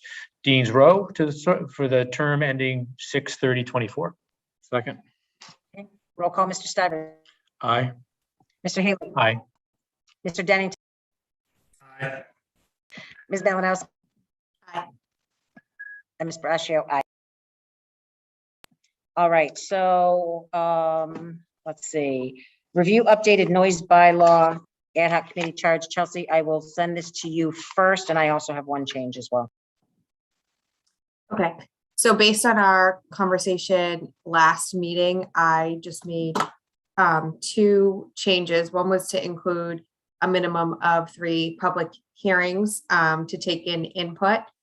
And then I was actually just looking around at some other towns that had a noise bylaw committee, and I thought that incorporating the second bullet that I changed there to say clearly defined purpose and enforcement that address current issues. So that way it's clear on what the rationale is and what the reasoning is behind the bylaw and whatever sections that it exists in. And then the enforcement piece would be for both, whether it's police or Board of Health that is enforcing. Any comments?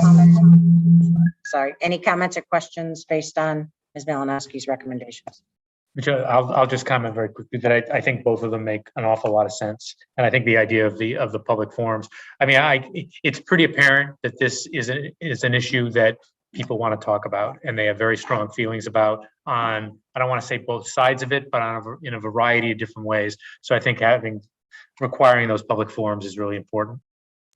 Okay, and the only other thing I wanted the board to consider was the first bullet point, review of previous versions of noise bylaws prepared for Southborough's town meetings. I thought we had talked about this, and we wanted the committee to start with a fresh take in reviewing what other towns are doing. And again, maybe my recollection is incorrect, but I thought that was one of the processes we talked about doing, was not wanting to start with something that had already been done. But you could potentially use it, I suppose. But again, unless my recollection is wrong, curious to hear if anyone else recollects the way I do. I don't have a strong recollection one way or the other. I do remember talking about I think it was specific as to the most recent bylaw. Yeah. And not use that as a launching pad for this one. Yeah. Again, I'm fine, since we really don't have a bylaw in Southborough. I'm fine taking that bullet out and relying on what actually exists in other towns that have been enacted as bylaws. So I'd be fine taking it out. I'm okay with that too. And I think I'd put that in there originally to say, here are things that we had started with and not necessarily saying that's the right way to do it. But I saw that sort of as part of the overall breadth of other towns and what we've done in one category to look at everything there. So not to exclude what we've done particularly, but not to endorse it as the right answer. So, I mean, I'd be inclined to leave it in, but not too upset to take it out. So. Chelsea or Andrew? I'm inclined to leave it in for the reasons that Mr. Stivers mentioned. Sorry, Chelsea. I understand why it's in there, but I understand Lisa's point too, that we don't want that. Like, we want people to bring their own, research. And so The weather's too nice. I was gonna say the weather's too nice. Sorry. I'm talking, the weather's too nice out on the islands, Chelsea. You can't vote on both sides of the issue. Are you a I know. lawyer? All right, go ahead.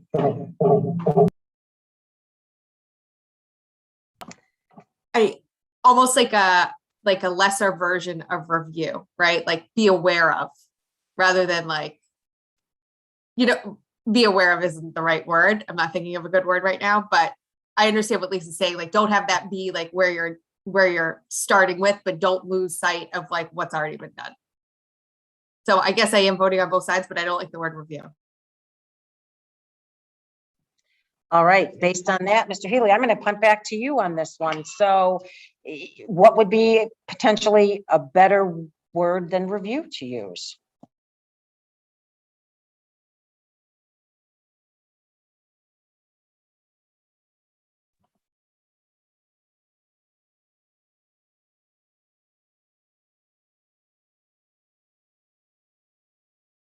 Including,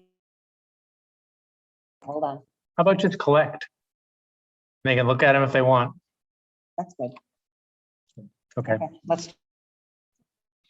Okay, so with those 3 changes, do we have a motion to update and accept the new noise bylaw ad hoc committee charge? So moved. Second. Great, roll call vote. Mr. Stivers. Aye. Mr. Healy. Aye. Mr. Denning. Aye. Ms. Malinowski. Aye. And Ms. Brascio. Aye. Great. Thank you very much. Done.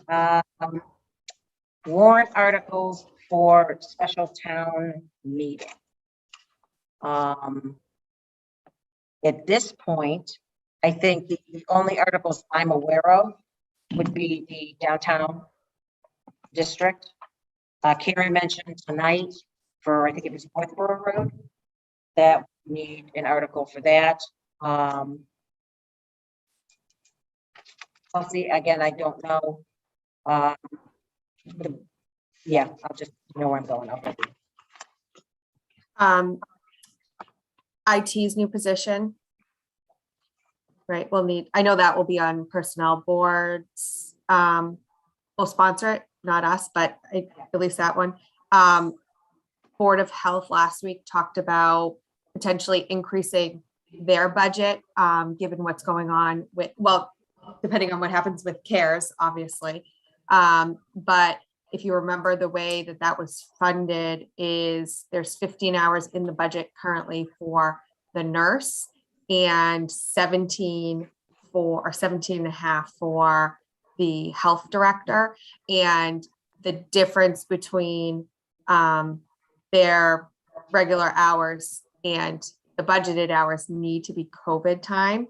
So we're monitoring that. I think fiscal year to date, as of last week, there was an hour and a half that was not covered by CARES, which I know is not a lot, but we do have a concern that that we could run into an issue with having to use the reserve fund. And I think we'd rather bring at least one of those positions to town meeting in the fall. So I have that one. And I think advisory has been talking about bringing an article forward to address 2 out of their 3 things that they had brought to annual town meeting. So I just know of that one. And so that was my list. Okay, thank you, Mr. Purple. Are you aware of any other potential, I guess I'll say potential articles?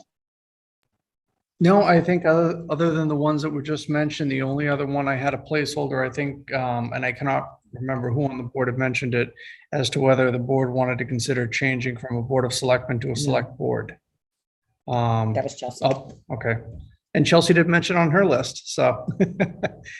Now that would be 7. We're limited to 8 articles, so, you know, we want to keep this tight. No, I don't have anything other than that. The only one that I just added to my list is the possibility of a traffic study. Yes. You know, we just Yeah. finished talking about this, And I didn't put it so at the top. that is really all that I have. Mr. Healy, do you have any to add? Mr. Stivers? Yeah.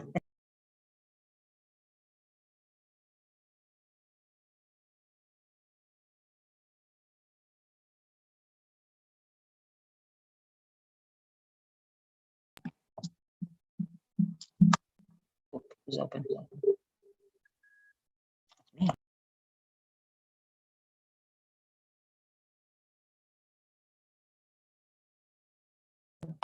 So can you hear me? I just have one more question on that.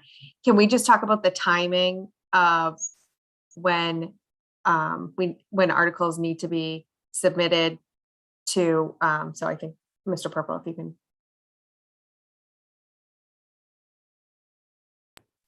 So the board opened the warrant this evening. The board meets on September 8th and September 22nd. I think it would be nice if it would be reasonable, I think, if the warrant closed on September 22nd, which would give council a chance to work through some of these issues and bring a final warrant for the board to sign off on first meeting in October. So then we have a chance to get it to the printer, get it printed, and handle those issues. So I think that's generally the rough time frame. If these are the articles that we have, I know that Personnel Board is coming to a conclusion on the IT position. They may have another change they're looking at in the SAP with regards to performance evaluations and making some tweaks to the language. So, but again, that all falls under the SAP bylaw. This really shouldn't be a heavy lift for a lot of these articles. I think the biggest lift is the downtown district bylaw, and that should flesh itself out through the planning board hearings. Anything else? Anybody? Andrew, you're unmuted, by the way.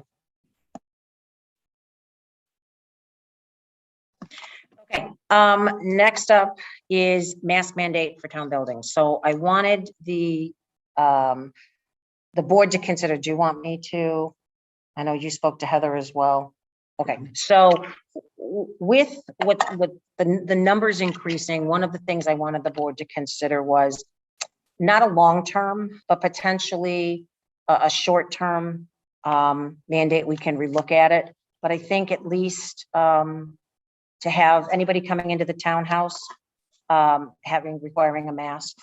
As far as employees, if you're at your desk and there's nobody near you or you're not dealing with the public, then you don't necessarily have to, or one of your peers. I think we should consider this based on, when I talked to Dr. Elker from the Board of Health, she said our numbers right now are actually higher than they were last August. People aren't getting as sick, mind you, but here we're coming out of our first real summer as well, where people were able to get away. And I think a lot of people took advantage of that.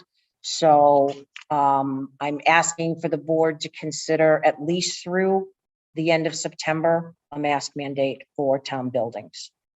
Some places are doing it already. You know, a lot of the seniors at the senior center are more comfortable wearing their masks. some aren't, but I think this kind of sets the stage.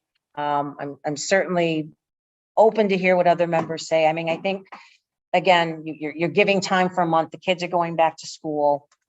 We can relook at it. One of the other things to consider is if the board does do this, then it would be really hard for us to sit here with masks on and the microphones to pick us up. So we would actually be looking to go back and boards and committees as well, to go back to Zoom for the month of September. I certainly want to relook at it. We could do it at our September 22nd meeting and see where we're at to move forward. I know Marty, you pushed really hard, and I think it was great for us to get back in person. I do.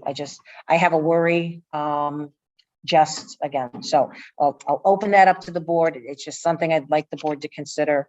We'll kind of go down the line, and we'll start with, I'll jump around this time. Mr. Dennington.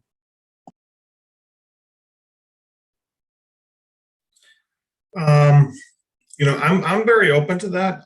I know that my own place of work, mainly because it's in Suffolk County, which was covered by the CDC guidelines. We went back to the firm adopted if you're working in your office, you don't need to wear a mask if you're just by yourself. But when you're walking around the hallways, the building reinstituted mandatory mask around the common areas of the building. So you kind of get used to it again. There's one thing I thought about is, what, if anything, does this mean for the town meeting? I mean, is the plan is that the town meeting would be in the Trottier auditorium again, right? I guess is our thinking on that is just that it's too soon to tell, and that we hope we'll be in a position where people will not need to wear masks at the meeting, or we just don't know. I don't know. Have you given any thought to that? So, again, Andrew, I don't know where we're going to be, and I think that's something we're going to have to look at as we go further down the road. I mean, I'm hoping that, again, against hope, that this isn't going to become mandatory, within the state again. My goal is just right now for at least the month of September and again, we can reevaluate town meeting at any time, on what our thought process is on that. And I don't know. I mean, the Board of Health at this point, they're outdoors, summer nights is still going to happen. It's just because we're inside that's the concern. And again, because mask mandates are going into place in some places and people aren't getting as sick as well, I'm hoping that the numbers aren't going to continue to increase. Hopefully that, we can do something to help alleviate that to some level.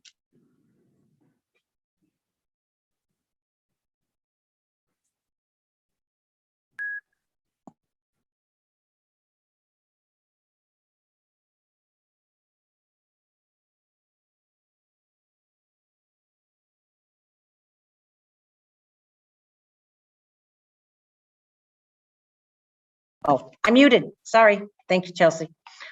So again, I don't know if that answered your question, Andrew, but I think my intent is still to move forward with a November 1st in-person town meeting until we're told differently. So, Chelsea? I'm supportive of that. I mean, I think, probably the foot traffic may have decreased given that our numbers are higher than they were a year ago. And I certainly don't want to go further than what the state's doing. So I do think it makes sense for employees, if they're sitting by themselves, to not have to have it on. It's just really if they're, going past somebody else. And I think it would provide a level of security for our employees who are public facing. So I'm supportive of what you suggested. Thank you. And I'll just add too that the clerk's office is already doing this. The clerk's office has mandated masks even when you're at your desk. So we're not taking it quite that far. So, Mr. Healy. Yeah, I'm not going to proselytize about this, but I'm a no on this. I think Governor Baker is right in the stance he's taken and the stance that the state has taken, which is Encouraging people, if you want to feel comfortable wearing a mask, is important. If folks are elderly, immunocompromised, or have folks who are particularly sensitive at home, that it's important for them to have masks on. But I took, even before I came over tonight, I took another look at the statistics, and on a number of different levels. Not only is Massachusetts one of the most highly vaccinated states, I think we're like 4.5 million. Southborough is at I think it's 70% vaccination of the folks who can be vaccinated, and our numbers are consistent with what the efficacy of the vaccines was said to be at the outset, which is in the low 90s to mid 90s efficiency. I mean, people are going to get COVID. We don't have 100% vaccines. The folks who do get COVID are getting it in very, if they're vaccinated, they're getting it in very light ways. I think the percentage of vaccinated people who are getting, who have tested positive for COVID is 0.01%. And I just think the other side of a mask mandate is it's people's liberty, and you're telling them what they can and can't do. And I just think that there has to be a really, really compelling case for doing that, and I'm not there. So I understand other people's positions. I wish they were otherwise. Maybe my little mini proselytizing changes people's minds, but I'm a no on mandating masks. Okay. Thank you, Marty. Sam? I am a mild no with Marty. I have strong feelings in both ways on this thing, and I think that you watch and wait a little longer before we go to that point, I think, so. Okay, that being said, I guess I'll make the motion and we'll see where it goes. And if anybody's minds change, that's fine. Again, this was the point of this was for a discussion. And that being said, I make a motion to mandate masks for town buildings, for the public coming in, for employees, if you're at your desk and you're inside of the allowed 6 feet space with no one around you, you can remain unmasked, but if you go in common areas, that you would require a mask. So I'll throw it out there. We'll see where it goes. Is there a second?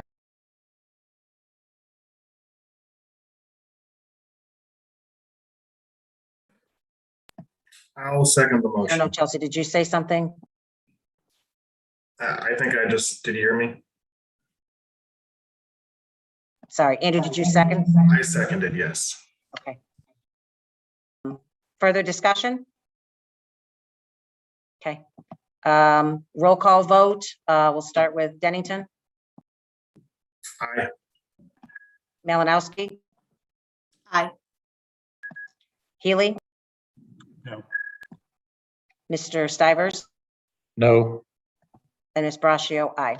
So 3-2. All right, so Mr. Purple, we could put that in place. That would be appreciated.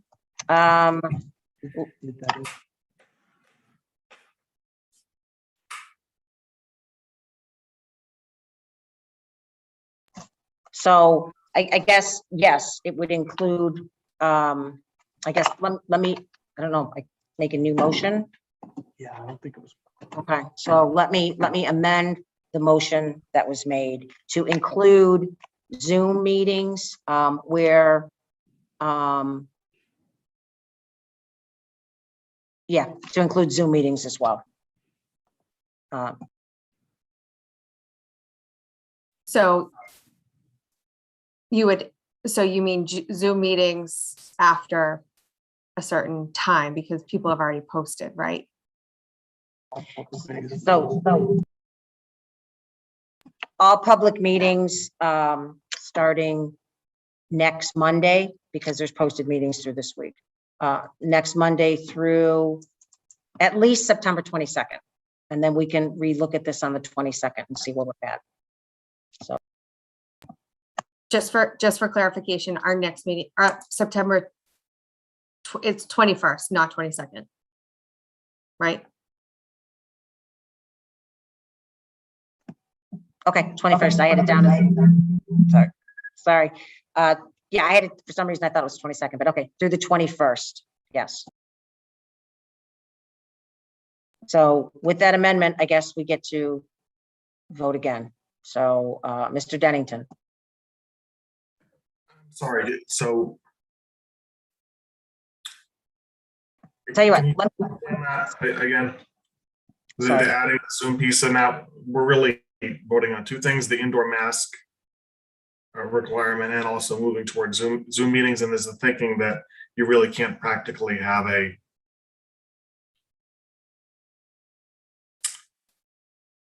okay, so did you make the motion or are you looking for a second, or I'm a bit confused where we are procedurally. sorry, I apologize for the confusion. It's getting late, and so the motion was made. I guess I'll do a separate motion just to keep it clean. That we ask our boards and committees to go back to Zoom meetings through September 21st, where the board will reevaluate this position. You're asking or I'm requiring. So is there a second? I'll second the motion. Discussion? Roll call vote. Mr. Dennington. Aye. Ms. Malinowski. Aye. Mr. Healy. I'm going to participate by Zoom anyway. I'm kind of in a weird place here. But I'd rather be intellectually consistent than logically consistent, so I'm going to vote no. Mr. Stivers. No. All right, there we go, 3-2. So now, Marty, you don't have to fill out a remote participation form either. So you are good to go. So, okay, that being said, the board is going, oh, public comment. Sorry, Mr. Litt. What, wait a minute. I'm sorry. Hold on. Sorry. All right, I'm looking at 1 second, Mr. Litt. All right, process to fill Board of Health vacancy. So I had a conversation with the chair, Mary Lou. Oh, hold on. I'm going to recuse on this one. So, sorry. All right, so I had a conversation with Mary Lou from the Board of Health, and they advertised the Board of Health position for, I think it was 2 weeks, I believe. They had one applicant, and the balance of the process is for the Board of Selectmen to have a joint meeting with Board of Health and to take a vote on that. I expressed to her that I had concerns about it being posted. We kind of went through this with the noise bylaw in the middle of summer. That I had asked if there was a way to extend the application period to September 3rd. People would be home, school start the 1st. And then at our meeting on the 8th, we could do the joint meeting. Ms. Woodford would, she was hoping to have it done and to be able to participate in that discussion on the 30th. Again, I expressed my reservations, but I told her I would certainly bring it to the board, and I'm open to, you know, the will of the board. I mean, they have one applicant that stepped forward. Again, that was just my concern was strictly on the process, on doing it 2 weeks in the middle of August, especially when we know people are gone. So I will open it up to the board and happy to do whatever the board would like to do. If we do it before July 30th, we'd have to schedule another meeting, August 30th. Sorry, August 30th. I know, you'd have to schedule another meeting, so to keep that in as well. So we'll just kind of go down the line. Mr. Healy, I don't know what your thoughts. Do we, again, I'm fine with one applicant if that applicant is terrific. They are. Which is true. They're out. Oh. There's no question about that. Then it was posted. We got a terrific applicant in response. I'm comfortable with the process. I think it's important to keep this moving quickly, and I think the applicant is an excellent one, and I don't see why we wait. Okay, Mr. Dennington. So are you want to have a meeting on the 30th to consider this? It would have to be Andrew before the 30th. She has submitted her resignation for the 30th. So, yeah, we'd have to set a meeting, and again, I can coordinate with her and we can do that via email. We don't have to set anything tonight to find out everybody's availability if that's the path that the board chooses to go. I just wanted to express the concern because I know the issue is going to come up. It came up during noise, and I just wanted to make sure that it was out there. We did our due diligence. That would be the only item on the meeting. Just that one item. Step up and take a shot at getting elected next time, so. Okay, Andrew, your thoughts? I just asked if we had the meeting on the 30th, this would be the only item on. Okay. Then An interview of the candidate, because that's the process. Okay. Sorry, it would be an interview of the candidate, and then the board and the Board of Health would vote. And we could do all that via Zoom. We choose, right?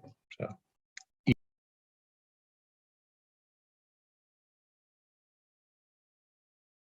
Andrew, so Sam said that it would be via Zoom, and I acknowledge we could certainly do it via Zoom. It'd be more convenient for everybody anyway, seeing as we set the next week anyway. So it would be a Zoom meeting. I can do that. Okay, so I will reach out to the Board of Health, find out some dates. We'll shoot some dates out to everybody, and we'll do it before August 30th. I'll be in South Dakota. I may be able to participate. Appropriately in the Badlands. When are you leaving, Marty? The 26th. Okay, so maybe we'll do it the 25th. Oh. So there you go. Okay, so that's fine. So now, Mr. Litt, public comment.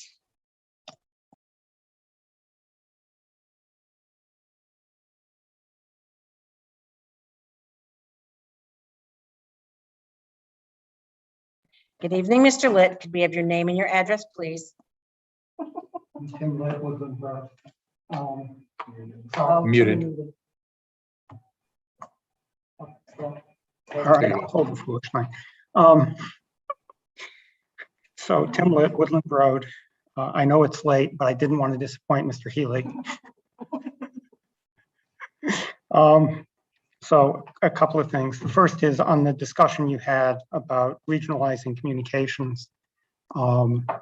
It seems to me that there's more than one way to regionalize, and certainly building a mega complex with everything in one place certainly builds an empire. And it has some advantages in terms of consolidation, but there are other alternatives. So there's no reason, for example, that you couldn't have a distributed organization that used our existing communications facilities, those of other towns, and you managed it in a distributed fashion. I mean, the technology is there to do it. It might be cheaper than putting up a building, and it might also solve the issues of the other duties that communications people currently serve. So I would hope that people don't restrict themselves to the state's idea of, one bomb-proof shelter, one egg, one basket. Second thing is, yes, Mr. Healy, the current sidewalk goes all the way down to across from the public safety building. Yes, it's important for everyone to be able to access the $26 million building that we built without a sidewalk. And I'm going to keep reminding you of this until I'm blue in the face or you actually do something about it. We don't respond to public comments, so I'm not going to say anything. I'm not asking you to say anything. I'm just telling you. But you are preaching to the choir. I do understand that there are some people who are in the choir and there are some people who don't seem to be. And my third item has been rendered moot by one of your votes. So have a good evening. Thank you, Mr. Litt. All right, at this time, the board is going to we'll be entering into executive session for MGO, Chapter 38, Section 21, and not returning to open session to discuss contract negotiations for the town administrator. Exemption 2 is the chair has determined an open meeting may have a detrimental effect on the town's litigating position.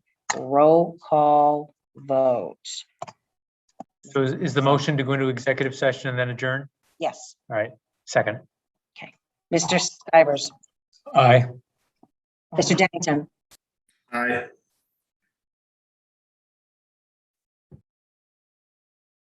Andrew, can you say it one more time? Aye. Ms. Malinowski. Aye. Ms. Braccio, aye. Thank you, the board. Amelia's aye. Sorry, I thought I hit you first. No, you skipped me. I didn't I'm done. take it personally. Okay, thank you. The board's in executive session.